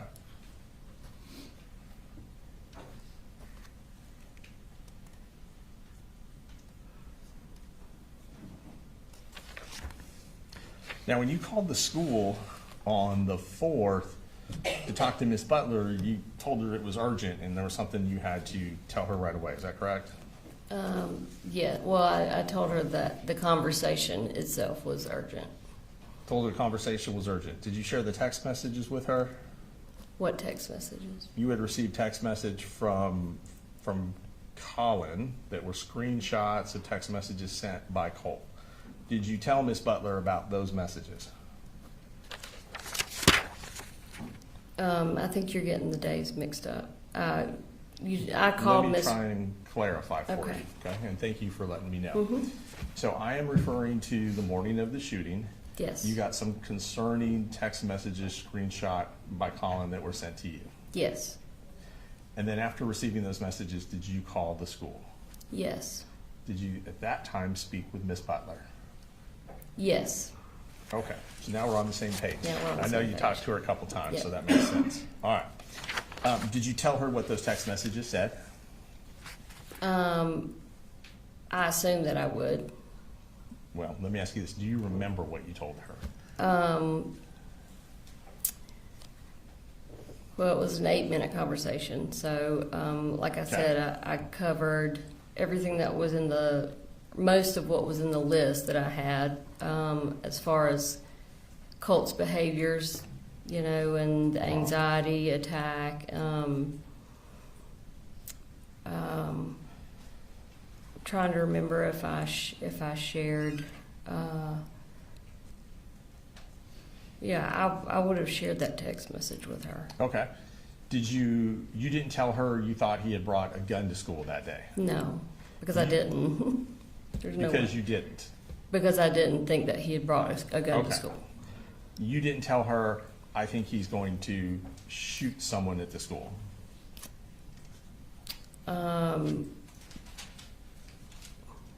I don't remember what I told her. I'm sorry. That's okay. If you didn't think he brought a gun to the school, did you think he was going to do a school shooting that morning? At the time, I didn't know what he was going to do. So it's very likely that I just started rattling off a bunch of hypothetical things that he might do, and I Okay. could have just been saying, I don't know if he's going to hurt himself. I don't know if he's going to hurt somebody else. I don't know if he's going to shoot himself, shoot somebody else. I may have said it in that way, but it doesn't necessarily mean that I literally thought he had brought a gun to school. And I as was you trying to just- get her to have some urgency about her actions. And as you just testified, you did not believe he had brought a gun to school that day. No, I mean, if I stopped and you asked me, do you think your son brought a gun to school today or that day, I would tell you, no, absolutely not. Not rationally, I wouldn't have thought that, no. Nor would you rationally have thought that your son was going to school that day to perpetrate a school shooting. No.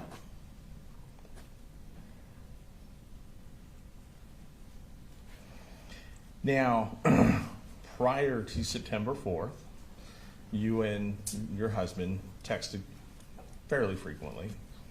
Is that fair to say? It depends. Yeah, on the guess days when it's he was talking to relative. me, it could be, Right. overwhelming how many texts I would get. Okay, all right, fair enough. And in the month of August of 2024, okay, because that's kind of what we've been focused on a little bit. You never sent Mr. Gray a text message just saying Colt is idolizing school shooters, for example.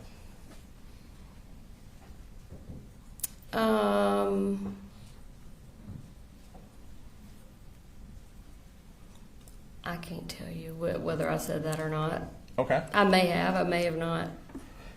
Do you remember texting him that Colt was communicating with school shooters? I don't remember. There's no way I can remember all the texts that I sent him, especially It was- about Colt and Okay. guns and everything.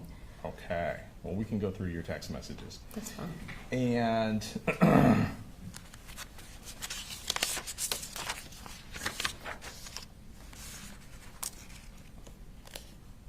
you were aware that Mr. Gray was working with the school to get Colt counseling.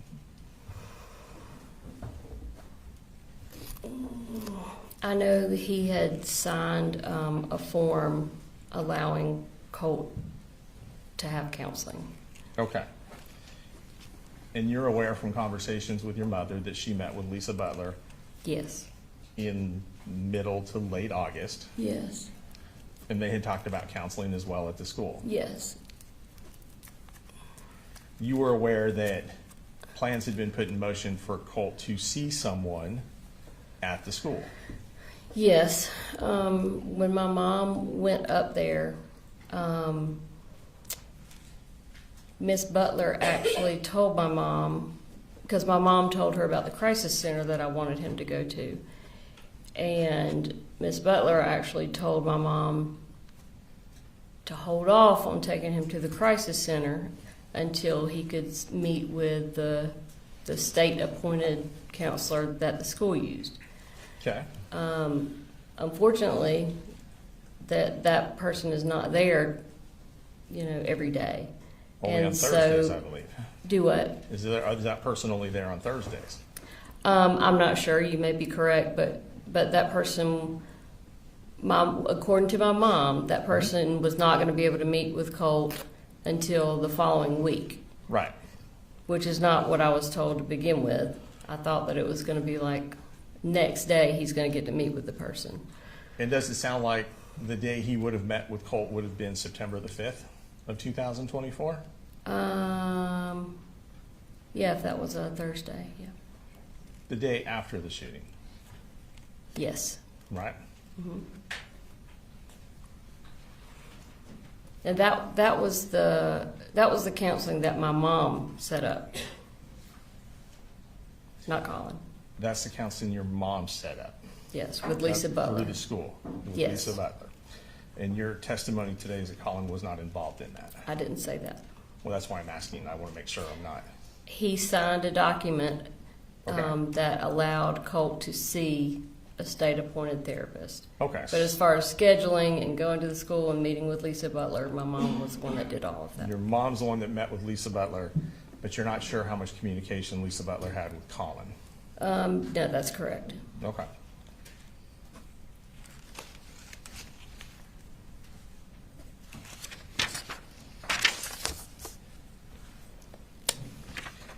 And after, on September 4th, when you received these text messages from Colin, you told him to start heading back to the school. About what time was that? I don't know. Okay, was that after you had heard there was an active shooter at the school or before?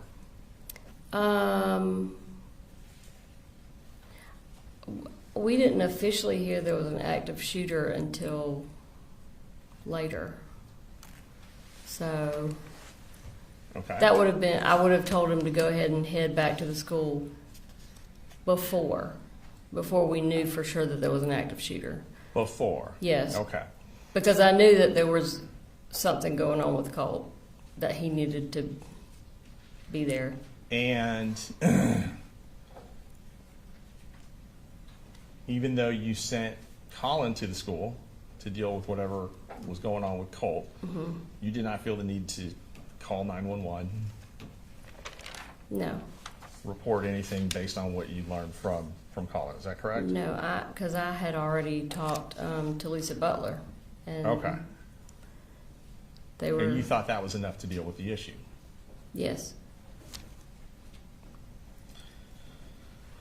Now, and I know I'm bouncing around, so just That's okay. let me know if I'm not being clear on my dates. But you said you'd been contacted by a school counselor down in Fitzgerald back in September of 2021 regarding a Google search that Colt Yes. had done. Yes. Okay. So just do that, and then I'll know I need to give you more Yes. information to orient you. And it had to do with the search on Google, how to kill your dad or something in that line. Is that right? Yes. All right. And the school resource officers actually reported to your home. Yes. And I believe you testified that Colin Gray was not at home when they showed up. Yes. When he was not there when they had this conversation or whatever conversation they had with you and or Colt.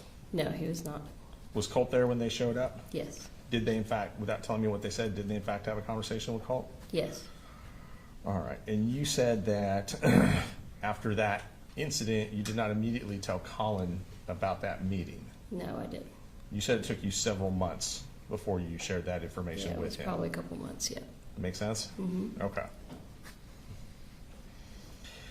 Now, when you were in Fitzgerald, there's a couple of defects cases, and I just kind of want to make sure I'm understanding. So one of the defects cases in Fitzgerald, that case was against you. Mm-hmm. Is that correct? Yes. Okay.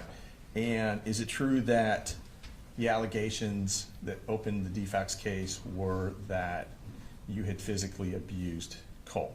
You had hit him or slapped him or I'd something of slapped that him, nature? yes. Okay.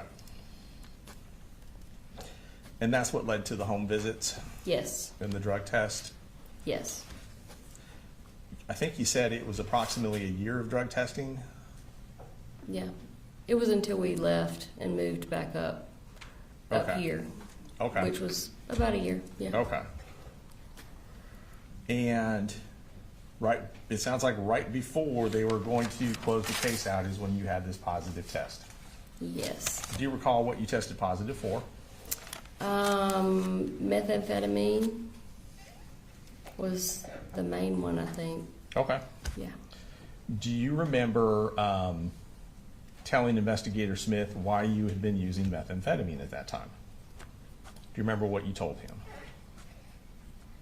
No, I don't. Honestly, I don't even remember us talking about it. why she's using methamphetamine. I think that I'm giving him leeway, but I don't see how that's relevant to whether or not the defendant committed the crimes in this case. Based on testimony she's already given regarding what was happening in Fitzgerald at that time with Colt and the behavioral issues that he was experiencing and how they were related to Colin. Let me do this. I think Yes. a juror needed a break anyway, is that right? Something like that. All right, go ahead and take a.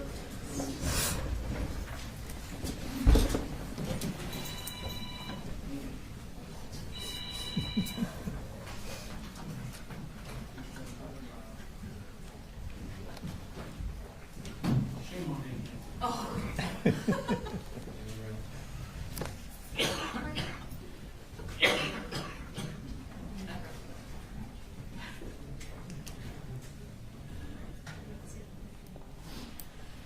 All right, Jones. All right. Is there a answer to the question that do you know the answer? Yes. Okay. Yes. What is the answer? So basically what we're getting at is there's been testimony that the issues with Colt's behavior at that time period and also leading up to 2024 were based on his interactions with Colin Gray. The answer that is in another statement that's a recorded statement that we have a transcript of is that Miss Gray started using methamphetamine when Colt got down to Fitzgerald because she was having difficulty taking care of all three kids by herself and working at the same time. what we're getting at, or what we're gonna circle back around to, and why it's relevant, is because the issues that Colt was having at the time were not attributed to Colin Gray. They would have in fact been attributed to Marcy Gray. And there's a pattern of that that will continue to build upon over the next 12 months, leading up to the middle of August prior to the shooting. Well, he previously objected to us getting into any way that Colin treated Colt. When she answered because he was emotionally and mentally abusive, they asked for a mistrial. Now they want to get into what Marcy has done, which I mean, that is completely opposite of what they've previously been trying to do. But again, why Colt was created, why he did this is not relevant. What is relevant is who gave him the gun and what he knew, what that person knew when he gave him the gun. And what this whole case has been about, and what Marcy has testified to, is what the defendant knew, what he knew about his mental state. And what he knew when he continued to let Colt have the gun. Why Marcy started doing meth, the amphetamine, is not relevant. Judge, may I interject here? We probably shouldn't be arguing in front of the witness, because we're giving her information that we probably should not be giving. We can send her out. Understanding and again, I don't know how often this is going to come up.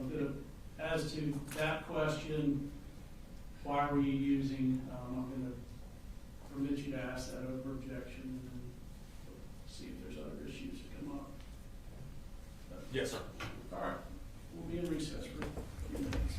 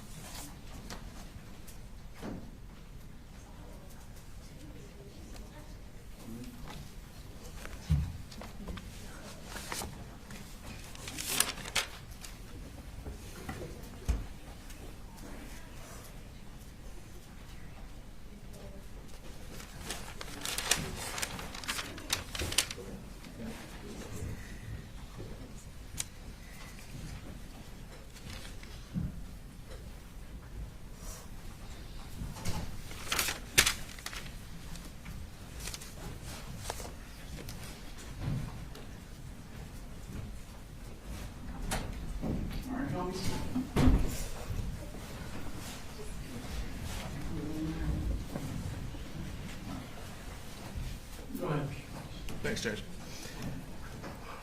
All right, just let me know when you're ready, Ms. Gray. I'm ready. Okay. Judge, may I approach? Yes, sir. I'm going to show you a transcript of a statement with Okay. Investigator Smith from September 2024. Okay. And just go ahead and read to yourself from this line down and tell me if that helps refresh your recollection. Okay. Just let me know when you're done and I'll come get that.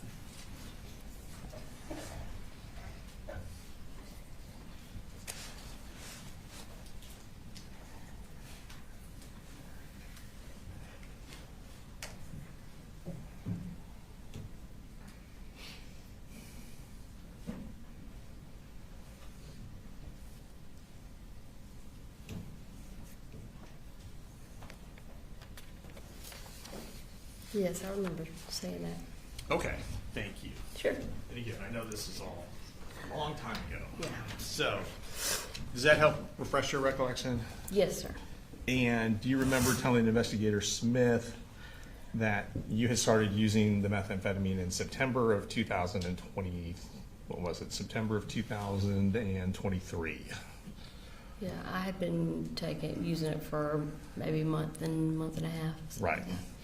And part of the reason you started doing it was hard to keep up with taking care of all three kids, working full-time by yourself, all that kind of stuff. Yes, and I had my two older children divided in two different households because I didn't want Jenny staying with Colt, and Right, you had Jenny staying with your mom and dad, I believe you testified. well, my mom was living with my sister at the time, helping her, but my dad was there in Fitzgerald. Jenny would have been living with your dad in Yes. Fitzgerald because mom was out of town.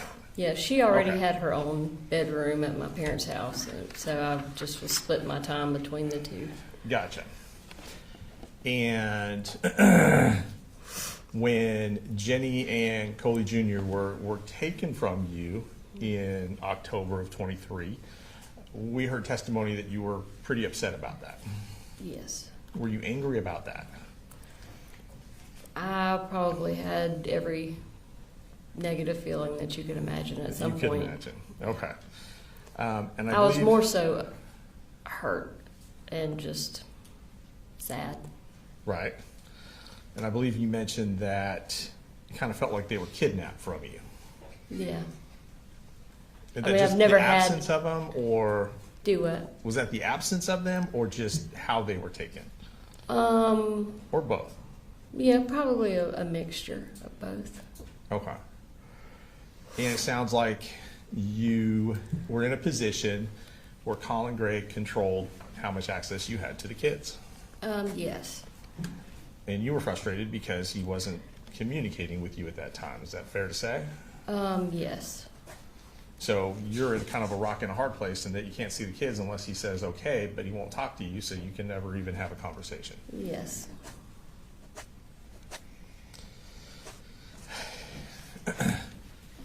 And we'll touch base on what happened in November of 23, but before we get there, just in leading up to it, isn't it true that Colin didn't want you around the kids until you were able to get better? I think it was a mixture. I think just knowing him, I think it was more so just wanting to separate them from me for a number of different reasons. Okay. I think, and without getting into attacking Sure. his character, I think a lot of it had to do with his need for control because he had lost that when I left, and he doesn't know how to exist without having full control. And this was a way that he could control me. So let's fast forward to Mother's Day of 2024. You are, around that time, you're in rehab. Yes. And you are doing better at that point. Yes. And then he sends you a message from the kids with Sure. a couple of photographs. Mm-hmm. Is that correct? Yes. Okay.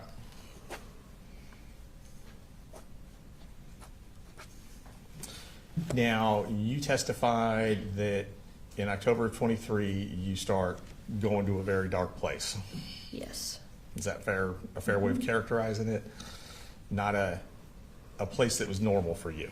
No, very much not normal. And it culminated, you said, with you said taping your mom to a chair, Yes. right? Isn't it true that you also took some money from your mom at that time? That day, Yes, ma'am. no, I didn't take any money from her. Okay. We went to her ATM and I asked her to get some money out with her debit card and she refused. Okay. So I never got any money from her that day. So you didn't take any money from her after you had tied her up No, or taped her to the chair. no, Did you take a credit card from her purse before you left? no. Did you swap the license plates on your car and her car? Yes, I did do that. And that was to avoid detection driving up here? Yeah, which makes absolutely no sense in Okay. retrospect, but at the time it seemed like a great idea. Okay. And before you left your mom, did you tell her you were driving up to Fitzgerald? Sorry, driving up from Fitzgerald to Winder. Yes, And that's what, 4.5 hours? yes, And the purpose of the drive was to kill Colin Gray. yes, I did tell her that. And did you tell her that you were also going to kill her grandson, Colt? Yes, I did tell her that. Okay. That was a last-ditch effort to get her to agree to come with me. Right. And you drove all the way up here, Yes. based on your testimony, and then very early in the morning started knocking on his window. Yeah, it was about 8:30 in the morning. Okay.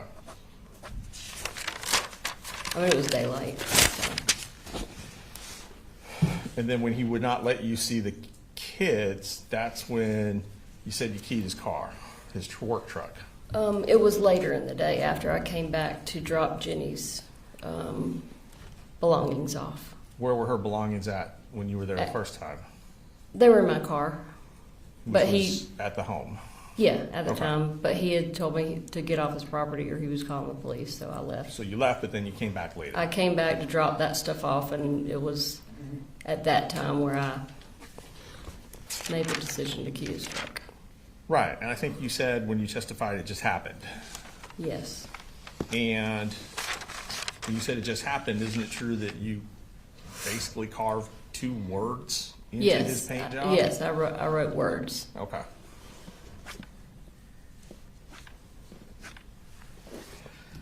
And then after your arrest here, you said you were transferred down to Ben Hill County for the incident with your mom. Yes, But you had remained in custody during that period of time from when you were arrested up here until you went to rehab. Is that accurate? yes, that's accurate. Okay. And when you were released from, well, released isn't the right word. At some point in July, you would have left, of 2024, you left rehab. Yes, And it sounds like there was a plan between you and Colin that you would leave rehab and move back up to Winder yes, temporarily. on a temporary basis.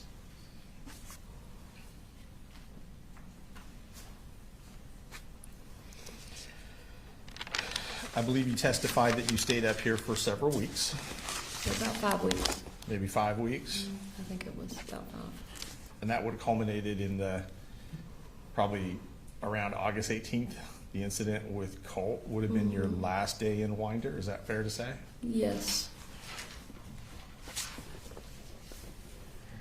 All right, now when you were up here, I believe you said the house was a wreck.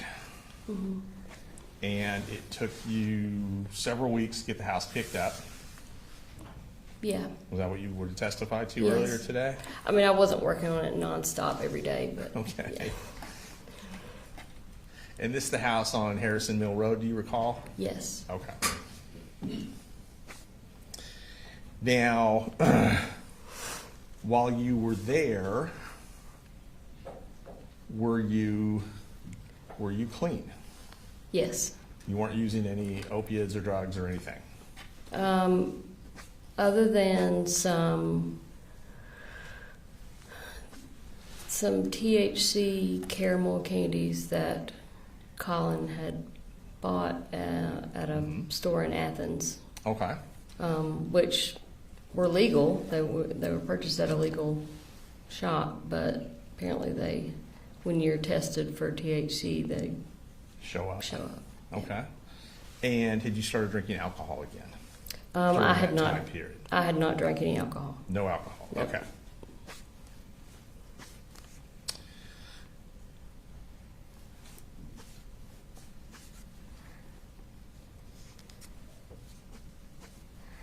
Now, you said that in the incident with Colt that led to you getting knocked down, to him Yes. pushing you down, just to kind of get us on the same page, that there had just been a argument between you and Colt. Is that correct? Yeah. I wouldn't say that it had escalated into a full-blown argument. Okay. But it was a discussion that he didn't want to have. Okay. Not a discussion that you didn't want to have. No. So the discussion, isn't it true, the discussion that precipitated that event was Colt wanting to talk to you about coming up here to kill him? Not that I remember. I don't remember that coming up. You don't remember that coming up? Mm-mm. Okay.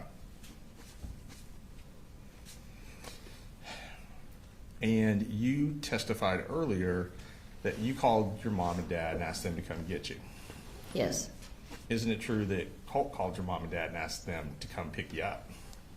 He did call. He was really upset about what had happened. He felt, at the time, he was just angry in general, but a couple days later, he apologized for what he had done. But I think at the time, I think he kind of shocked himself. Like, I don't think that he really ever expected to do that, to lash out at me like that, because he had never done that before. And I think he went into panic mode. I'm going to call Memu and Papa Charlie before she goes, so I can tell them to come get her because she's acting out, Okay. before I had a chance to call them and tell them what really happened. And you testified that you never went into his room. Is that That's correct? right. So you're saying that you never touched the gun when it was in his room? That day, Yes, ma'am. yes, that's correct. Okay. Because he was holding the gun. You didn't go try and get the gun first. I walked up behind him and I said, Colt, just give me the gun. And I had my hands out like this, but no, I did not reach for it or try to take it out of his hands. So I would not do that. And I just want to be clear, you didn't go into his room first, try and get the gun, and then he took it away from you. No, Okay. no, not at all.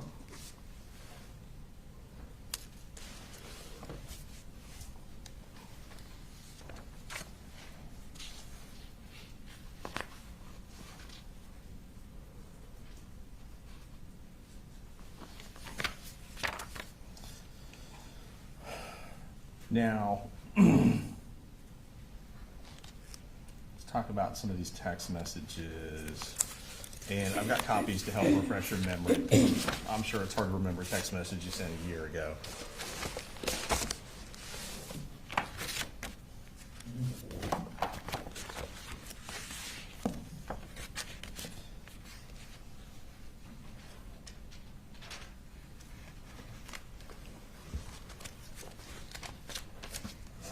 So we had talked about the text message.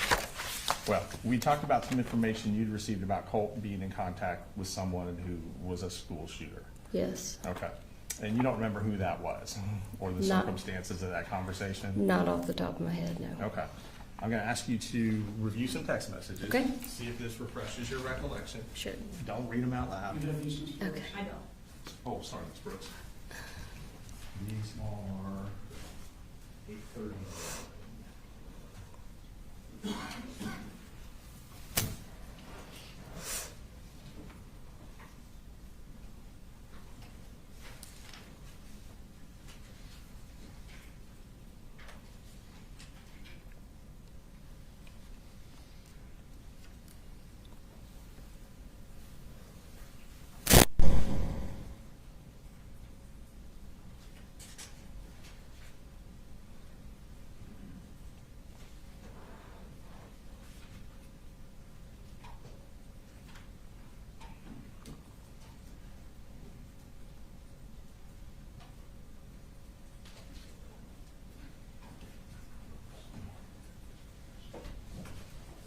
Judge.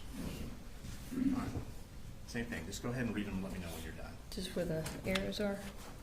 No, ma'am, just all of them. Oh, Yeah. You just wanted her to read them to herself. right? To herself, yes, Judge. See if this refreshes her recollection.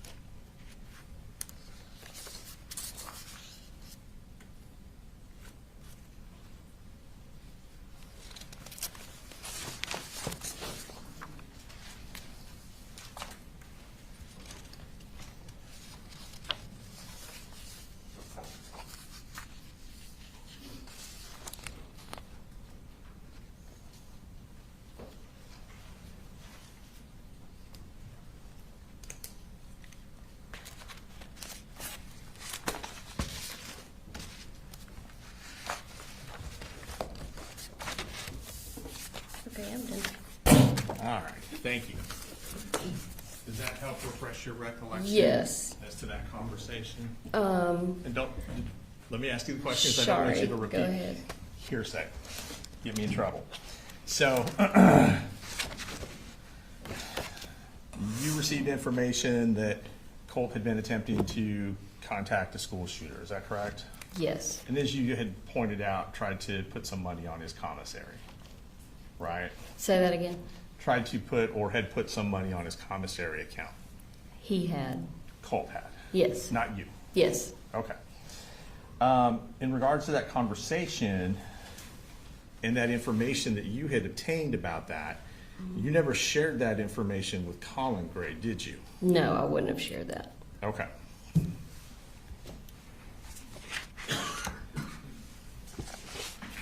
So you didn't tell him he was reaching out to this shooter in prison somewhere? No, Colt said that he just wanted to let him Hold on know before he you, cared about before it. you get into that. Sorry. We can't have you tell us what Colt said. Oh, okay. Okay, all right.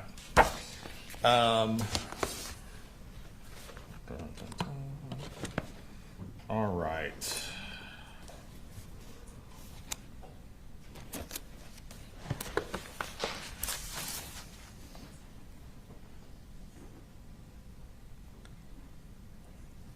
So safe to say, and based on what you've just told us, there were things that you knew about Colt that you did not share with Colin. Sure. And there were things that you knew about Colt that you didn't share with Colin immediately, but maybe ultimately shared with him later, Sure. right? Okay. All right. Do you recall speaking with the GBI agent, Kelsey Ward and Amelia Maddox? Yes. Would have been two females. Yes, I do remember. Okay. And that was very shortly after the shooting incident, maybe even the same day. I don't know for sure, but I can't remember, but I do remember within a talking to day him. or so, would that Sure. be fair? Mm-hmm. Okay. And you told them about your conversation with Miss Butler. Okay. Is that correct? Do you You said remember? so. No, I don't. I don't remember anything that was discussed with those two ladies. Okay.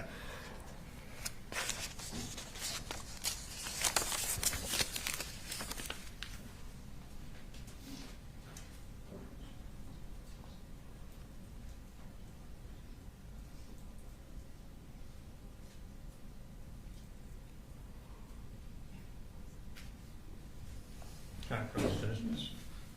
All right, if you could just look at this paragraph right here and here. Okay. Just let me know when you're done.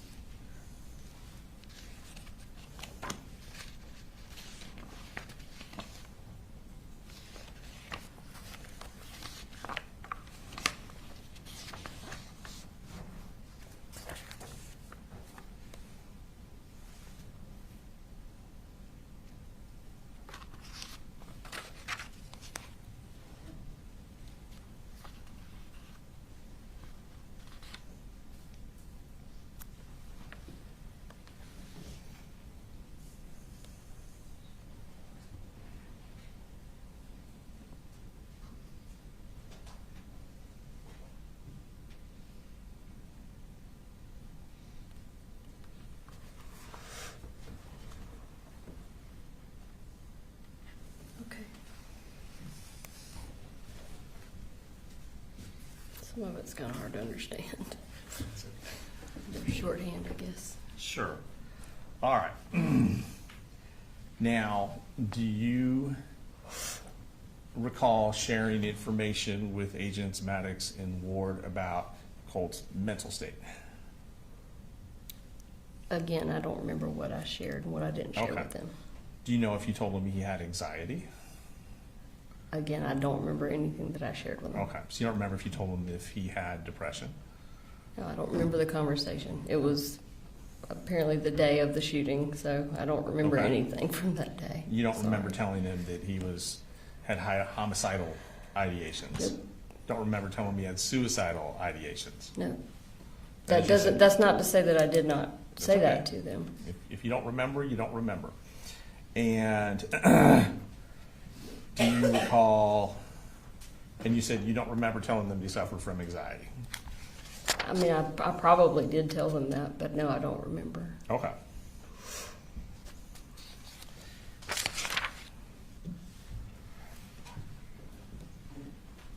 You testified that on multiple occasions you asked Colin Gray to lock the guns up. Is that correct? Yes. Okay. Yet, do you recall, let me ask it this way, do you recall ever sending him a text message saying lock up the guns?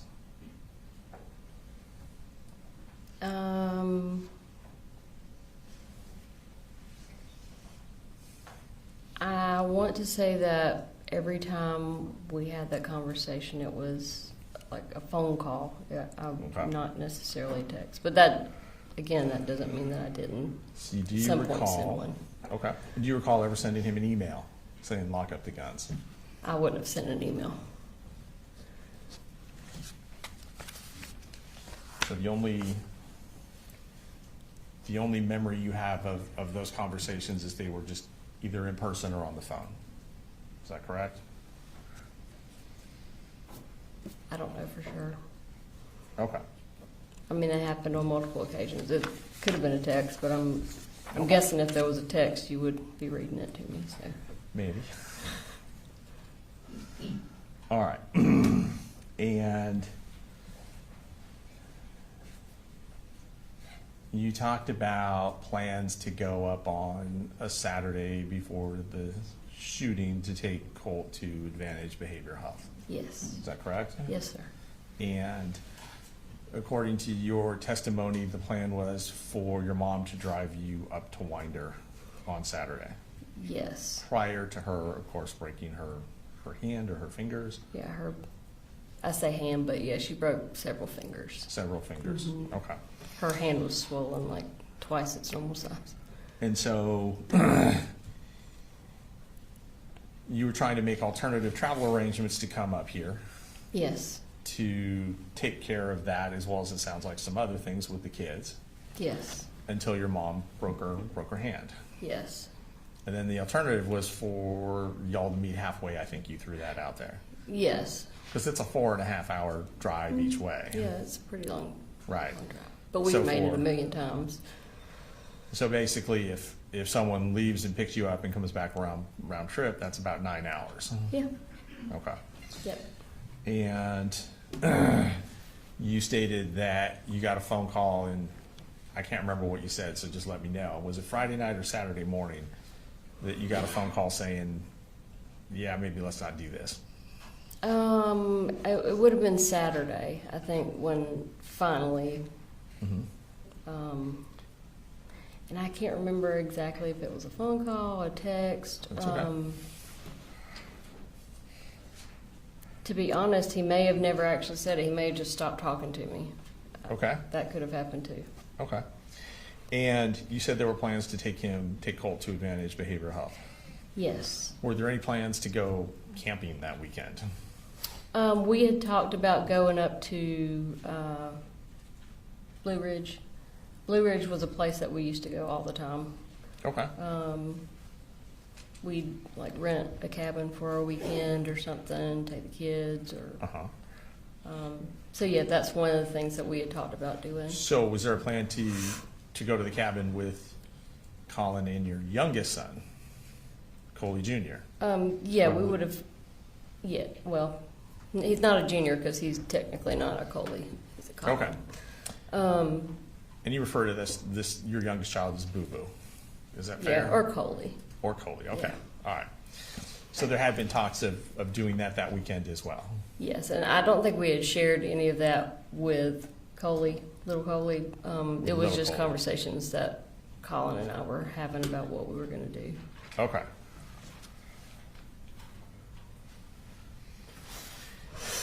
And when that plan fell through, obviously you realized from your testimony earlier today that Colt was not going to get over to Advantage Behavioral Health.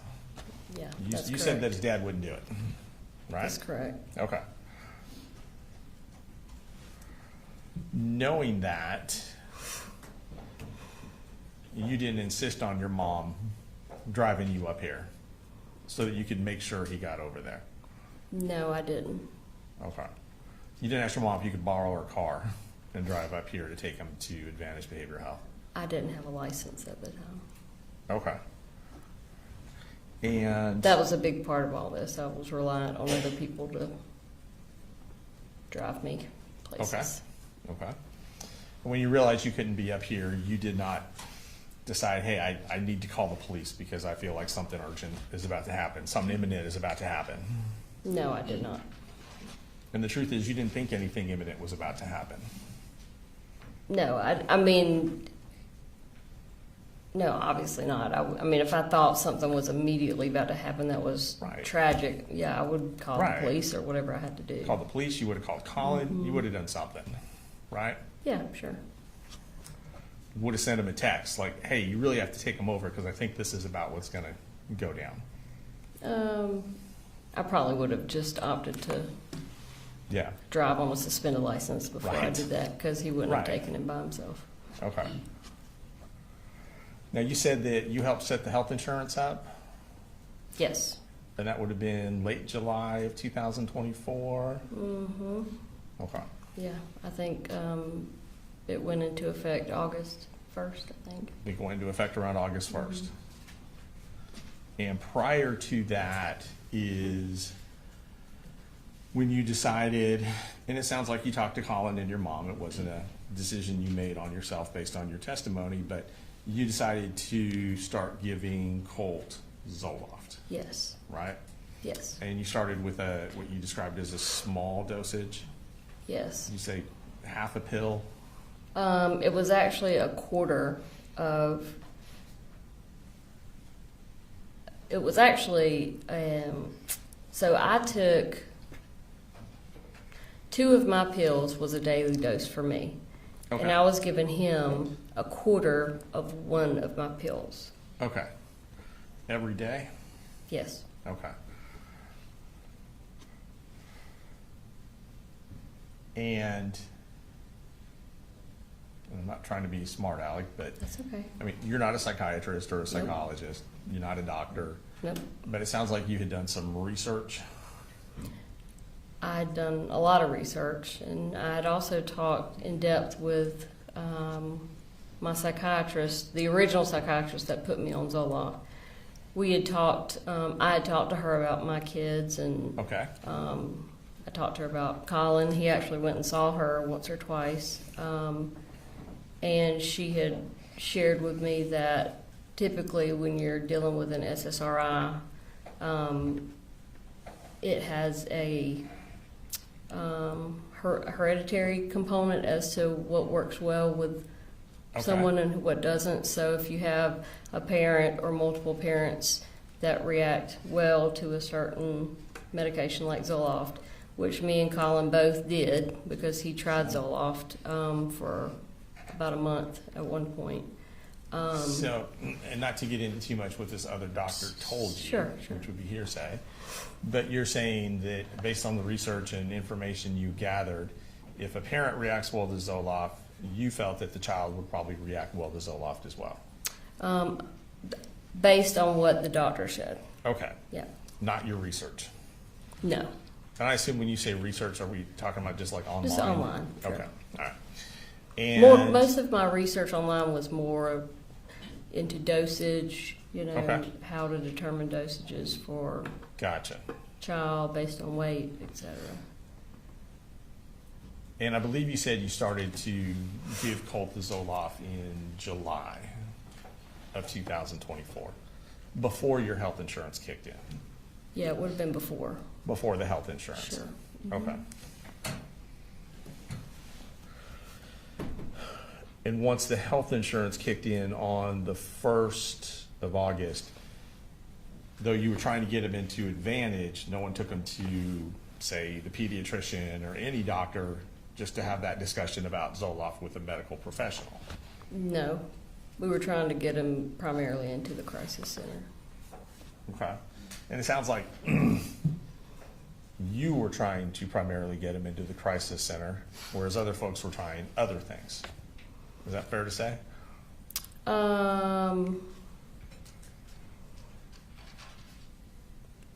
I would say that everybody was on board with the crisis center. My mom tried to get him to see the professional at the school after going to speak with Lisa, but nobody was really trying anything else. Well, there was an appointment set up for September 5th. Yeah, that was Is that correct?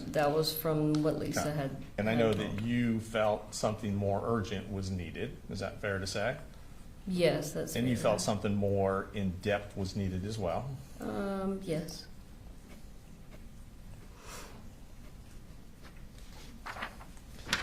And at this time, with the exception of those 4 weeks or so that you were at the house, you had not been in Winder. No, Is that right? that's correct. Okay.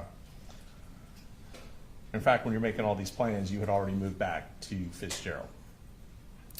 I had started researching facilities prior to moving to Fitzgerald. Okay. But my mom and I did not actually reach out to the crisis center until I was down in Fitzgerald. Until you were down in Fitzgerald. Yes. All right.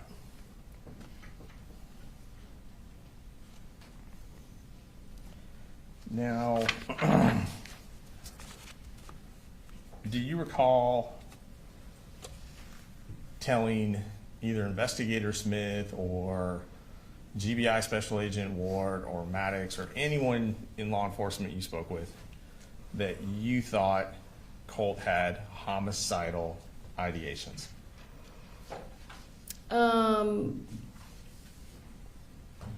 Again, I hate to go back to this, but I don't remember specifically, yes or no, what I discussed with them. Okay.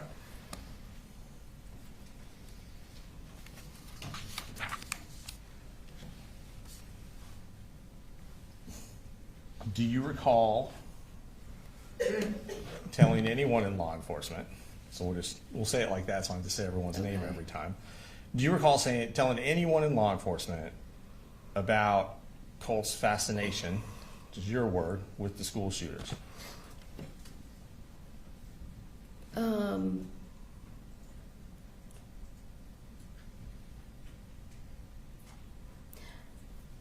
I don't remember, but I mean, there's a very Okay. good chance that I did, yes. Okay.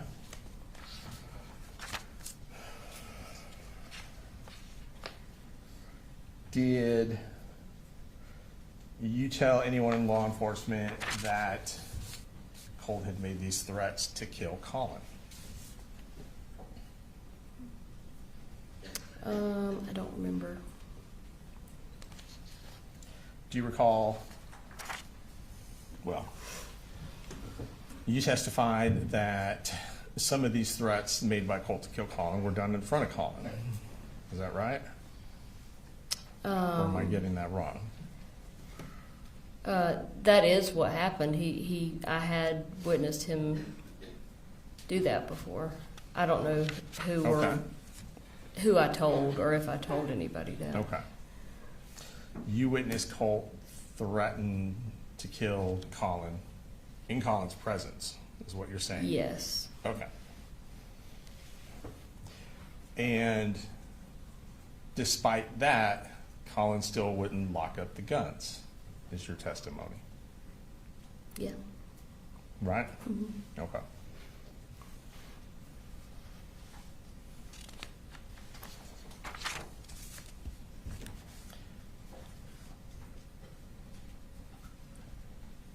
You talked about Colt wanting to complete his school shooter uniform or costume, however you phrased it. Outfit. I think is Outfit, what he thank you. said. Thank you. And needing a mask to do it. And that you thought that was, he was joking. A vest. A vest. Yes. Okay. And I believe you testified that the way he said it, the tone made you think that he was joking. Yes, and he actually said, "I'm just joking." He just said, I'm I'm serious. joking. Mhm. Okay. And I believe you said on direct, as part of your testimony, that, you know, it really wasn't acceptable to make those kind of jokes. Yeah. I said something like, "That's not very funny."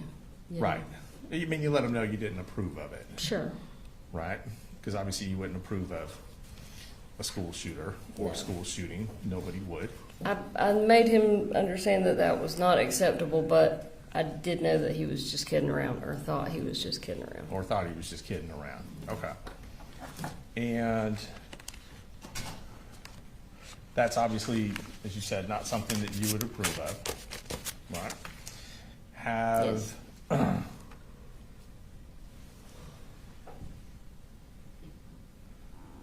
since Colt's been locked up, have you done anything to try and enhance his popularity or celebrity as a school shooter? No. You have not taken his photograph, for example, and passed it on to people who put it on the internet. I, at his request, sent a picture to, he had two very good friends that he had been friends with for several years, way before the shooting took place. And I sent those pictures to them. Okay. Now, if they shared them on the internet, I That's don't fine. know. Okay. Did you or have you asked Colt questions that people are posting online and then gotten his answers and put those online or given them to somebody to post for him? Say that one more time. Sure. Have you asked questions of Colt from these true crime community subreddit Sure. boards to get the answers from him to then post on these sites? I have never posted anything on any of those sites. Have you? I've only communicated with his two friends that Okay. he had on there. So basically, the friends give you the questions, you get the answers from him and give the answers back to the friends? I don't know of any like quiz type questions. Well, like a question, what's his favorite color? Things like that. They wouldn't have asked those kind of questions because they knew him really well. Right, okay. So you're saying no, you have not participated in that? Okay.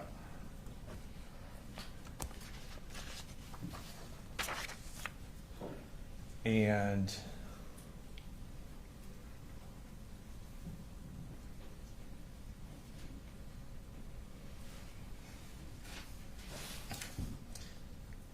so it would not be true that the youth detention center where Colt is staying has prohibited you for a period of time from seeing him based on those types of violations. The youth detention center had absolutely nothing to do with prohibiting me from seeing him. That was 100% the guardian ad litem working on the defects case for my two younger children. Okay, But once a different defects investigator got involved, they determined there was no issue, and they're in the process of dropping that whole thing. okay.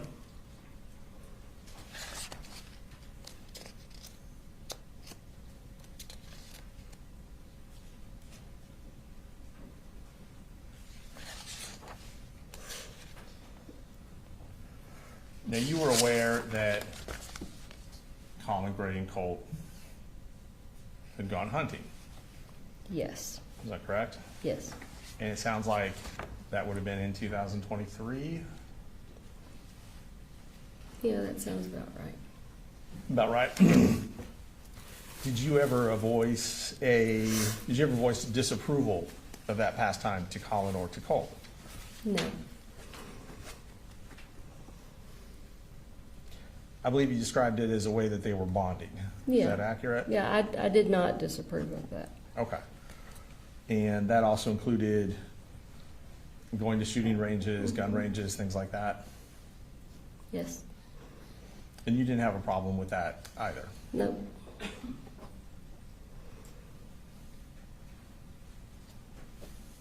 You mentioned when you came up there that you thought Colt had gotten more interested in the guns when you were here in July of 2024. Yes. You saw him cleaning the gun? Yes. Is that accurate? Yes, that's Okay. accurate.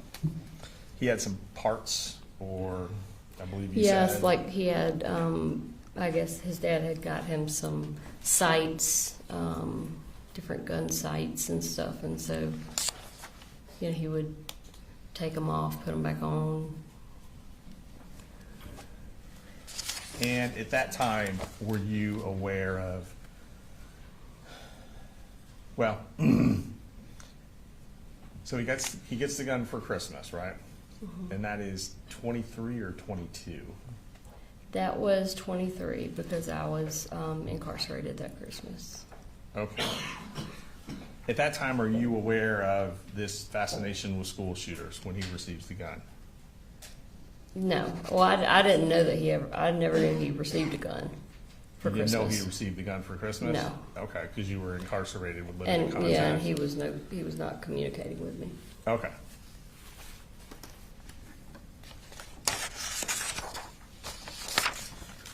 When did you become aware of the fascination with the school shooters? When he, I would say when he came down to stay with me for that month, right before all three of them went to live with their dad. Okay. While he was down in Fitzgerald for that month, he talked about one certain school shooter. He had done some research on him and talked about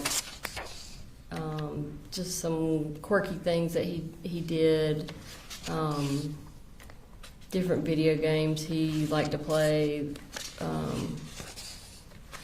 just basically showed like a general interest in the individual, not necessarily the act of shooting. So that would have been late summer, early fall of 2023. Yes, And Colt was down with you for approximately how long? about a month. About 30 days? Mhm. Okay.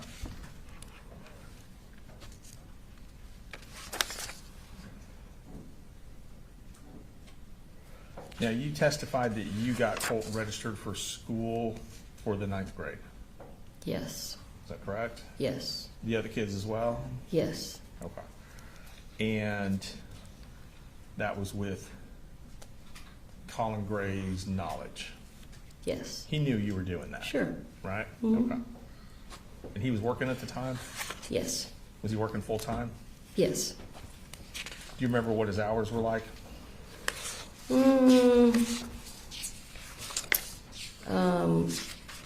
It depended on the day, but in general, you know, and it may have changed after I went to stay with them because, you know, I was at the house all the time. But I don't know, like 7 in the morning to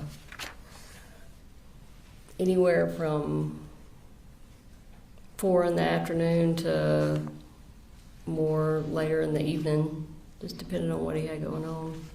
Okay. And at that time, it sounds like you did not have a car? Yeah. So you would have been home during the day Yes. with the kids? Yep. During the summer, because school hadn't started yet, Yes. fair to say? Yes. Okay.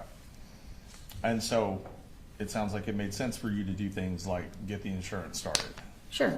or to get the kids registered. I had always done all those things. even when I was working full-time and he wasn't. Okay, all right. And did he do anything, Colin, to get the kids registered for school? For that school year, Yes, ma'am. I did, when I started running into issues getting Colt registered because of his absence the whole prior year, I asked Colin specifically to either call or go by and talk to Okay, the person that was in charge of attendance, because for one, he was the one that his name was on, their accounts and stuff from the prior, I guess, attempts to get Colt enrolled, and he was the one that had talked with them the prior year when Colt did not end up attending school. And basically, I couldn't get any information out of her. I wasn't making any progress with the issues that she was trying to say that he could not re-attend 8th grade, even though he never attended school for 8th grade. okay. And there was a whole lot of a mess to it, but basically he needed to redo 8th grade because he never did 8th grade. But the school did not want him to redo 8th grade. They wanted to enroll him in 9th grade. Okay. So he did get involved there because I completely hit a wall, and I said, you've got to at least call and talk to this lady because Okay. she's not giving me anything. Gotcha. Now, you testified that in late August of 2024, when you were having an argument with Colin over coming, not coming for that weekend, Yes. okay, just to kind of get us on the same page, Yep. that part of the part of the argument was about whether or not the guns were put up. Yes. Is that correct? Yes. And I believe you stated that Colin said, "Do you know what's going to happen if I try and take Colt's gun from him?" Is that correct? Yes, sir. Okay. And that was a phone call, not a text message? That communication? Yes. Yeah, accurate, okay. And this is before the Saturday you are supposed to drive up to take Colt to Advantage Behavioral, based on your testimony. Is that correct? No, we were having the argument that weekend. Okay, That was the day before we were supposed to take him to Advantage. gotcha. All right. And when you heard that statement from Colin, do you know what's going to happen if I try and take his gun from him? You did not feel it was necessary to call the police. No, I never called the police. Yeah. You didn't think it was necessary to tell your mom, like, we really got to drive up. Not at the time, because I knew it was just Colin not wanting to deal with it. I mean, he could go in and take the gun from Colt.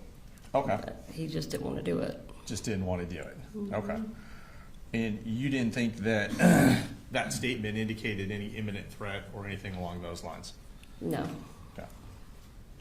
I just thought it would be more of the same between him and Colt, just getting into confrontation,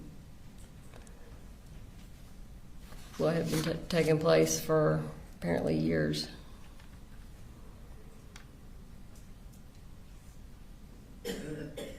Now, if you can, trying to orient this. In 2024, you would have lived with Colt for about 5 weeks. In Winder or in up here? In Winder in 2024. Yes. You're going to work backwards. Yes. In 2023, you would have lived with Colt for about 30 days. Yes. Is that correct? Okay.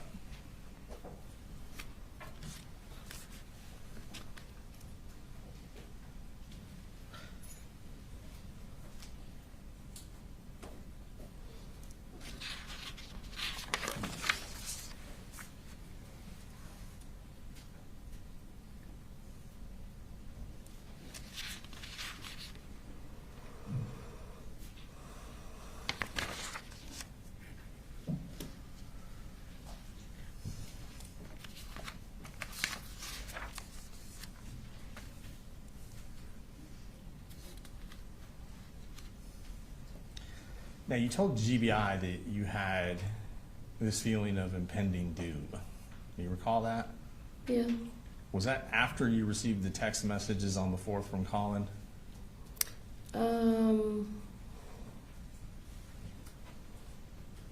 Yeah, I would say. Not before. No, I think it was more so after the text messages, and Is it fair to say that had you had some feeling of impending doom, you would have done more? prior. Yes, ma'am.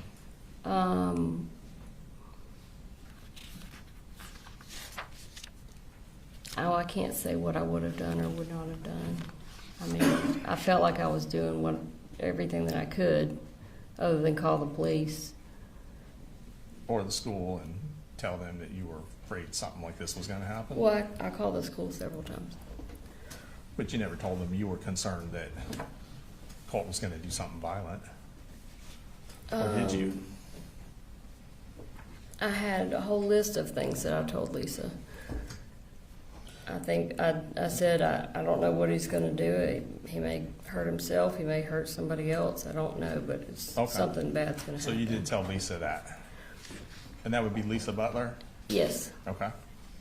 And did you tell Lisa Butler prior to the 4th in any of these conversations? Or well, let me ask you this. Did you have any conversations with Lisa Butler prior to September 4th? Well, I tried to call her the week before, if you remember, and she Right. was supposed to call me back, and that was the first time I reached out to her. So the first time you reached out to her was the week before and she didn't call you back. And the only Yes. conversation you had with her would have been the day of the shooting. Well, I had a very short conversation with her the week prior. Okay. And during that short conversation, and she told me she was going to call me back, I said, it's very urgent. It's very important that I talk to you today. Yes, ma'am. Did you go over that list with her during that conversation where you said it's very urgent for you to call me back, or no? No, I didn't go over the whole list. The list, you didn't go over that with her until the 4th? Yes. Is that fair to say? Okay. Fair to say, the whole list. Now, I could have thrown a couple of bullet points out to her during the conversation the week prior. I don't remember exactly what I said. With one of those, well, you're not don't sure what remember. you told her No. that week in August of 2024, basically, right? There's a number of different things I could have Okay. told her. But didn't.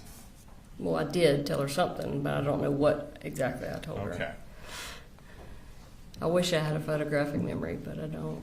That's all right.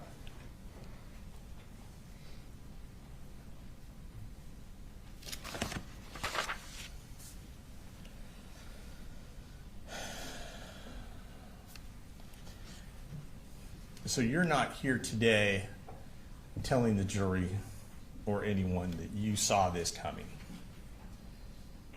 I did not see a mass school shooting coming. No Right. way. Okay. Maybe I was just not wanting to face it because I was his mother. I don't know, but it was the last thing that I would have guessed. Right. I mean, this is your child. Sure. I mean, I would have seen, if you'd asked me if I saw him hurting someone, I would have said maybe himself.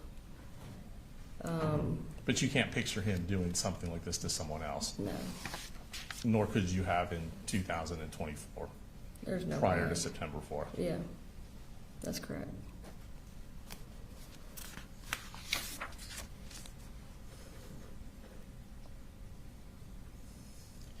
You said you were familiar with the bullying in 7th grade?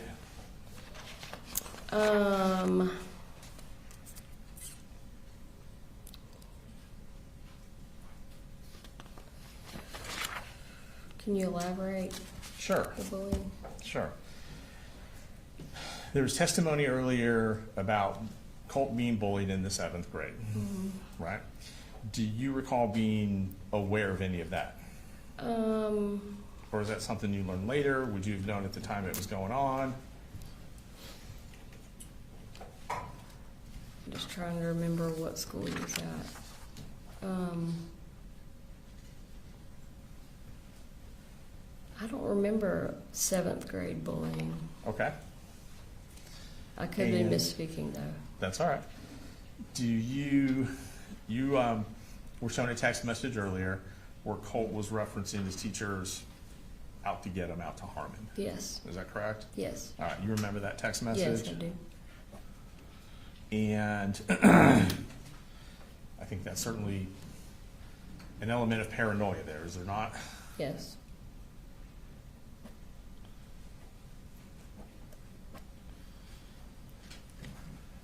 And that that text message didn't make you think, I need to get involved and call the police. it did not make me think I needed to call the police. It made me think we've really got to get him into the crisis center. Mental health treatment. Yes. Okay. I remember saying that's not normal. Do you remember telling one of the investigators that you and Colt had long conversations?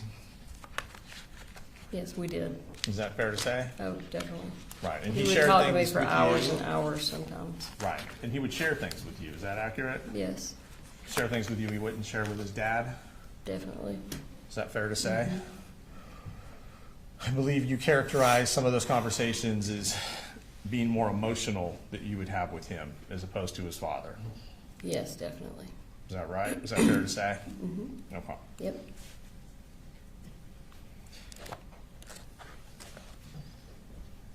Your and Colin's relationship in July, August of 24.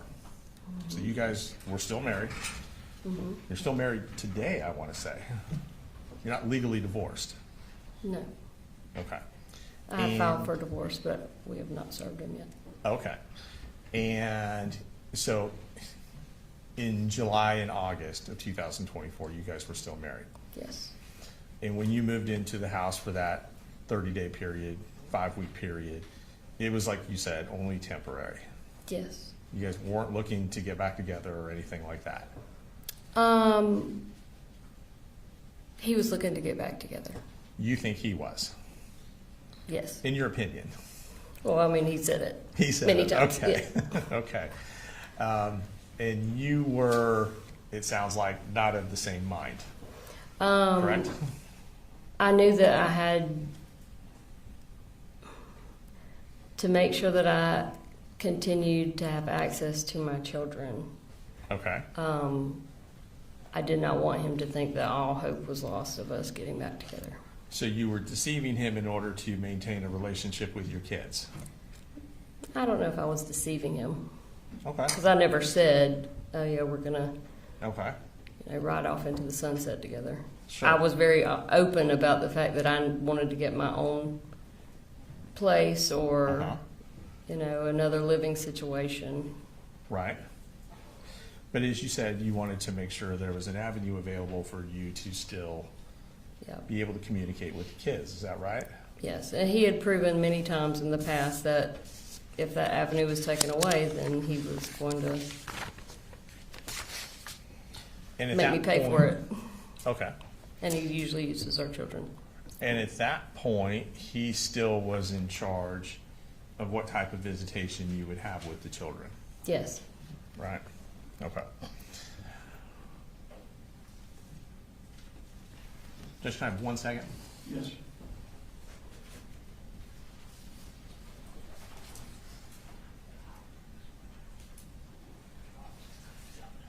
You guys doing okay? Thumbs up.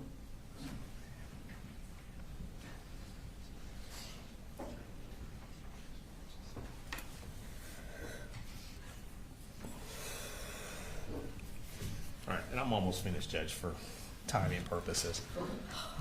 I know, you've been here all day. So, we saw some internet searches you did, right?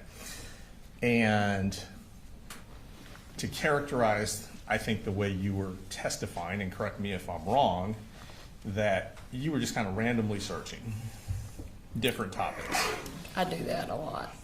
So there's, is there a lengthy internet search history on your phone is what you're telling us? You'd probably think I was crazy, but yeah, my husband always called me the Google Queen. Okay. And your testimony today, when you were searching the school shooter parents, that was based on trying to answer some questions you had of a documentary y'all had watched.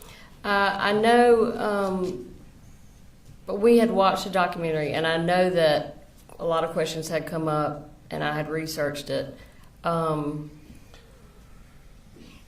You know, in hindsight, as far as the timing goes, it may have been that day when I was doing those Google searches. It may have been a different day. I may have looked up Right. those same Google searches 10 other times. Okay. You know, at I see what you're different saying. times for different Right. reasons. And same thing with the gun safety.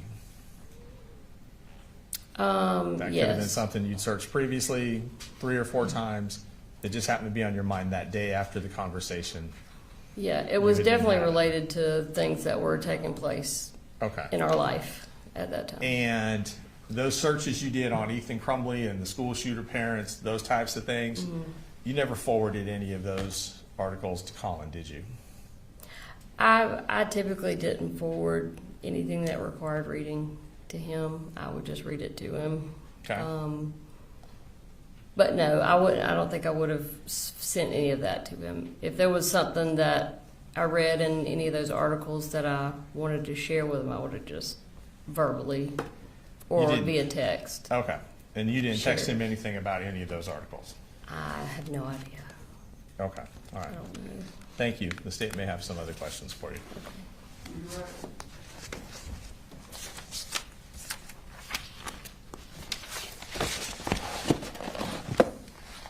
Just briefly, Your Honor. Isn't it true that you were concerned that you and Colin could be arrested if Colt did something just like Ethan Crumbley's parents, and that you conveyed that to the defendant? I don't remember ever doing that, no. Nothing further. Is she free to go? Yes, Your Honor. All right, you can be excused.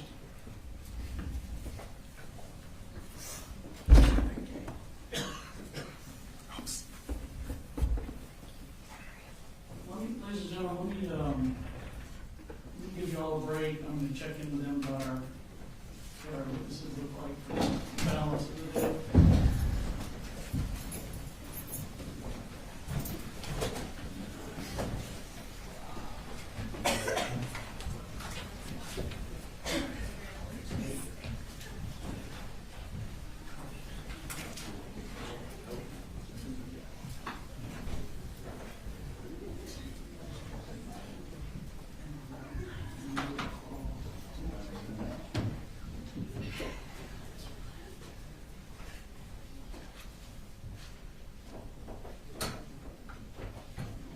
What does it look Your Honor, we have 2 witnesses that we would definitely like to get done today. Okay.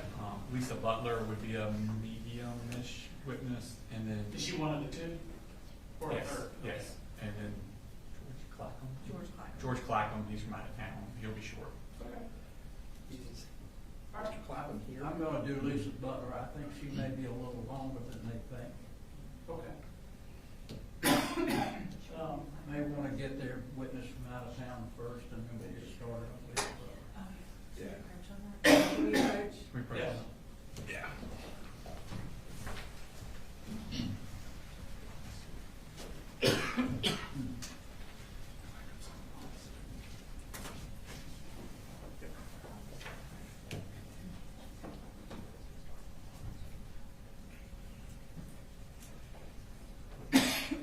Okay, we'll take a short break. We'll be in a short recess.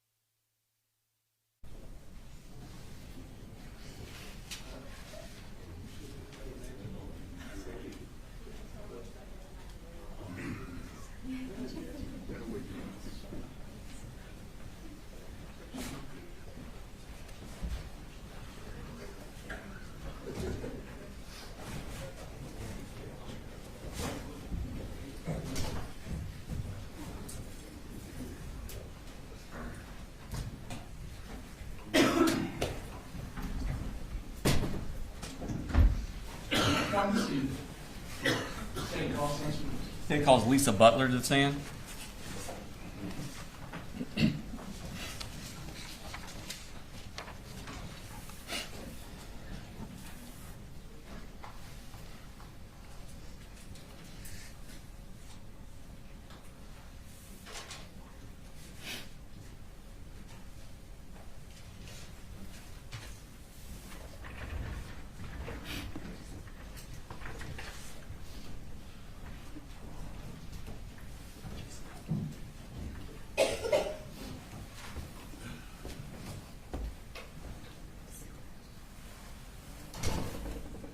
Raise your right hand for me.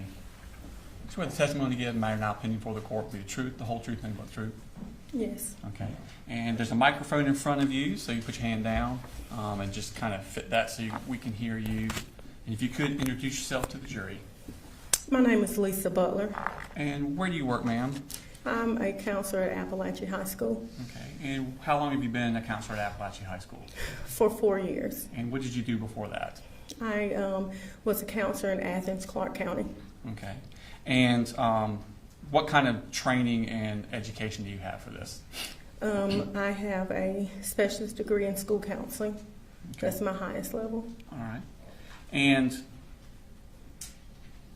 let me ask you, how was the Apalachee Counseling Office set up? We have a receptionist when you first walk in. It's almost like you can go all the way around it. And Well, let me do this. We have a map that we've been using. And we'll do it quickly, but this is a partial of the school, and you can just cut down. Do you see? It's the, okay. Do you see where it is on here? Okay, but that whole square is the counseling suite you're talking about? Yes. Okay, thank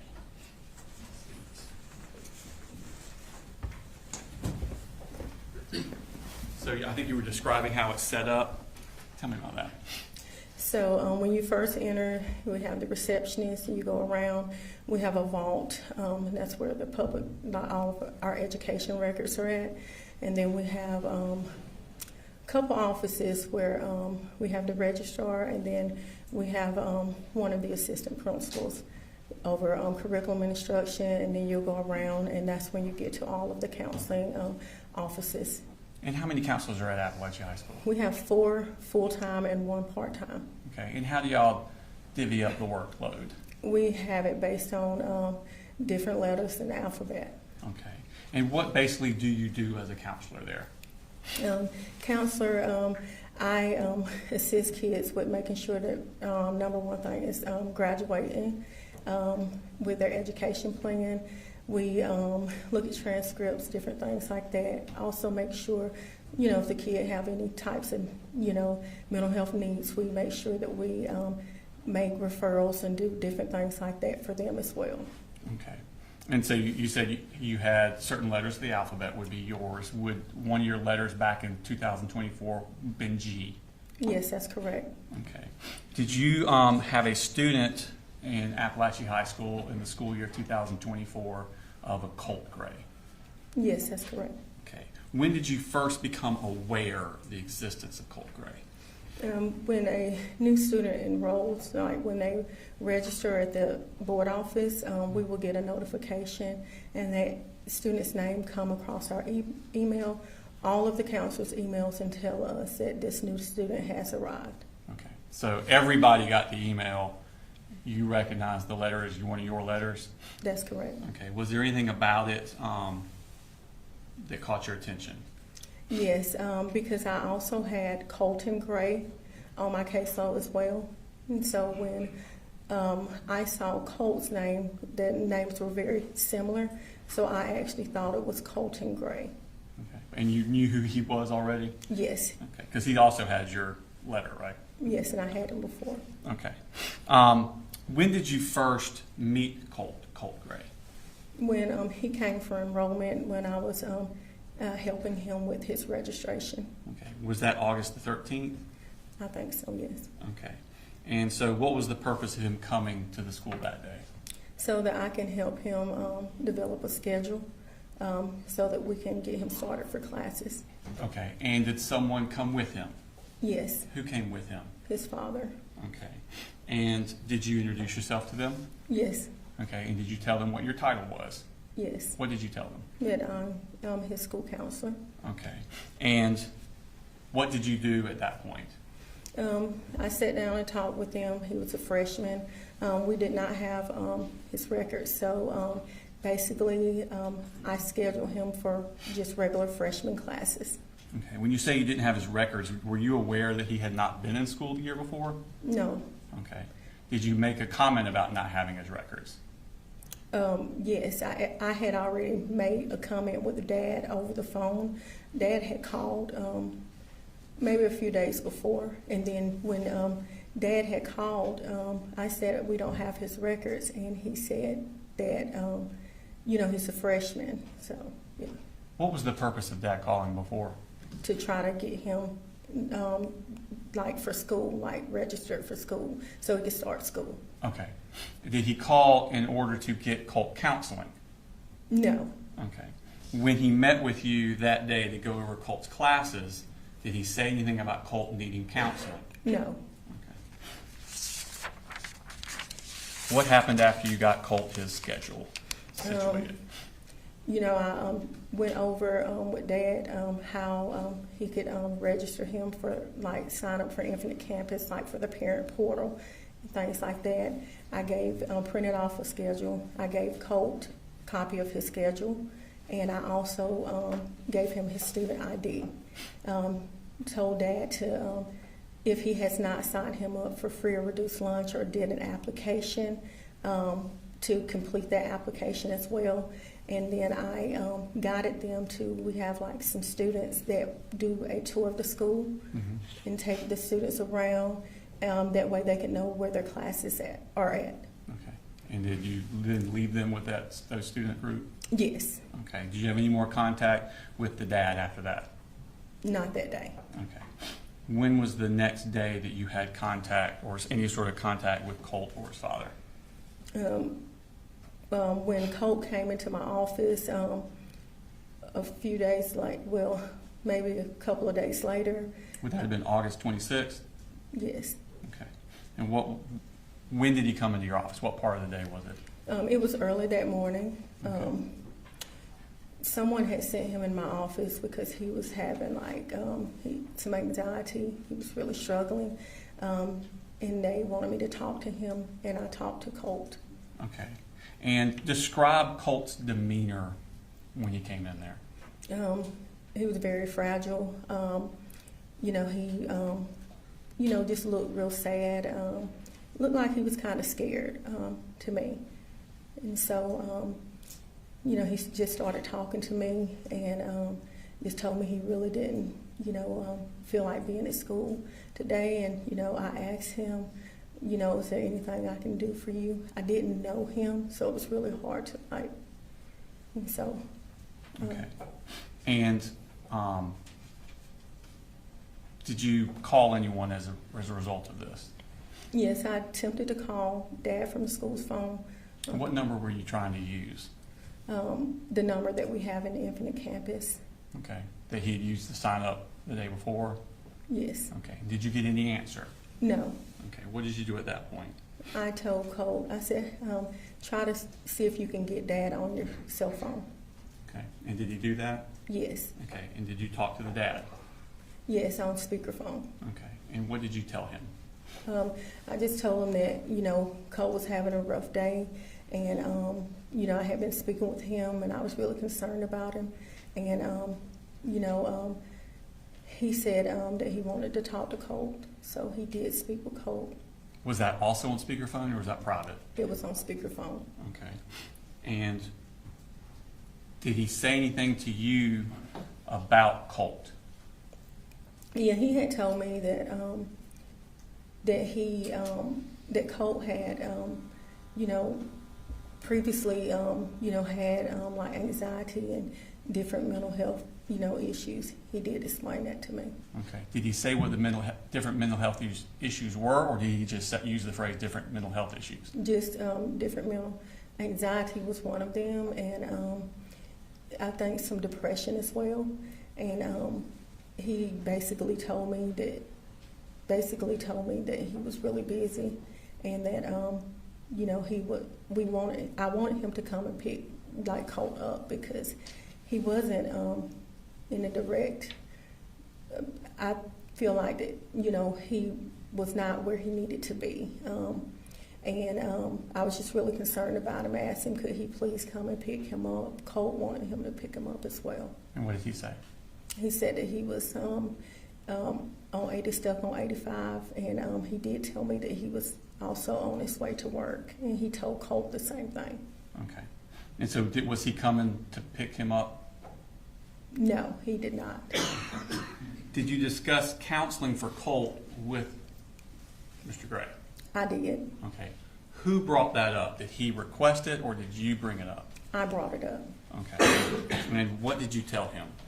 I told him that we had a new counseling service called Project Aware, in which the student can receive counseling in our school, and the counselor would come out once a week. And I asked him if that was something he was interested in, and he said yes. Okay. And what did you do about that? Well, tell me first, what is Project Aware? Project Aware is a grant-funded program that only, I think, 3 counties in the state of Georgia, and Barrow County is one of them that got it. Got that program. I think it's like $5 million over, I think it's 3 or 5 year period. And basically, we have therapists that are in our that's employed by the school district in this partnership, and they go out to the school and they meet with the students and provide counseling, or they'll make a referral maybe to an outside agency if the student needs additional support. Okay. And what does a parent have to do for a child to be in this program? It can go a couple of ways. We can reach out to the parent, in which I did, or the parent can request it as well. Okay. And did he request it, or did you reach out to him? I reached out to him in reference to it. And so this form, how did you communicate it to him?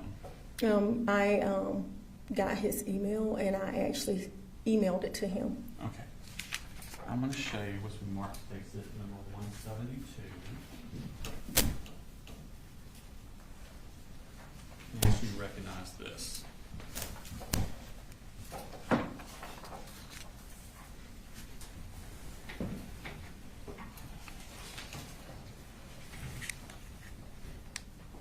Do you recognize what that is? Yes. And what is that? This is the email in which I sent Mr. Gray the consent for service form. All right. Here, this time I tender stick exhibit number 172 in the evidence. Okay. All right. 172. We could post that for the jury, please. All right, so that is, we got it up on the computer screen there, and that is from you. Does it have a date and a time? Asking. Yes. And what's the date on that? August 26th, Okay, and what time was that sent? 10:58 a.m. Okay. Now, it has a courtesy copy of, and it's to C. Gray at cpgc.net. Is that correct? Yes. Okay, and is that the address you got from him when you were on the phone? Yes. Okay. Now, it has 2 courtesy copies there, a Jay Baker and a Karen Hope. Who are they? Jay Baker is one of the therapists, and Karen Hope is the person that is over the entire program for the district. Okay. And then it has an attachment there. What's the attachment? The attachment is the consent form for the referral for services.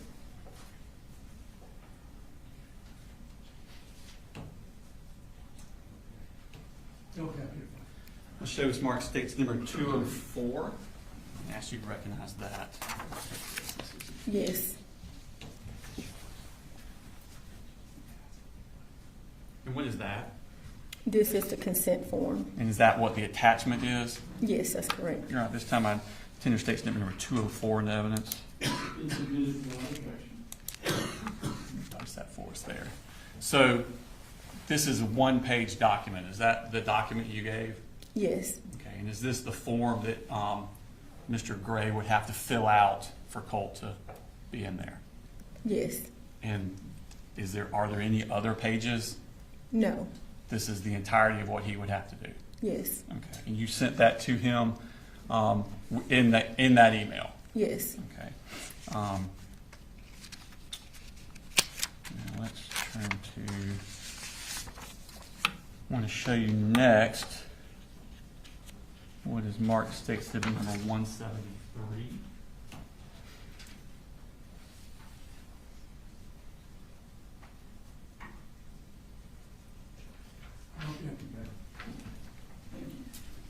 Let's see if you recognize this. Yes. And what is that? This is an email from Miss Karen Hope. Okay. And so Ms. Hope was courtesy copied on the email you sent to Colin Gray. Is she responding to that email? Yes. Okay. And is that an accurate copy of the email that she sent to Colin Gray? Does it courtesy copy anyone? Yes. Who's it courtesy copy? To Miss Baker. Okay. And are you also on there? Yes. Okay. And so you saw that email? Yes. And is it accurate to what you saw? Yes. You're on Tender State Step number 173 in this evidence. It's admitted without objection. So we're going to pull this up. So, all right, so this is from Karen Hope, and the date on this is also August 26th. Yes. Okay, so this would have been about not quite 2 hours after the first email. Yes. Okay, and it's to Lisa Butler, Mr. Gray, and then courtesy copy Jade Baker. And who's Jade Baker again? She's a therapist. Okay, and she says, she points out that the counseling sessions are at the school. Is that right? Yes. Okay. Does she also attach her email? Yes. And does she attach a phone number? Yes. And are those there if he has any questions or concerns? Yes. Okay. Now, on this day that Colt's having this anxiety attack, so this is all happening on that day while this is going on, Colt's in your office. Yes. Okay. Does he ever go back to class? Maybe about 30 minutes before school ended. Okay. So I know you didn't have a clock, like a timer, but about how long did he stay in the counseling office? For over 6 hours. Okay. And what did y'all do with him for those 6 hours? We have a calming room, and we provided that room to him. For the first maybe hour and a half, he sat in my office, and I talked to him and just tried to comfort and soothe him. And then after that, I started getting busy with other students, and so I told him that he could go into our calming area, and he agreed to that. And so I let the receptionist know. It's a window where she can see students at that point. And so I let him sit down into the area, and he stayed there for a while. We repeatedly asked him if he wanted something to drink or anything to eat. Did he want to go get lunch or any of that? And he said no every time that we checked on him. Okay. Did he have instructions as to how long he could stay in there? No. Okay. Did he ever feel like he could leave at some point? Yes. And did he say anything before he left? He said that he was ready to go back to class. Okay. Now, what did you do after this in relation to this situation? Just based on the conversation I had with Cole, I did a swarm referral. Okay. What is a swarm referral? That is a referral in which it goes directly to the school social worker, and at that point, the social worker can look further into, things that might be going on with the student.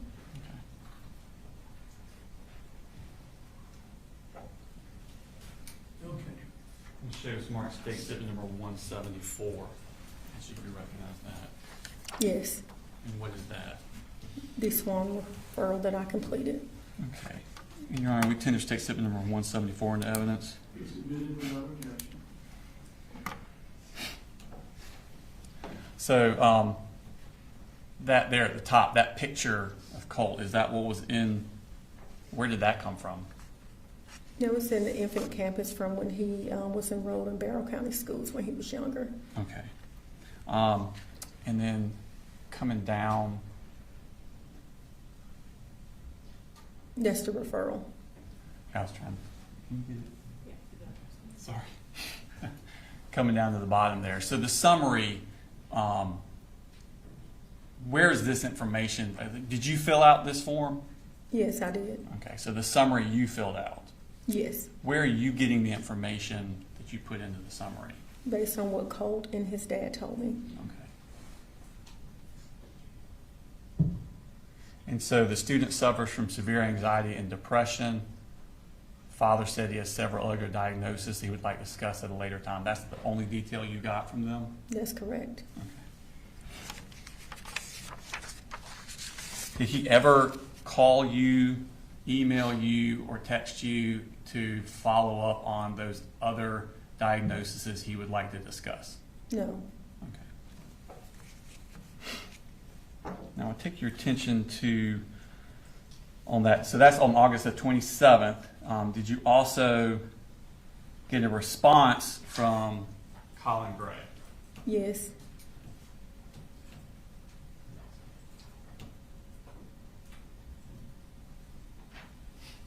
No objection. Showing you 175, states 175. I should recognize that. Yes. And what is that? This is an email from Mr. Gray. Okay. And is that in response to the email you had sent with the attachment of the Project Aware consent form? Yes, that's correct. Okay. Your Honor, this time I tender state statement number 175 in evidence. Be submitted without objection. Okay. So is this, he says, this is from Colt Gray, and it has the email address that you would send it to. And this, again, this is on August 27th at 7:40 that night? Yes. Okay, so this is, if Colt had the anxiety attack on Monday, the 26th, this is the night of the Tuesday. Yes. More than 24 hours later. Yes. And this is when he sent back in that consent form to you. Yes. All right. And again, he's courtesy copying Jade Baker, Karen Hope, and D. Polhamus at Hotmail. Do you know who D. Polhamus at Hotmail.com is? I think it's the grandmother. Did you know that at the time? Or is that something you found out later? No, I did not know it was the grandmother. Okay. So at that time, you don't know who that is? Mm-mm. Okay. But again, we talked about who Jade Baker and Karen Hope are. Now, on August 28th, the next day, in response to this email, does Jade Baker send an email also to Colin Gray? Yes.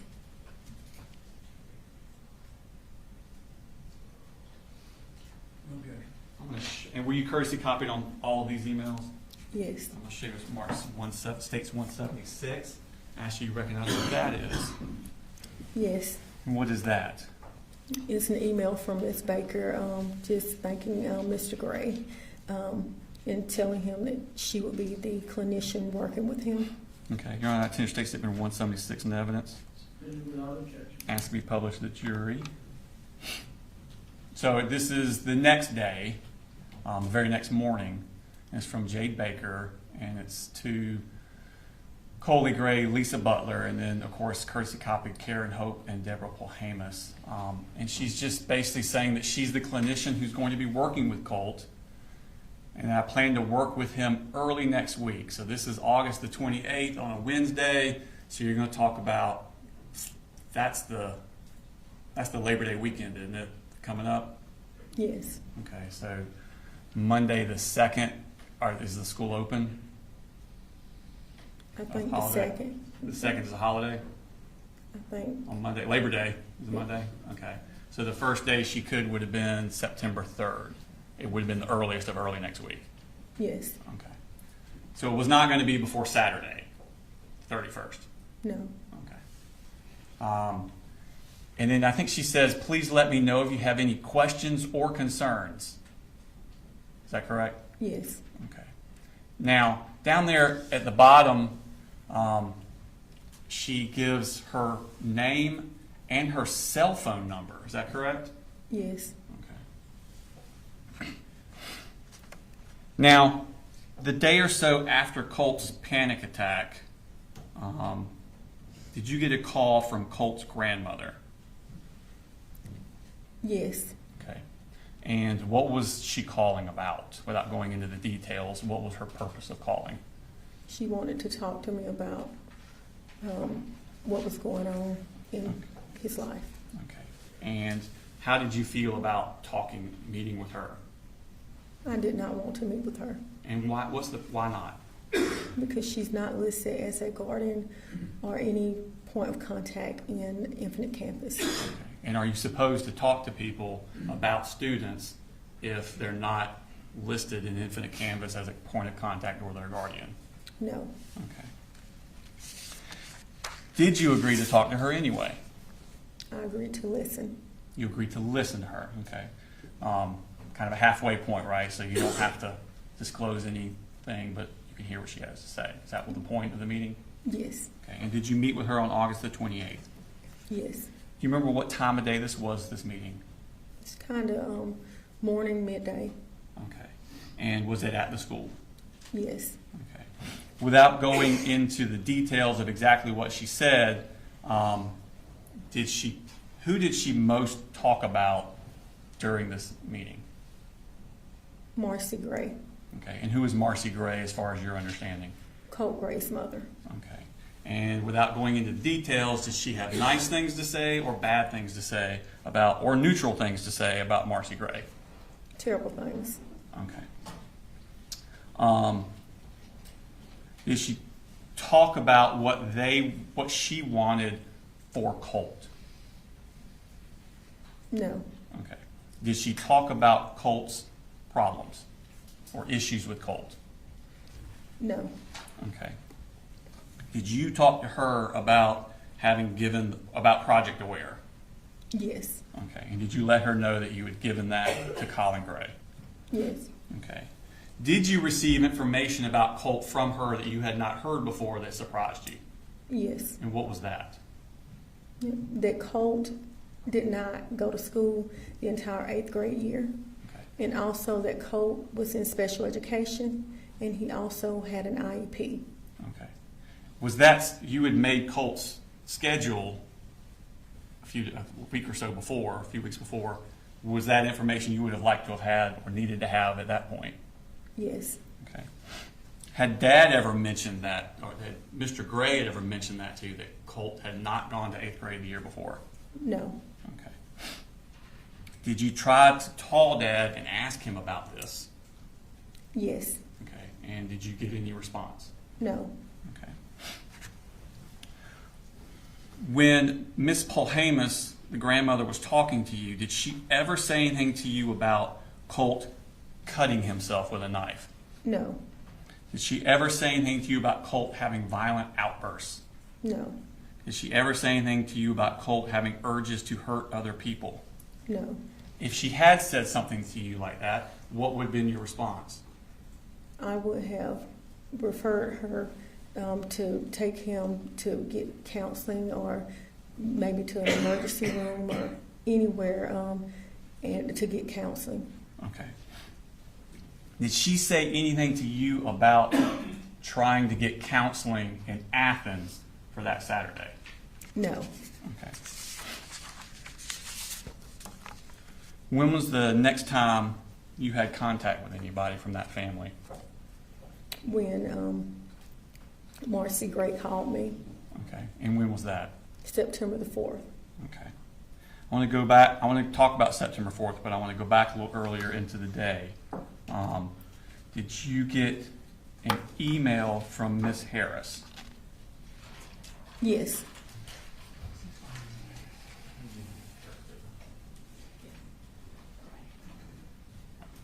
I'm showing you what's marked as State Exhibit 177. Your Honor, I believe this is already in evidence with Miss Harris under States 32.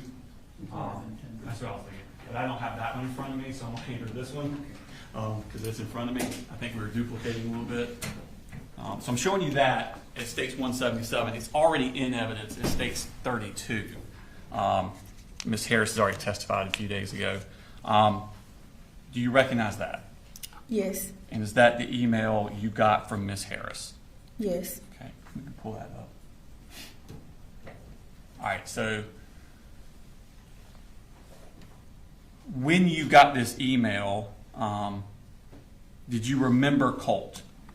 yes. Okay, and what did you remember? What about this email? What did you think about when you thought of Colt? When he had been in my office and, that he was, I guess anxious and just the way that he was, that's what made me remember him. Okay, and when you read this email, how did you take it as far as Colt?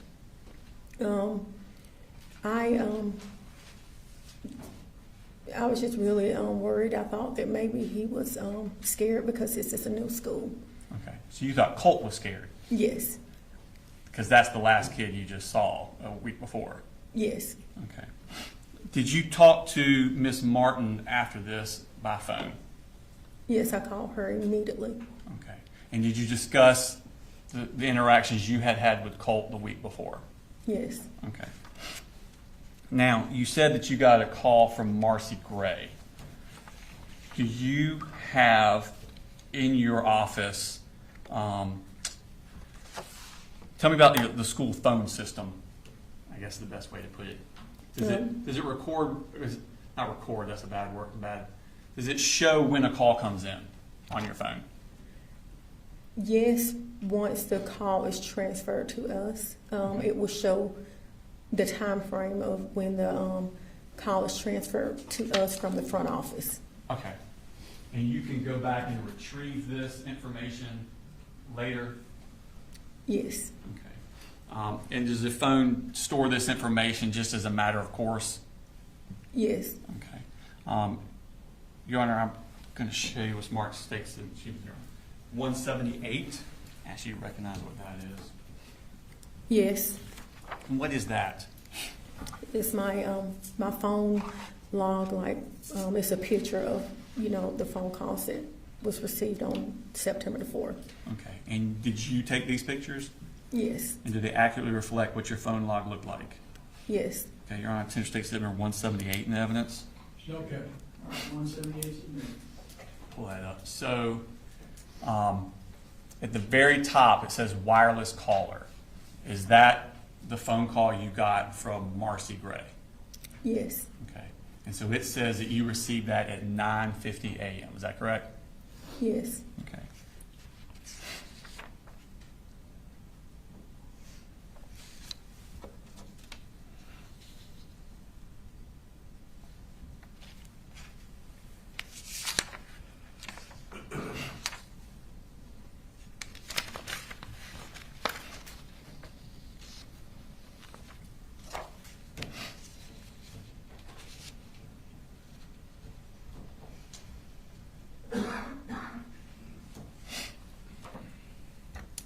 Having Miss Martin, Your Honor.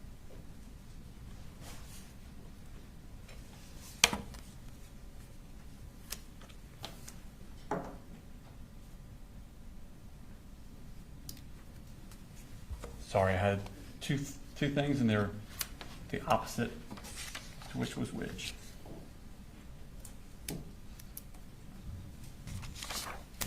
Now I'm going to show you what's Mark State Statement 179.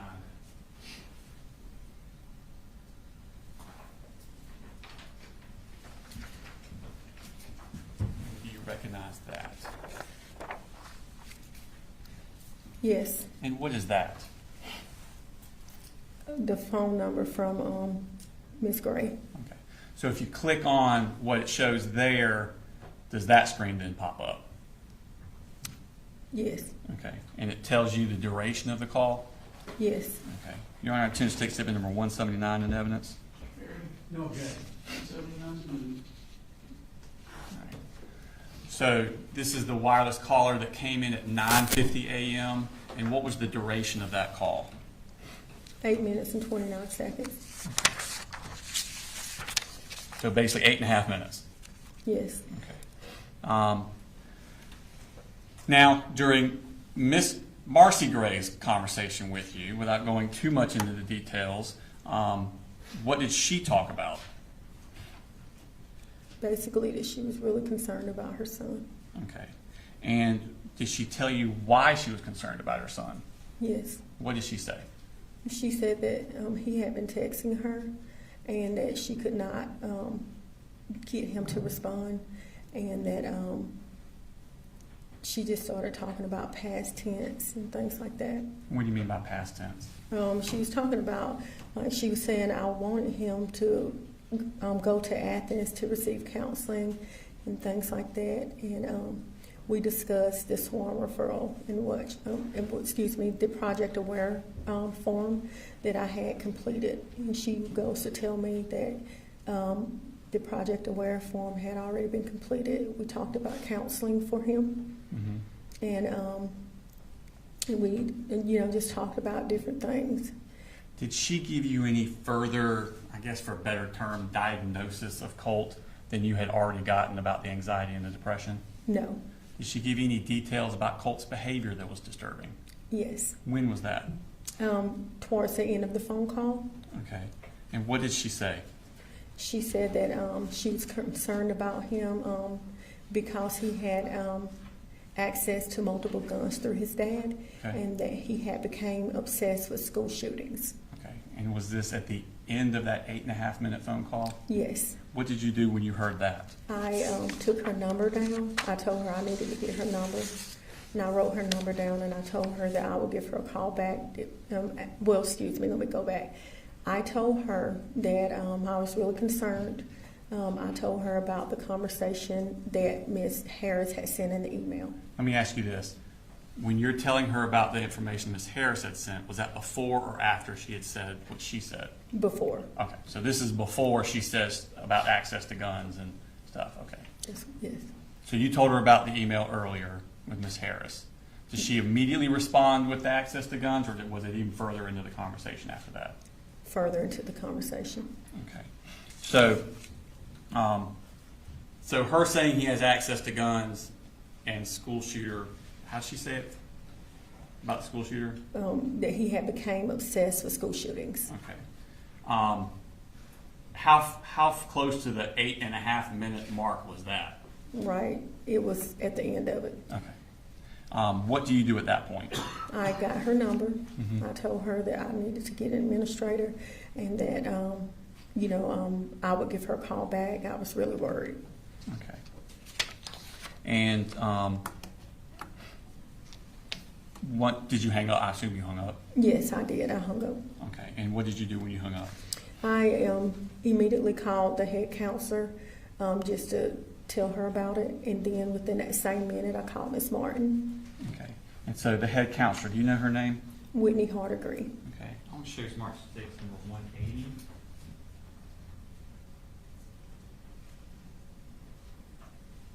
And she recognized that.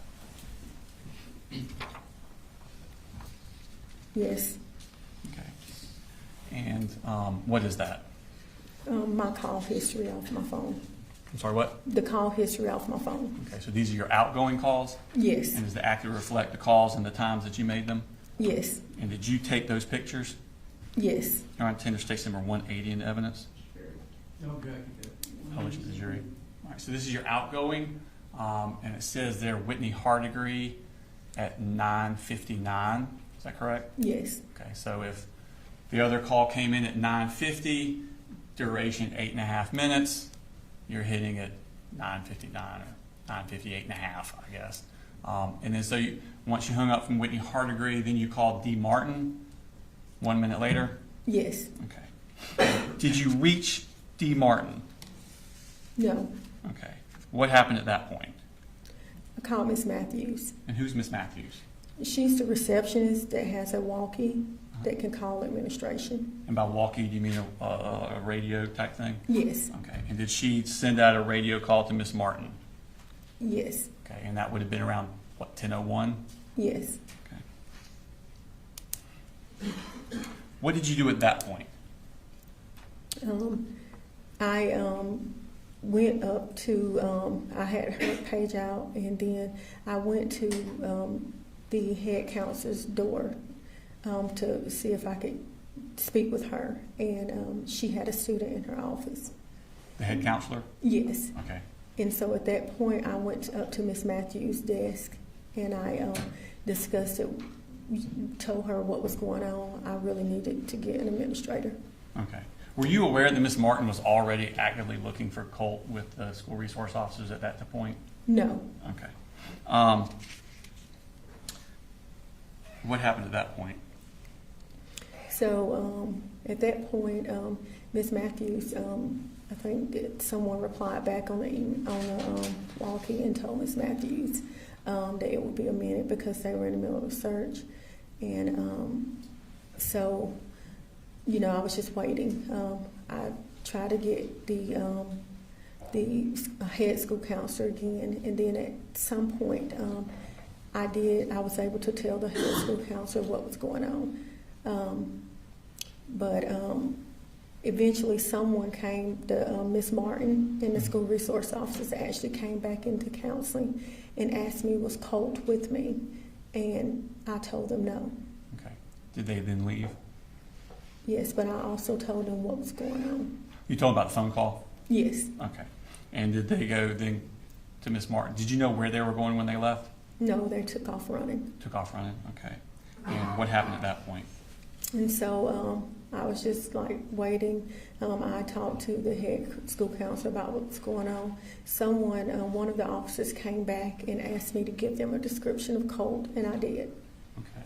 And then what happened? So when I gave them a description of Colt, Miss Matthews someone called her on the phone. It was Miss Rayburn, and she wanted me to give her a call.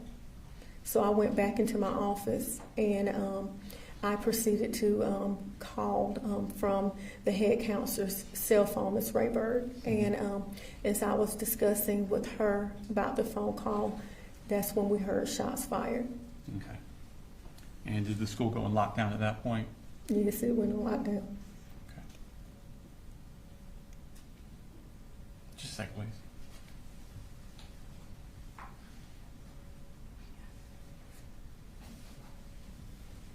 I have no further questions. Thank you, ma'am.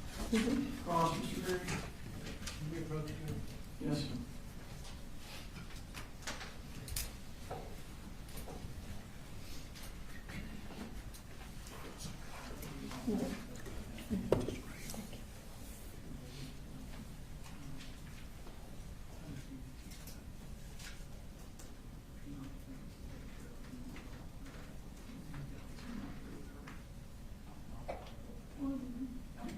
Do what you need to do.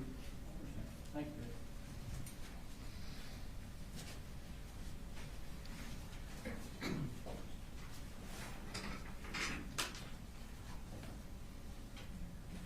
Good afternoon, Ms. Butler.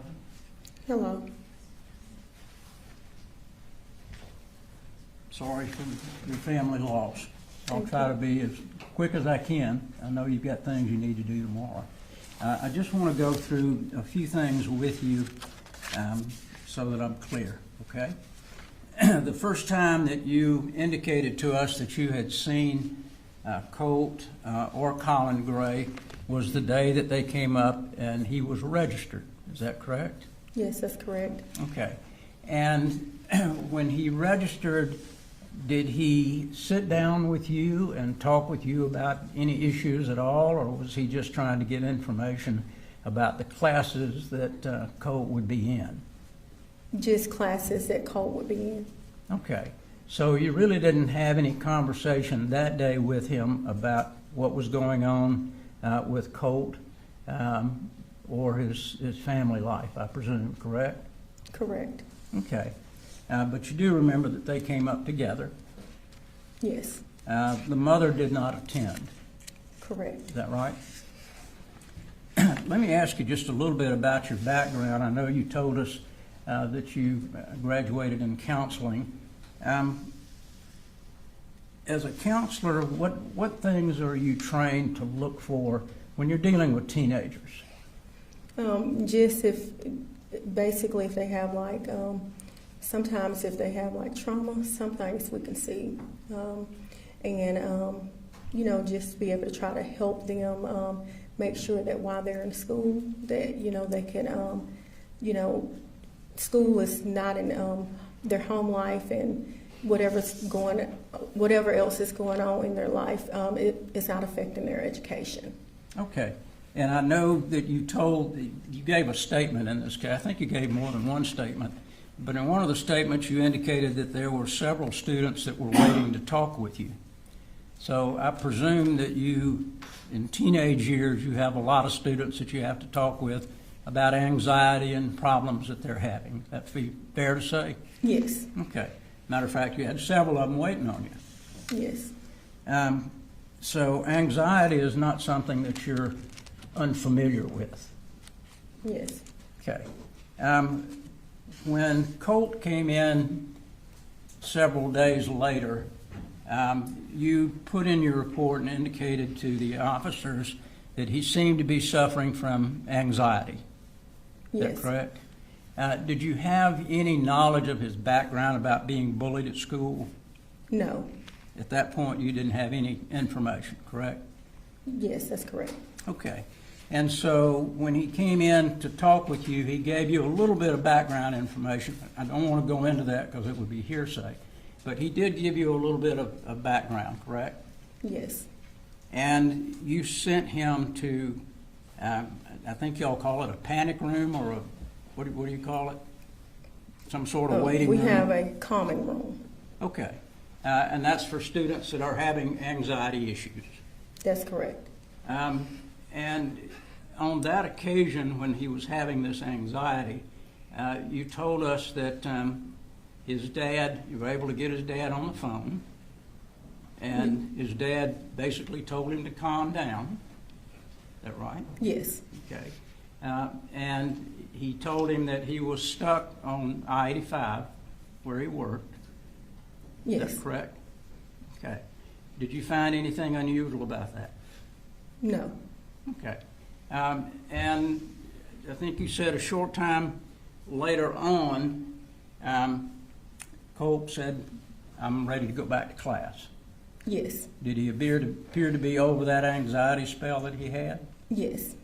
Was there anything about that episode that would cause you to believe that he was a violent person? No.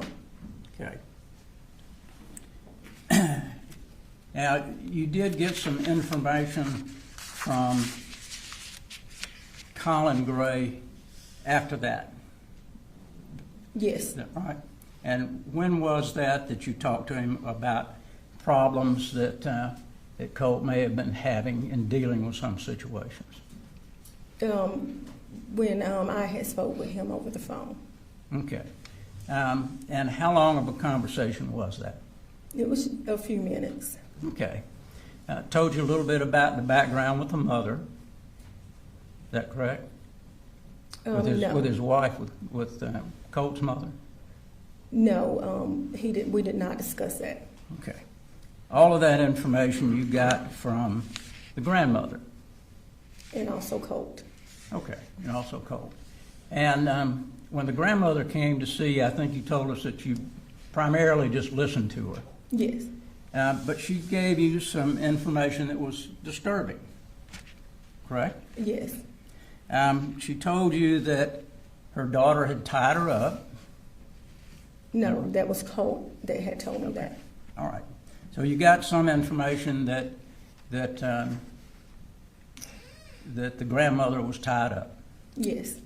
And did you get any information from the grandmother that Marcy, the mother, started doing methamphetamine unbeknown to the father, Colin Gray? Did she tell you that? Yes, that's correct.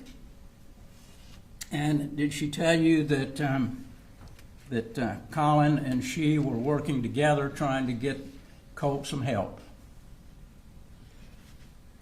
No, she did not tell me that, no. Did she tell you that Colin had been working through these issues and that they were talking about counseling? Yes, Okay. And as a matter of fact, she got the information also about the counseling that she told Mr. Gray about. yes, And even though it was about 24 hours, I think y'all cut your phones off like at 3:30 in the afternoon, right? no, Okay. Does it go all night? I saw something on the bottom that says we don't answer anything from after 3:30 or something of that nature. that would be Miss Baker's email, and so she might not, but our school ends at 3:45. Okay. So the forms were filled out, correct, Yes, for the counseling. And the counseling was supposed to take place on Thursday? Is that right, the 5th? I think the counseling would have started on that Tuesday after Memorial Day or Labor Day. Okay, Tuesday, or could it have been Thursday the 5th? No, it would have been September the 3rd. Okay.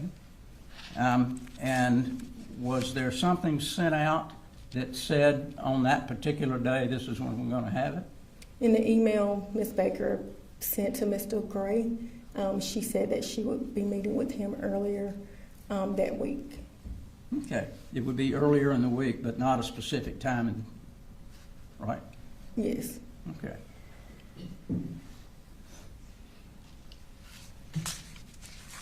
I want to talk a little bit about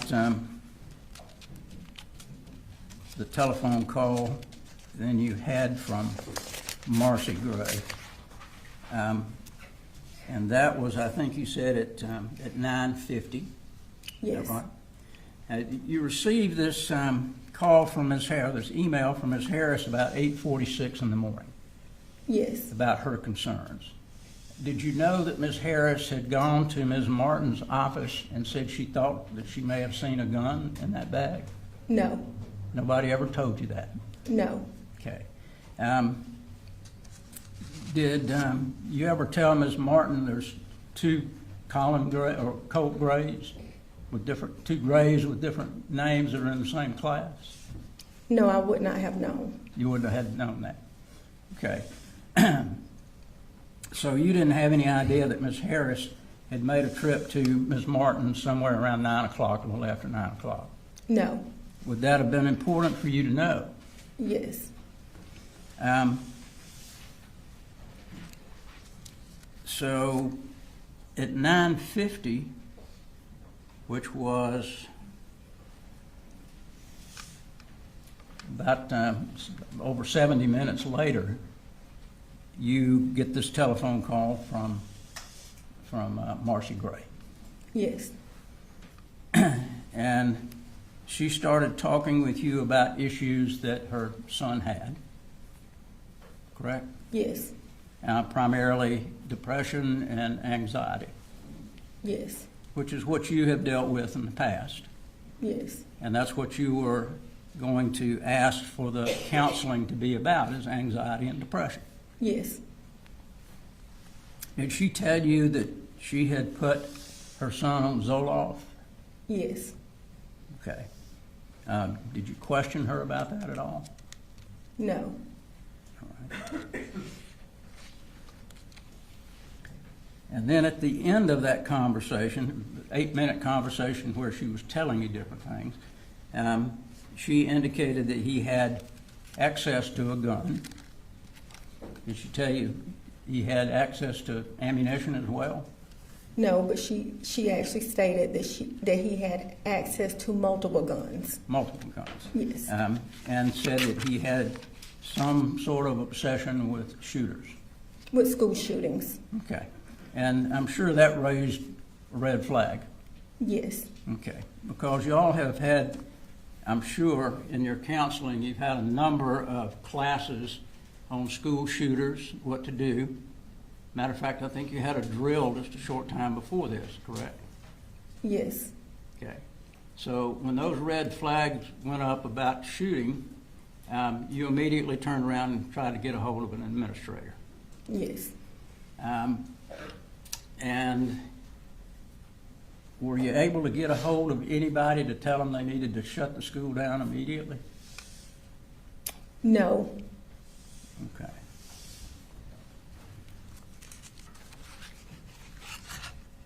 And I think the next thing that you need, did you start seeing some other students at that point after you made that call?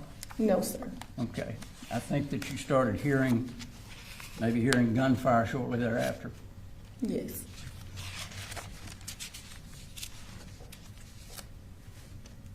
And I think you told the investigators when they were talking with you that some people were trying to point fingers at you for not jumping on this fast enough. Is that right?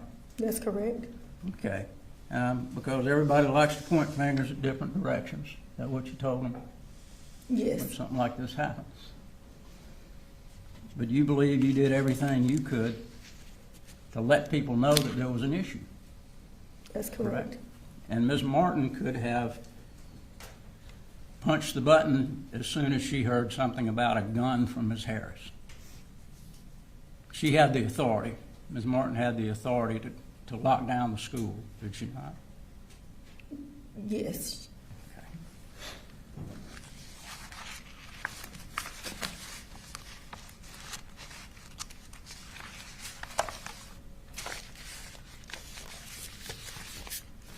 Did you have any further conversation after your conversation with Colin Gray on the telephone? Did you talk with him again before the shooting? no, You had his email address, is that Yes. right? yes, that's Did- correct. Did you email him any issues or concerns that you have? No, All right, now. Thank you. thank you. Can you read it? When Colt was in your office on the 26th, the day of the panic attack, and he's on the phone with his father, what was Colt's demeanor like during that conversation? I'm sorry, I didn't hear that. Sorry. Yes, but just what Colt's demeanor was. While he was talking to his father? He was very upset with his father. Okay. Was he crying? Yes, Nothing further. Any Rick Ross? Just one thing. He was upset. Do you know why he was upset? because he wanted his dad to come and pick him up. Okay. He was upset because his dad was working and he couldn't get there. Right? That's not what he said. He was just very upset because his dad did not come and pick him up. Okay. Nothing further, Judge. All right.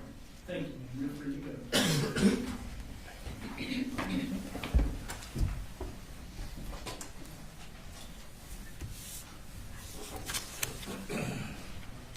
You don't want to approach.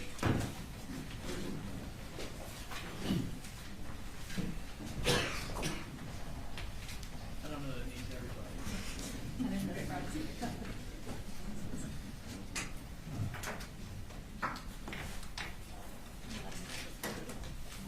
That's better. Soon give you a chance. All right, ladies and gentlemen, because we've run over, they went ahead and released the last question. They'll come back tomorrow. So we're going to suspend the trial for the day, go home. Again, don't do any research. I know you've heard about other cases and stuff. Don't go look up anything about any other case or anything in this case. Continue to not discuss it. Seem to be doing a great job. Thank you. And we'll see you tomorrow morning. Thank you.